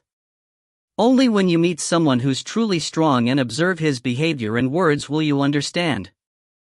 The gray-clothed man's gaze focused sharply upon hearing this. Even though you're just a high school student, that's quite an interesting way of thinking you have there. The man rubbed his chin. Going by your words, you've evidently met someone who's truly strong as you say before. I'm guessing that he's the person who helped to dispel the item I put within your body. Who is he? Kazufuru remained silent. I'm quite curious about the person who helped to dispel the item from you. But, I have no intentions of getting in that person's way, because I'm aware that I might not be able to deal with him. The gray-clothed man chuckled. So, if you believe that person to be truly strong, in a way, you're not wrong, and I agree. But, if my experiment on your body succeeds, you'll become just like him, or perhaps even stronger. You're not moved by this at all? Kazufuru widened his eyes slightly. If you find any errors, ads pop-up, ads redirect, broken links, non-standard content, etc., please let us know. Report chapter so we can fix it as soon as possible. Chapter 577, Only Strength Can Allow Livestock to Become a Man. Chapter 577, Only Strength Can Allow Livestock to Become a Man. Translator, Imperfect Luck Editor, Kurisu. Become just like Seigo Harano, or perhaps even stronger. The excellent student was once again shaken by the prospect as he recalled Seigo's shiny golden figure. Although he felt it would be impossible, he still couldn't help but hope. Even if he couldn't become the same, he would be able to at least obtain similar strength, right? Kazufuru forced himself to remain calm as he responded, No. I don't believe it.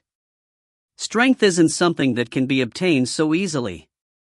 And even if I can obtain such strength, I'd probably have to pay a scary price. Pretty smart, bro. Indeed, strength isn't something that can be obtained so easily. But, my experiment is no ordinary experiment. The gray-clothed man smiled. You have the potential talent, so it's possible. It's quite worth it even though there's some risk involved. I don't want to gamble. Don't say that. Plenty of people don't even have the chance to take this gamble. You're still young. You still don't know just how dirty this world can be. Hard work is basically meaningless for ordinary people, no, completely meaningless. The gray-clothed man's expression turned icy. Hard work might have zero returns. And, even if one is fortunate enough to obtain something, others who are naturally born into high positions will easily steal everything away from you. Even if you kneel and beg, you won't receive any pity. Even if you abandon your pride and lick others' shoes like a dog, you'll just be kicked away. Even if you give everything you have, hoping only to protect the most important little thing to you, you'll only be made fun of and trampled upon. The powerful feelings within his words and expression once again stunned Kazufuru. You still haven't seen much of the world, but you should at least know some things, bro. No matter what you do, there will always be insurmountable obstacles and existences that you can't overcome. Ordinary people are just like livestock forever locked in a cage, only waiting for others to execute them, the gray-clothed man continued. Who is the livestock and who is the master? All of this was determined from birth, thanks to the shitty world and its shitty rules. Only by obtaining strength can you turn around the tables. Only strength can allow livestock to become a man. There's no other solution. Right now, you have such a chance, an incredibly lucky chance. You're truly amazingly fortunate. He took a deep look into Kazufuru's eyes. Obtain this strength and become a real person. Or, give up on this only lucky chance in your life and continue to be an ordinary person who's nothing more than livestock. Choose for yourself.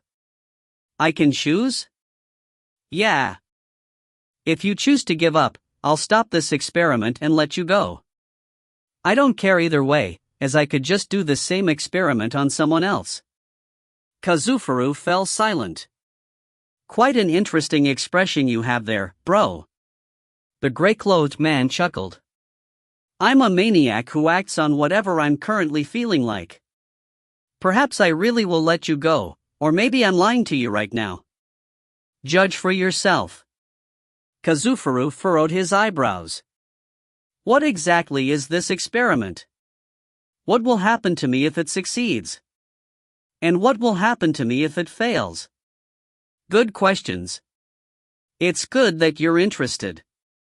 The gray-clothed man was obviously delighted. As for the experiment, that's a secret. If it succeeds, you'll awaken to become a very powerful spiritual ability user.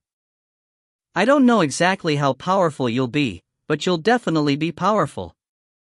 Oh, and there might be some side effects when you use your power, but you should be able to take it. As for if the experiment fails, there's all sorts of possibilities, but in any case, you'll probably survive in the end.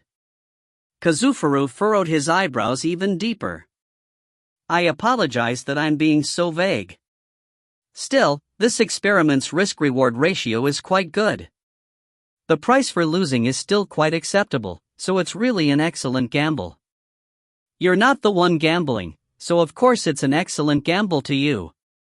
I've already made this gamble, bro. The gray-clothed man smiled. That was a truly frightening experience, as the experiment I went through was far more dangerous than the one I want to perform on you. It was also incredibly painful. Even a maniac wouldn't want to experience it for a second time. Although he sounded lighthearted, his words contained a deep darkness. Why did you do such a thing? Kazufuru looked at him. Because I'm already insane. Why did you go insane? Because I met what was only natural for livestock like me to go through, the gray-clothed man continued in a casual tone of voice. This livestock didn't know that he was livestock and believed himself to be a human. He lived blissfully until he was slaughtered one day. Such things happen every day at every moment. Livestock that believe themselves to be people will be slaughtered and die in pain and despair. Most won't even know why they died. Actually, it's fine, as that's how the world really is. It's just that the livestock are foolish to not have seen the world for what it is. I was fortunate enough to survive at the cost of my sanity. But now, I can see things clearly. That's just how it is. Kazufuru remains silent. You have the ability to see things clearly as well. Or, perhaps I should say that you can already see things clearly, because right now you're just like livestock that can only be at my mercy whether to be slaughtered or not. The gray-clothed man chuckled lightheartedly. It would be truly a simple task for me to kill you, bro. Or, I could also do whatever else I wanted to you and I wouldn't receive any punishment from the law at all. Even if that truly strong person who helped you dispel the curse tries to take revenge for you, he won't be able to find me. No, he won't even be able to find you, because I won't leave any traces behind. If I kill you, you'll simply die, and nothing will be left. Kazufuru felt a chill in his soul. He had only been able to get out unscathed after being cursed by this man's item due to Seigo Hirano's assistance. Would he be able to count on Seigo's assistance this time after being kidnapped? Obviously not. He was kidnapped while he was asleep. He didn't know what time it was currently. Seigo wouldn't find out about this incident until the morning at the very earliest.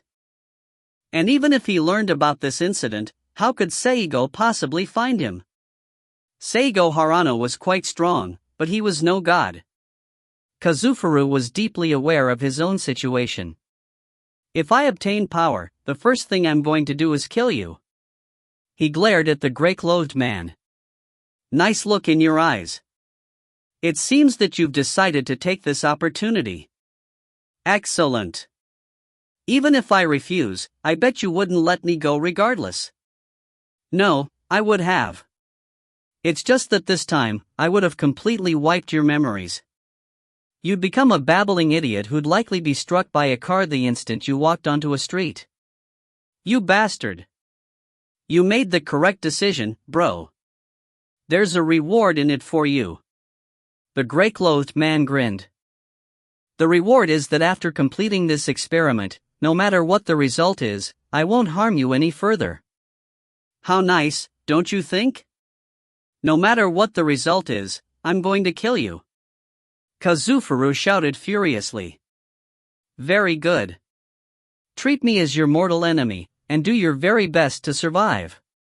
Go from livestock to being a man, no, a predator. The grey-clothed man laughed maniacally.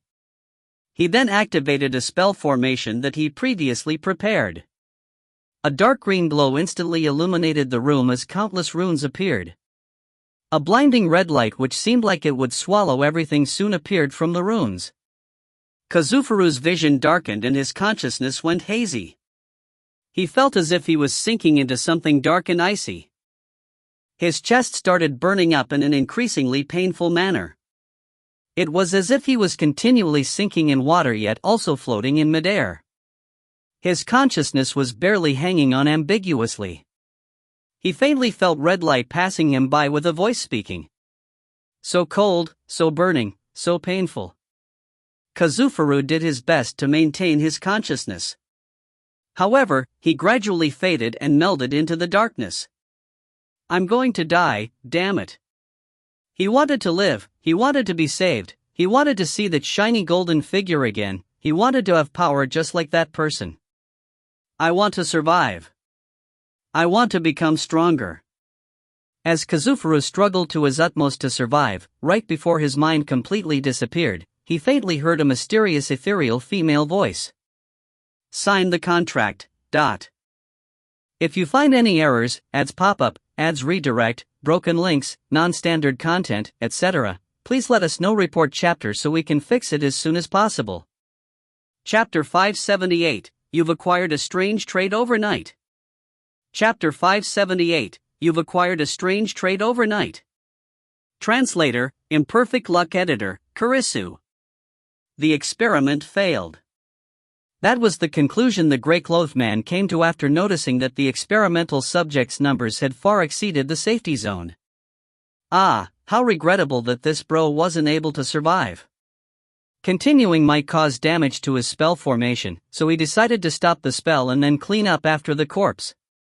Yet, he failed to stop his own spell. Astonished, he immediately activated his backup protective spell. Yet, the spell continued to work on its own and even summoned greater power. This was impossible, it should have been impossible. After being shocked, the grey-clothed man then had an expression of frenzied delight. Being able to see such an unexpected mystical phenomenon was too amazing.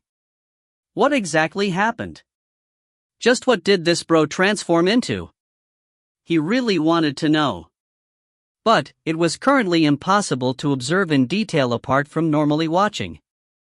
Suddenly, his vision went dark and then he felt himself turning upside down. His body spun at a high speed as if he had been sucked into a whirlpool. Unclear chaotic sounds rang in his ears in a wild manner. He then suddenly fell onto the ground. This is, ... The grey-clothed man looked around him and saw dense mist appearing which speedily formed into a frighteningly gigantic figure. He realized what was about to happen to him the instant that he locked eyes with the figure's blood-red eyes. It would be obviously impossible for the gray-clothed man to escape. Ha ha ha ha ha ha ha. He had no fear at all. Instead, he began laughing loudly and maniacally, to the point where his face distorted. Truly amusing, this is the best, this is so interesting. It was rather regrettable that he couldn't study this any further. But, having such a result was excellent enough already. The gigantic figure rapidly approached him. The maniacally laughing gray-clothed man reached out to the figure. Apart from insanity and delight in his eyes, there was even the expression of fervent worship, almost as if he was a devout believer who witnessed a divine miracle. Boom. Star. With a loud explosion, blood was sent flying everywhere. Seiji and Natsuya took a car to the location that Seiji's locator spell indicated. Shika was riding with them as well. All three were wearing their spiritual combat outfits and weapons, fully prepared for battle.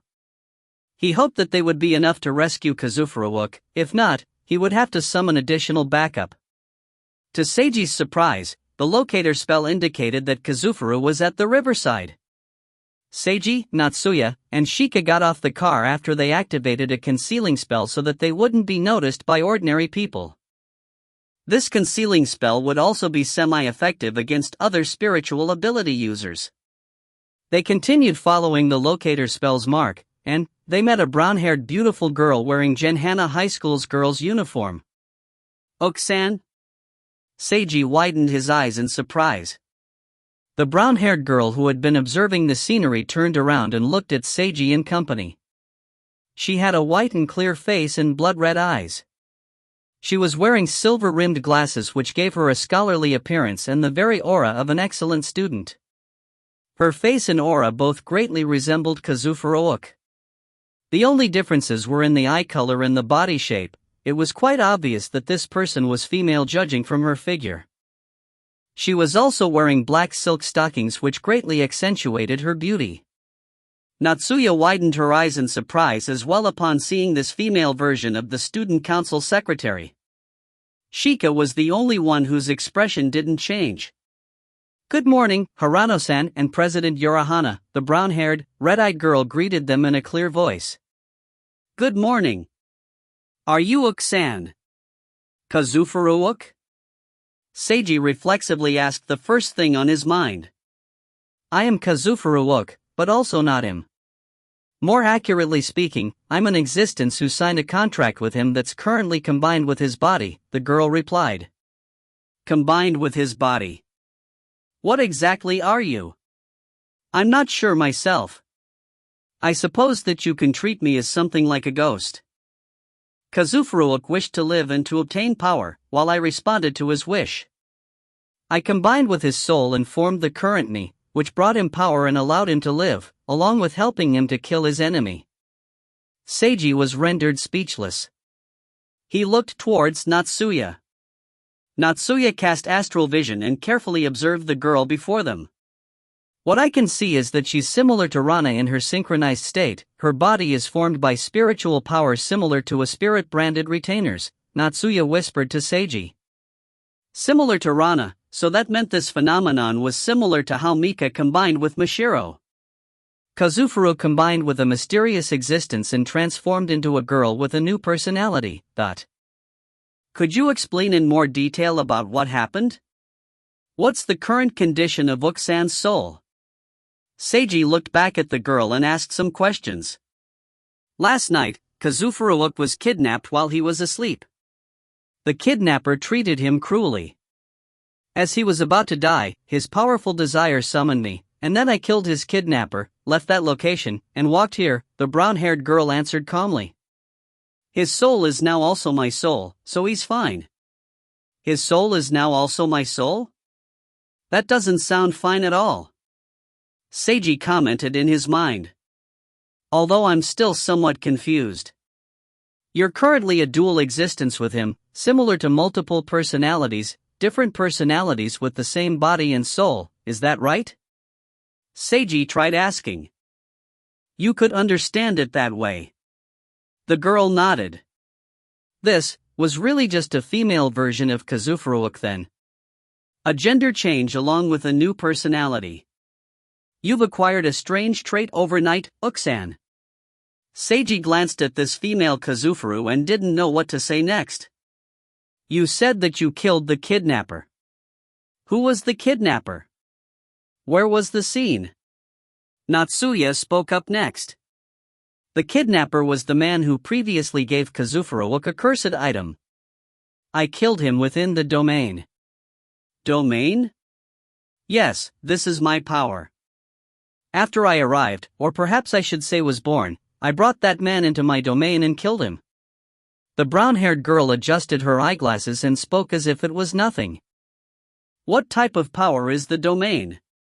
What happened to that kidnapper's corpse? The domain is a dimensional space that I can control to a certain extent. Even I don't know the full details of this power. As for that man's corpse, it was already devoured by the domain. Devoured? It's now completely swallowed up by the domain, as if it sunk into the ocean. Even I'm unable to retrieve his corpse anymore. This sounded like a rather dangerous power. Natsuya and Seiji exchanged glances.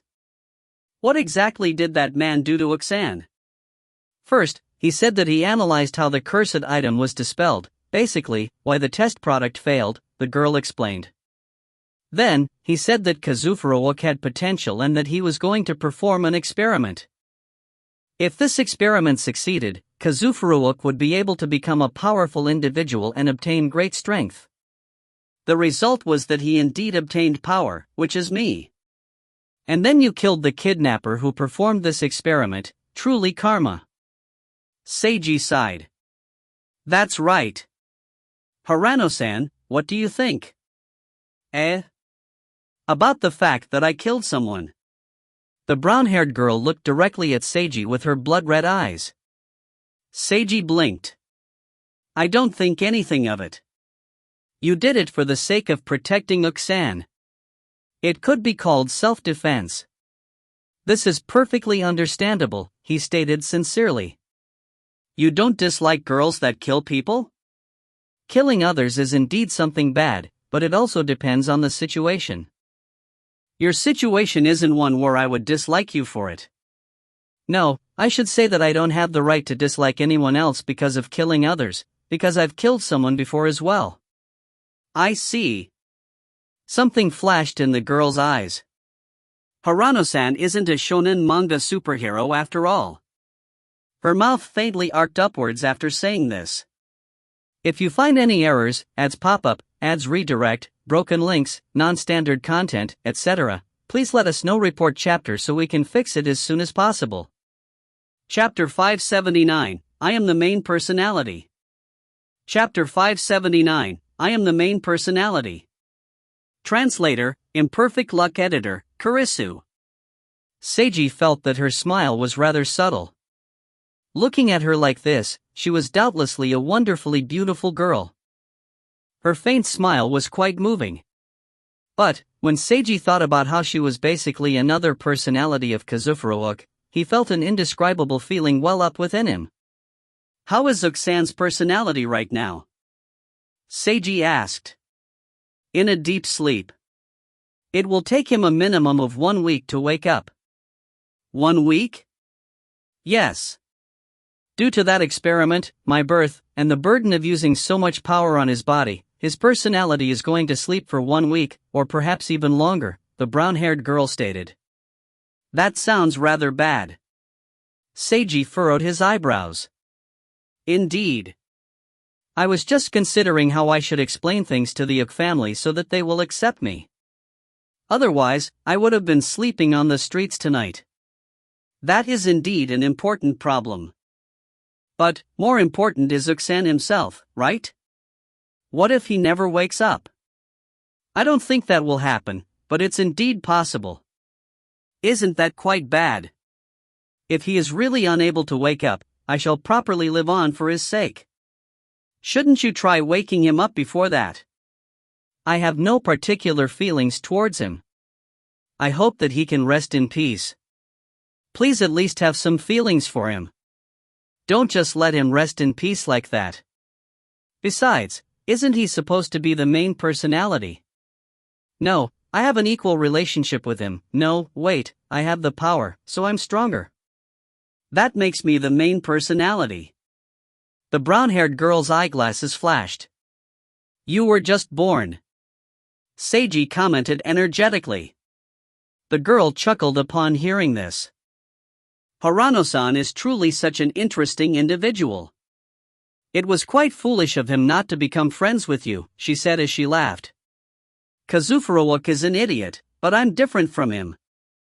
I'd be more than happy to. No, I wish to become good friends with Harano-kun. I'd even be willing to be your girlfriend.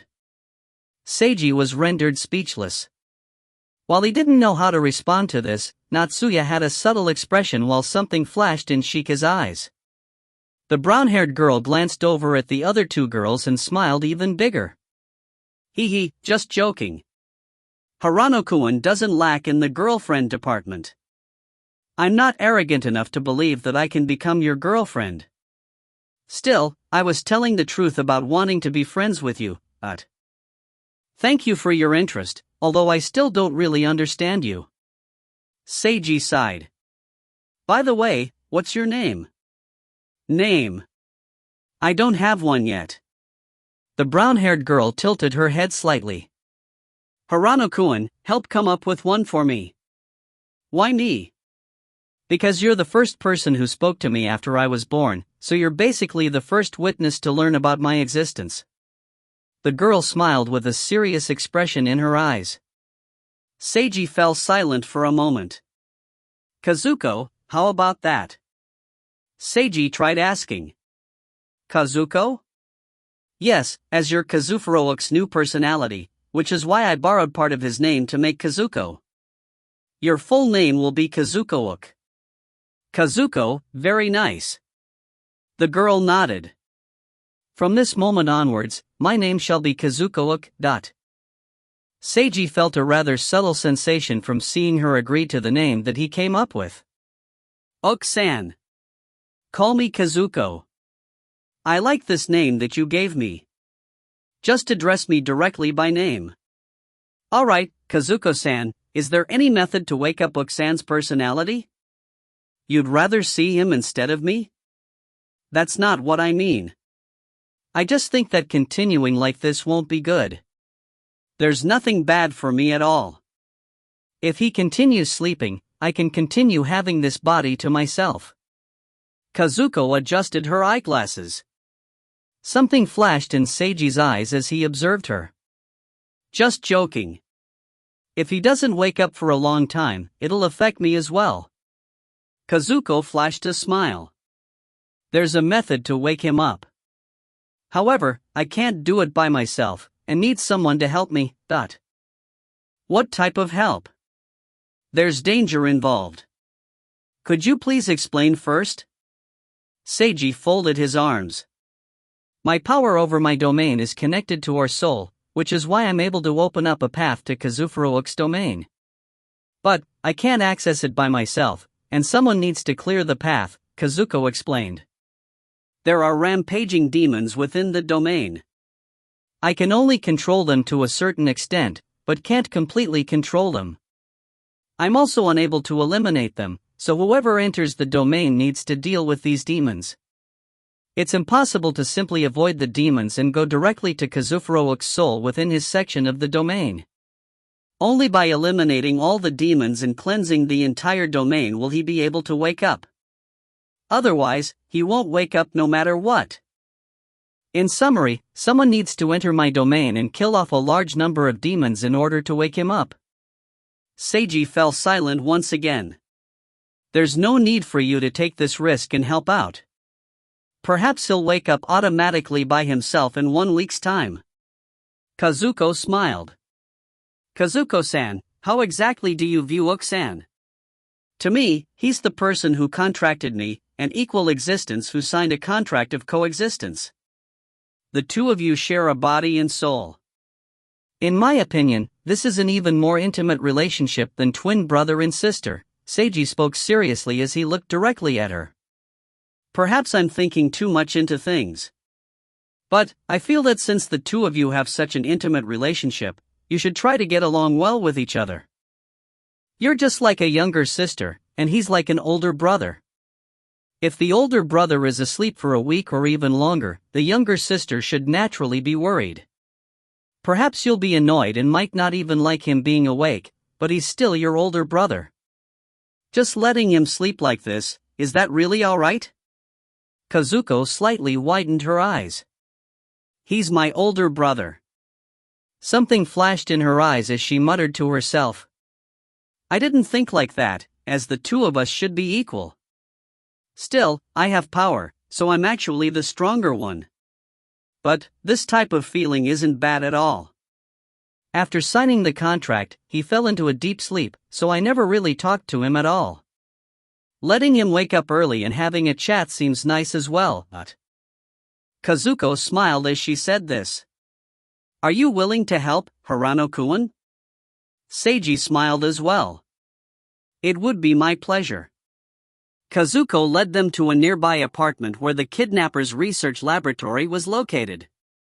Thick smoke was rising out of the apartment complex. According to the bystanders, there had been an explosion. The police and firefighters had already arrived on the scene.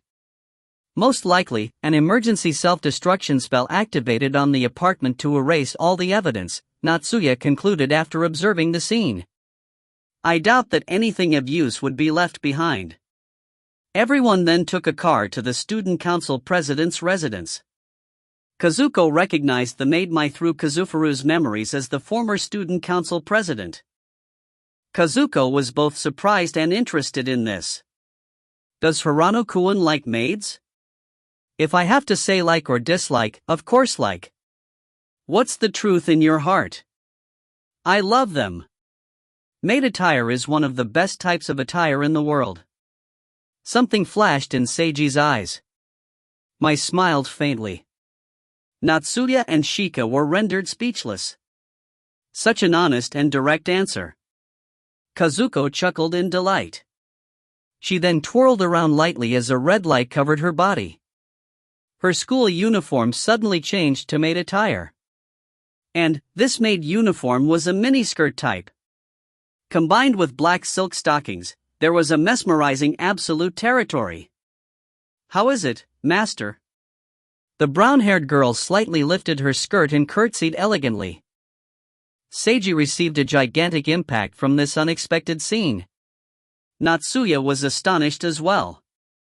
Mai widened her eyes, while Shika narrowed her eyes. Your clothes. Seiji's gaze was somewhat vacant. I'm capable of changing my clothes at will. No matter what Hirano-kun likes, I can wear it just for you. Kazuko's mouth arced upwards in delight.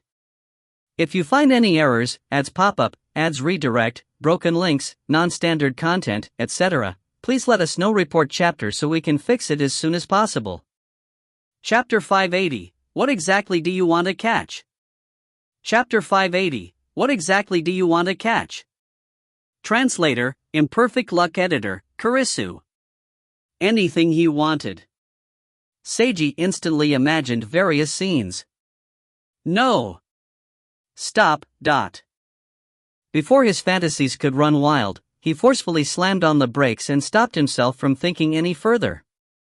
Cough, thank you for your good intentions, but there's no need. There's no need to be so reserved. Just treat it as the payment for your assistance. You can ask for anything that you want to see. I personally recommend the bunny girl look. Kazuko smiled. Seiji couldn't help but imagine how alluring she would look in a bunny girl outfit. But, he then immediately shook his head and banished the scene from his mind. I feel like I'll lose something important if I ask you to do such a thing as payment. No need to worry even if you lose something. I'll catch it all for you. Kazuko glanced towards Seiji's lower half. What exactly do you want to catch? At this moment, Seiji suddenly felt like Kazuko was rather similar to Chiaki, the excellent student who was always so serious suddenly acquired a female personality like this? Such a mystery. Cough, I should stop getting sidetracked. time for serious business. Seiji and Shika made their preparations in the spellcasting room. Natsuya and Mai observed them. Kazuko raised her palm, which let out a blood-red glow. A pitch-black crack instantly appeared in the room's floor, which then opened up in an oval shape with a red polygon inside. This formation appeared quite similar to the inner world's formation. Seiji's vision instantly darkened and he felt his body whirling around as faint sounds whirred past his ear. But soon, he suddenly saw everything clearly again. He was in a classroom which resembled one from Genhana High School. However, there were no tables, chairs, or anything else inside. This space simply resembled a classroom with the windows tightly shut. Everything outside was pitch black. So, this was Kazuko's domain. Seiji thought about its possible connections to the inner world. On one hand, it was because he just witnessed a spell formation similar to the inner world teleportation formation. On the other hand, this domain also felt similar to being in the inner world. They're coming. There was a red flash as Kazuko's figure appeared in midair. She was half translucent in a form that resembled a ghost. The next instant, dense mist started entering the room through the windows. The mist swiftly formed into some dark humanoid figures. These ghostly figures all had blood-red holes in their faces where the eyes should have been. They were glowing faintly, had distorted limbs, and stiff movements. Everything about them seemed ominous. They suddenly attacked. Shika moved first, arcing her body as she stepped forward and unsheathed her demon blade Muramesa and sliced. One slice cut two dark figures in half at the waist.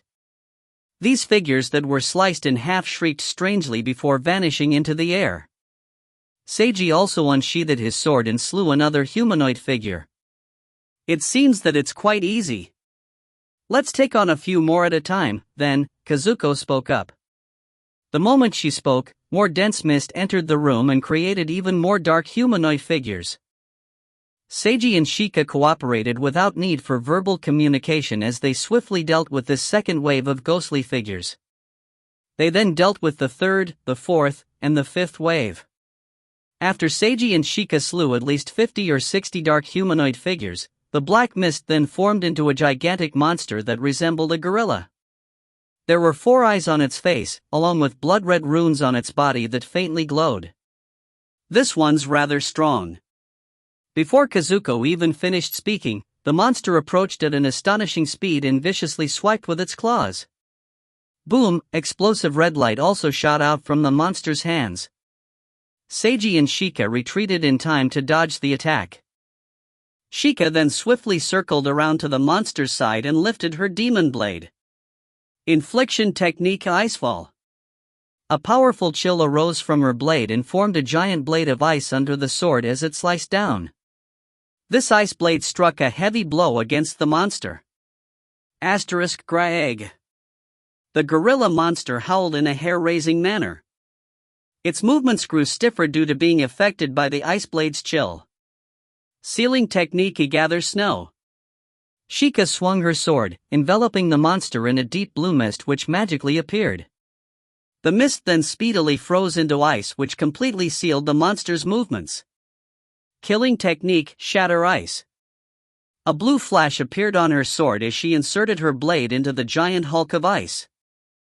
The ice then shattered into tiny pieces, including the gorilla monster inside. This entire process was as smooth as wind over water. Seiji felt as if he was watching an expert League of Legends player utilize all of a character's abilities with perfect sequencing. This way of combat even seemed quite artistic. Beautiful, Seiji praised her. Shika responded with a faint smile. Upon witnessing this scene, Kazuko was also stunned for a moment by the black-haired girl's incredible beauty. No more dark mist entered from the windows. This meant that all the demons in this section had been cleared out. After personally witnessing the rampaging monsters that Kazuko spoke of, Seiji recalled how Zankita Jumanji's body had been invaded by Hell's aura. This felt quite similar to him, especially how those creatures shrieked. Did Kazuko's abilities have a connection to Hell? Or, could it be that the person who made Zankita like that was connected to the person who kidnapped Kazufuruok? Perhaps these mysterious individuals were from the same faction. There was also that mysterious spell which Akatsuki used on Akasuzum Kogi and Naruoyashu. Perhaps they were all connected. I didn't have a chance to use cleansing to test things out against the first batch of monsters. I should try it out in a bit, Seiji thought to himself. If cleansing was highly effective against these demons, then it would seem more likely that all these things were secretly connected. After resting for a few minutes, Seiji and Shika opened the door of the classroom. They saw a staircase leading downward. After walking down the stairs, they arrived at a door. Upon entering, Seiji immediately recognized this room as the karate club's dojo. He couldn't help but recall his duel against Ryan, Katomi, and the entire karate club. Just as he was reminiscing about what happened, the mirror on the wall suddenly turned pitch black. Large amounts of mist poured out of the mirror and formed into numerous dark humanoid figures. Unlike the unarmed figures in the classroom from earlier, these dark demons were all wielding red swords. They wielded their swords and surrounded Seiji and Shika. Their speed was apparently faster than the previous group, increasing the level of danger. Cleansing. Seiji created a hand seal and cast his spell upon the first demon that approached him. Boom, the dark figure was vaporized. It was supremely effective. He was certain now. But then, the red sword from the exploded demon transformed into a red mist which twined around another nearby demon. What's this? The demon that's being possessed by the remaining red mist will be strengthened. Please be careful, Kazuko explained as she continued floating in midair. Shika dashed into the group of monsters and left numerous afterimages of herself as she continuously slew the demons. All the killed demons' blades transformed into red mist which possessed the remaining demons, making their movements swifter and more dexterous. Seeing that there were too many enemies, Shika once again cast her snowgather technique to freeze a large group and then destroyed them with ice shatter. Seiji enchanted his long sword with his own White Lotus technique, creating a mystical blade of over 10 meters long. A single swing of this blade allowed him to slay 5 or 6 monsters in one go. Seiji and Shika had excellent tacit cooperation as they swept through the monsters. The monsters continuously appeared and became stronger and stronger due to all the red mist. Finally, a giant six-eyed, six-armed monster which wielded 6 swords appeared, covered in thick red mist. Its 6 arms were capable of extending and retracting at will. Its wild sword dance was quite dangerous as it would be impossible to dodge all the swords or even block them at close range. Its defensive prowess was impressive as well. The red mist acted as a barrier which blocked all attacks. It even blocked Seiji's evolved cleansing technique. Seiji came to the conclusion that only a powerful spell would take it down. Shika-chan. He looked towards his adopted younger sister, communicating with his eyes. Shika nodded in understanding and swiftly retreated to the rear. Seiji cast evolved mana barrier on himself and engaged the monster in single combat, stalling for time, but after retreating a certain distance, Shika sheathed her sword, created a seal, and uttered an incantation at maximum speed. Soon, a bluish-white glow appeared on her body. A gigantic spell formation slowly appeared before her. Its aura became imposing at a rapid pace. Brother! The instant that the spell was finished, Shika shouted out to Seiji. Seiji immediately retreated. Destruction technique, Blizzard. Upon completion of the spell, the giant spell formation suddenly released a dense white fog which swept across the 6-armed monster like a tempest. If you find any errors, ads pop-up, ads redirect, broken links, non-standard content, etc., please let us know. Report chapter so we can fix it as soon as possible. Chapter 581, Hirano-kun is such a pervert. Chapter 581, Hirano-kun is such a pervert. Translator, Imperfect Luck Editor, Kurisu. The red mist blocked the icy fog. However, the white fog froze the red mist as well. This instantly slowed down the large monster's movements. One more powerful attack was still needed. Seiji aimed his hand at the monster, gathered his mana, and speedily prepared his spell. Evolved Mana Bullet. Asterisk boom. Asterisk a powerful golden bullet of light hit the red mist and exploded with blinding light. A hole appeared in the red mist barrier from which the white fog poured through. The six-armed monster's giant body was speedily frozen over. Gah! The monster howled in a raspy voice similar to the previous gorilla monster. It did its best to struggle, but was still gradually completely sealed within the ice. Finally, Sheikah destroyed the monster by using Ice Shatter. Thanks to both of you for your hard work. The next section's numbers and strength will be increased even further. Is that all right? Kazuko inquired.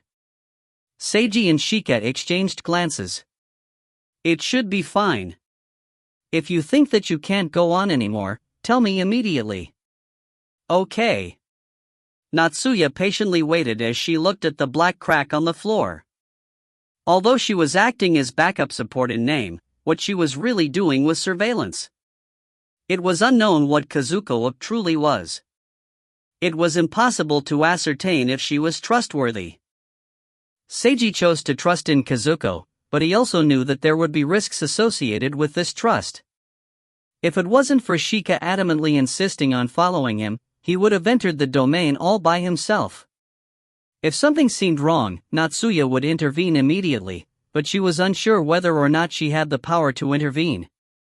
The power of this domain was equivalent to top-level space magic. It was a frightfully powerful ability.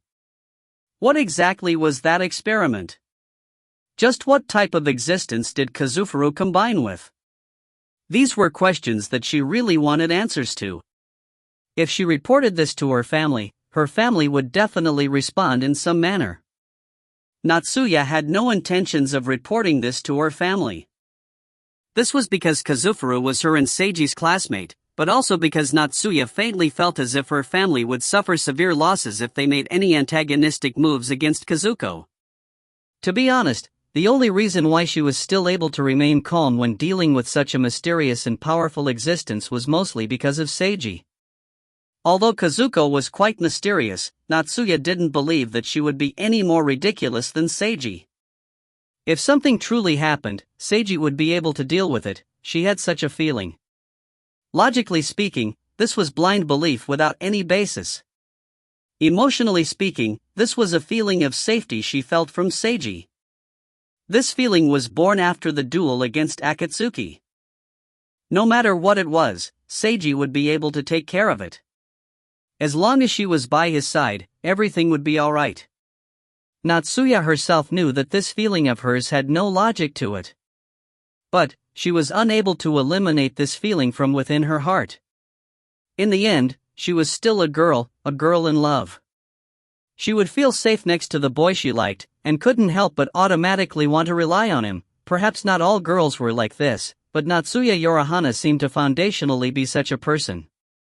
At any rate, Natsuya believed in Seiji, which was why she was able to calmly and patiently wait for him to emerge from the domain. Inside the domain. Harano-kun, why do you trust me? After clearing out yet another section of monsters, Kazuko suddenly asked this question. Seiji looked towards her. You should have known already that this would be a dangerous place even before you entered here. And this entire domain is under my control. Kazuko looked at him. As long as I will it, I can easily harm the two of you. Why is it that you don't seem to be worried about this at all? Because you don't have any reason to harm us. I do have a reason. Kazufuru used to have a grudge against you. You yourself just said used to. He's already put this behind him. Perhaps I'll still do something to you due to that past grudge of his. Besides, there's also the possibility that everything I told you was a lie. Maybe I'm actually not some new part of his soul and personality at all. Instead, I could be some demon who overtook his body and memories. Have you considered that? That may be the case. If that's really true, then I was wrong to believe you. Seiji looked at her. But, even now, I still believe that I wasn't wrong in my judgment. You're not lying to me. So, you actually really believe in your sense of judgment? Kazuko floated in front of him. You could say that, but more foundationally. Seiji paused for a moment. It's that I want to believe in you. Why's that? I don't know how to say it myself. Although I don't understand you at all, I still want to believe in you, probably because you're pretty cute. Kazuko paused in surprise for a moment when she heard him jokingly praising her like that. Then, she giggled. Harano-kun is such a pervert. No, I should call you an eki idiot. Seiji was rendered speechless for a moment. Although I don't want to admit it, I find this difficult to counter. Seiji's cheeks twitched. He couldn't help but recall how Hitaka Shuro had also previously called him pervert to his face. This situation seemed rather similar to that one. The most foundational reason why he didn't have any worries was actually because he possessed the power to save and load. But, that was a secret he didn't want to tell anyone about.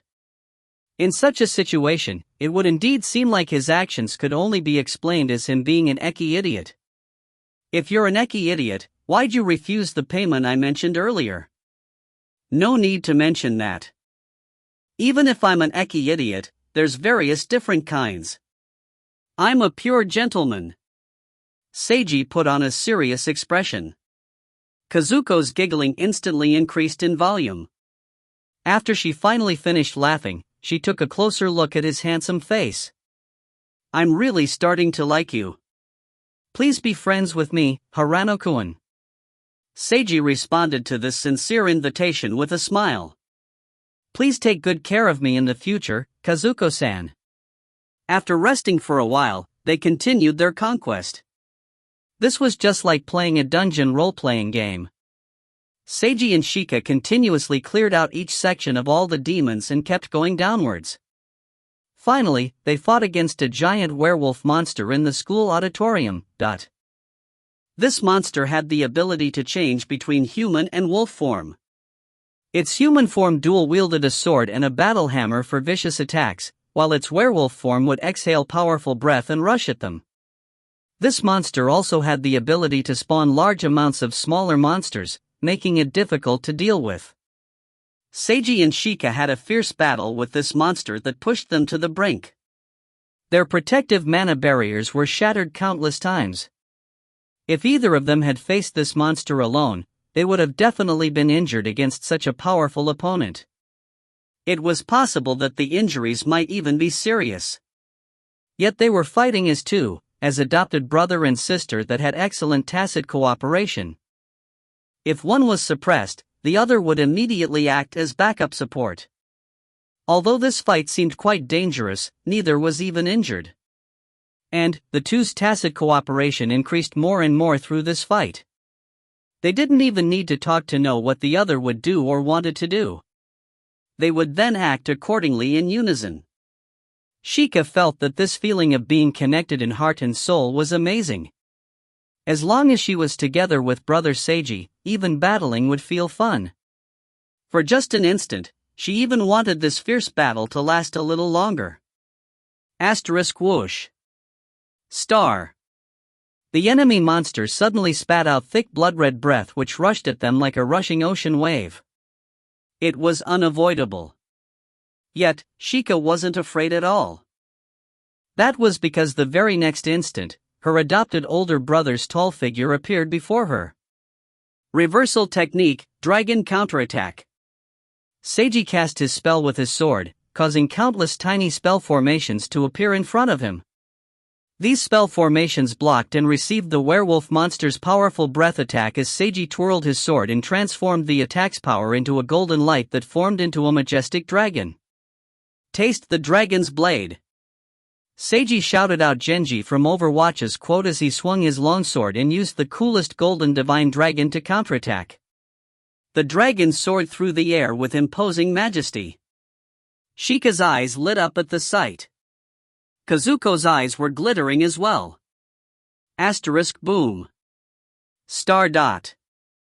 The giant divine dragon completely devoured the werewolf monster. The explosion was as blindingly brilliant as a fireworks display. So cool. Both girls were simultaneously awed by the scene. If you find any errors, ads pop up, ads redirect, broken links, non-standard content, etc., please let us know. Report chapter so we can fix it as soon as possible. Chapter 582, In the End, I'm Still Too Poor. Chapter 582, In the End, I'm Still Too Poor. Translator, Imperfect Luck Editor, Kurisu. They finally defeated the werewolf monster. Seiji suddenly felt his body heating up. A warmth spread throughout his entire body. This sensation was quite similar to when he was strengthened after signing a spirit-branded retainer contract with Natsuya. My strength, my spiritual power has increased, Seiji stated what he noticed out loud as he glanced towards Shika. My power went up as well, Shika said as she met his gaze. Both of them then looked at Kazuko. Kazuko blinked. I don't know about this. This isn't under my control. You don't know? I don't. As I mentioned, I don't know the exact powers of my own domain. Seiji didn't know what to say. After eliminating all the demons, his power increased. This was quite similar to the specialty of the inner world, where defeating all the powerful monsters there would allow the person summoned there to increase in power level. Was this so-called domain also an inner world? Was Kazuko-Uke's domain ability the power to open up a portal to and control an inner world? Just as he was thinking about this, his system suddenly gave him a notification as words appeared before him. You have been rewarded for cleansing an inner world for the first time. Soul World, Spirit House is now available. Spirit House? This new term caught Seiji's attention. He really wanted to immediately check the explanation. Unfortunately, now wasn't the time, so he could only put it off until later. Although, the term, cleansing an inner world for the first time, was confirmation from his dating sim system that it recognized the domain as an inner world. In that case, since Kazuko was able to open up and control an inner world, didn't that make her just like a game master who was capable of freely opening up and controlling an excellent cultivation ground? Seiji's eyes instantly lit up when he came to this conclusion. If he could obtain Kazuko's assistance, it would become much safer for his friends to practice cultivation. Going to a spirit world would entail unknown risks. There might be powerful and terrifying monsters, clashes against other spiritual ability users, or they might get accidentally dragged into a dangerous inner world. However, Kazuko's domain could control the degree of risk. It would also be possible to leave immediately if one was injured. However, the demons present here might be related to hell. Would they bring a negative influence for the awakened? Seiji cooled his passion as he thought about this potential problem. No matter what, he should finish what he came to do first. The next area was the final destination of their little excursion, the place where Kazufuruuke resided. Seiji and Shika left the auditorium and walked downstairs to open the final door.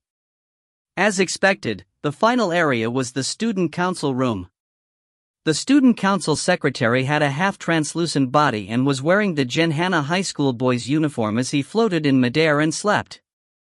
Kazuko was unable to enter Kazufuru's area, which was why she didn't fly here. If she was present and flying next to him, they would basically be like identical twin ghosts. Seiji walked over and called out to him, "Uke-san, it's time for you to wake up." Kazufuru didn't react. Wake up! Kazufuruuke! Seiji increased his volume. Kazufuru twitched slightly. However, he still didn't open his eyes. Student Council Secretary Kazufuruuke. Don't sleep in the student council room. Hurry and get up. Kazufuru twitched again and had an expression of discomfort as he slowly opened his eyes. Hirano-san? Yep, it's me. You've finally woken up. Seiji smiled. What exactly? Kazufuru had a confused expression as if he was still unclear what was going on. We went to great trouble to arrive here and wake you up. So, don't be going back to sleep. Seiji looked directly at him. If you can't recall what happened, just take your time slowly. The most important thing right now is to maintain your consciousness. Kazufuru blinked. Was I saved by you again? No, not me. All I did was wake you up. Someone else is responsible for saving you. Someone else, who? You should be able to remember. You signed a contract with her. Contract. Kazufuru furrowed his eyebrows. Signed the contract. This sentence suddenly appeared from deep within his mind. He then realized what was going on. Seiji saw the light of understanding enter Kazufuru's eyes. Then, Seiji's vision darkened as he felt himself spinning. Soon, he returned to the spellcasting room. Kazuko appeared in front of him with a red flash. She retracted her hand, causing the portal to the domain to close and the crack in the ground to disappear. I would like to have a private discussion with Kazufuru-uke. Could you please arrange a quiet location for me? Seiji looked towards Natsuya, while Natsuya looked towards Mai.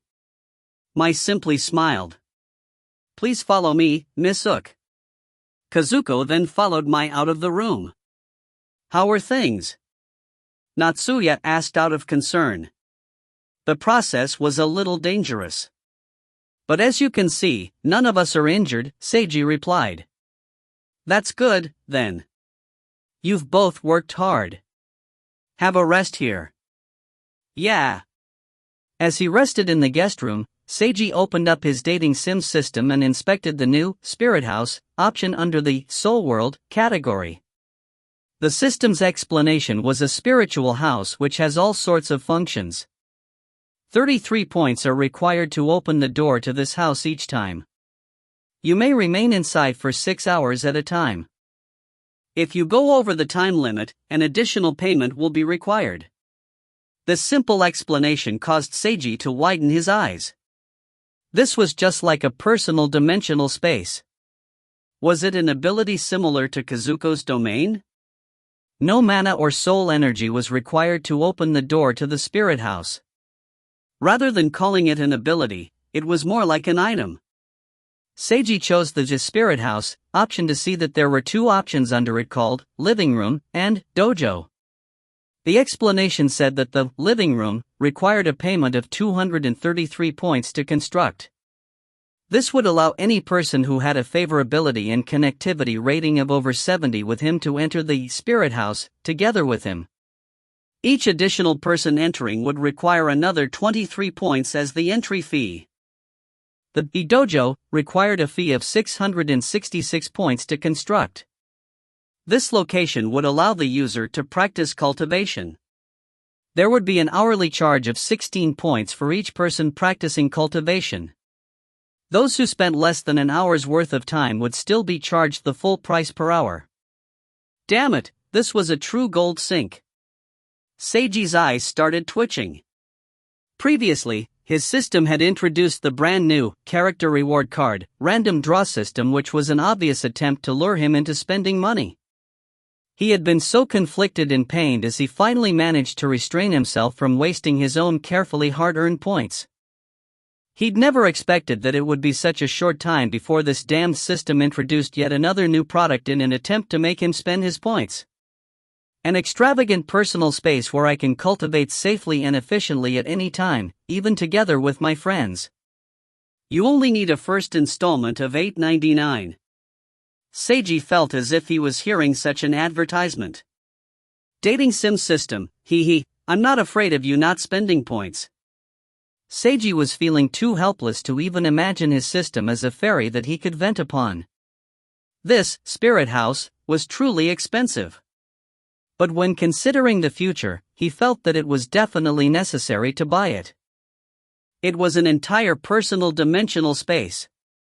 So many main characters and so many stories relied on this for great convenience. Pricing such a function at only $899 seemed actually quite cheap? No, wait.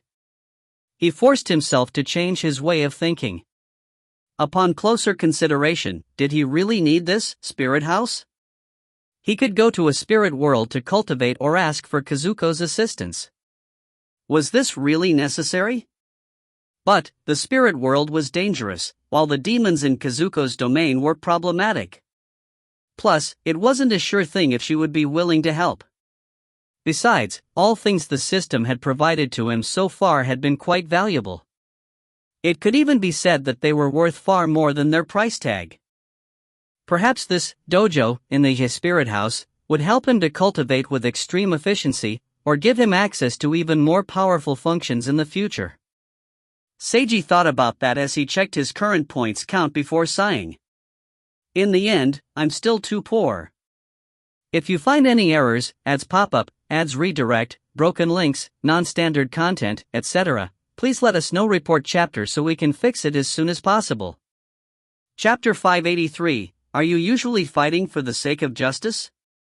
Chapter 583, Are you usually fighting for the sake of justice? Translator, Imperfect Luck Editor, Kurisu. Cultivation required points, the random draw required points, and the spirit house he wanted also required points. Even though he obtained a large number of points from the popularity of Brother Monogatari, he still didn't have enough points. Although he really wanted to see what the spirit house was like, he decided to leave this huge gold sink alone for the time being. Seiji closed his system's menu as he thought about this. Seiji went to the living room and saw that Kazuko and Natsuya were sitting there and quietly sipping tea together. You finished discussing things with Kazufuru? Seiji inquired. Yeah. He's accepted my presence, but he doesn't want to forever remain like this. He wants to separate from me, Kazuko told him. Is there a way to separate the two of you? I don't know. Theoretically speaking, there needs to first be an appropriate new body as a vessel, and then someone needs to split my soul from his to transfer one of us to the new body. This should be quite difficult, don't you think? Seiji looked towards Natsuya. It's not merely difficult, it's basically impossible, Natsuya stated. At least, it's impossible from what I know. I don't know of anyone who's capable of splitting souls like this. Separating a single soul into two independent existences? This is no different from splitting a living person into two living persons. It's ridiculous. It's possible to split an earthworm into two living earthworms, Seiji mused. Everyone fell silent for a moment. I apologize, that was a terrible joke. Seiji sincerely apologized. It's all right. Besides, it's Kazufuru that wants to separate, not me, Kazuko spoke calmly. I feel that living like this is fine, but he can't accept the situation. Something flashed in Seiji's eyes. If he loaded back to yesterday and prevented Kazufuru's kidnapping, he could probably prevent this from happening to Kazufuru. But, would it really be alright to delete Kazuko from the world? Preventing her birth was different from killing her. However, Kazuko was the true individual responsible for saving Kazufuru, and she currently existed right here and now. Although her origin was quite mysterious, she seemed like a nice girl. Kazufuru himself had accepted her as well. The part that he couldn't accept was that he and Kazuko now shared a single body. Perhaps that kidnapper's faction has a method to separate the two of you. Seiji folded his arms. Although that man is dead now, it's quite likely that he belonged to a faction. Maybe we can find something out if we investigate this faction. That sounds reasonable, but how are we supposed to investigate? That man is dead now, he's gone missing, so the faction he belongs to will surely send someone to investigate. You can catch their members when they come looking for Roxanne. So, you're saying to catch anyone that comes for an interrogation? Kazuko blinked. That's exactly what I mean, although the prerequisite is that they come. Everyone fell silent once again. I suppose that's all we can do. The brown-haired, eyeglasses-wearing Kazuko raised her teacup and sipped on some tea. If someone comes to try and kidnap Kazufuru again, I'll capture the kidnapper rather than killing him and interrogate him for relevant information. And if nobody comes, we'll have to enjoy our life together as it is. By the way, have you decided upon what payment you'd like to receive? Kazuko smiled and changed the topic after a pause. Shika-chan and I already received our reward from cleansing the domain.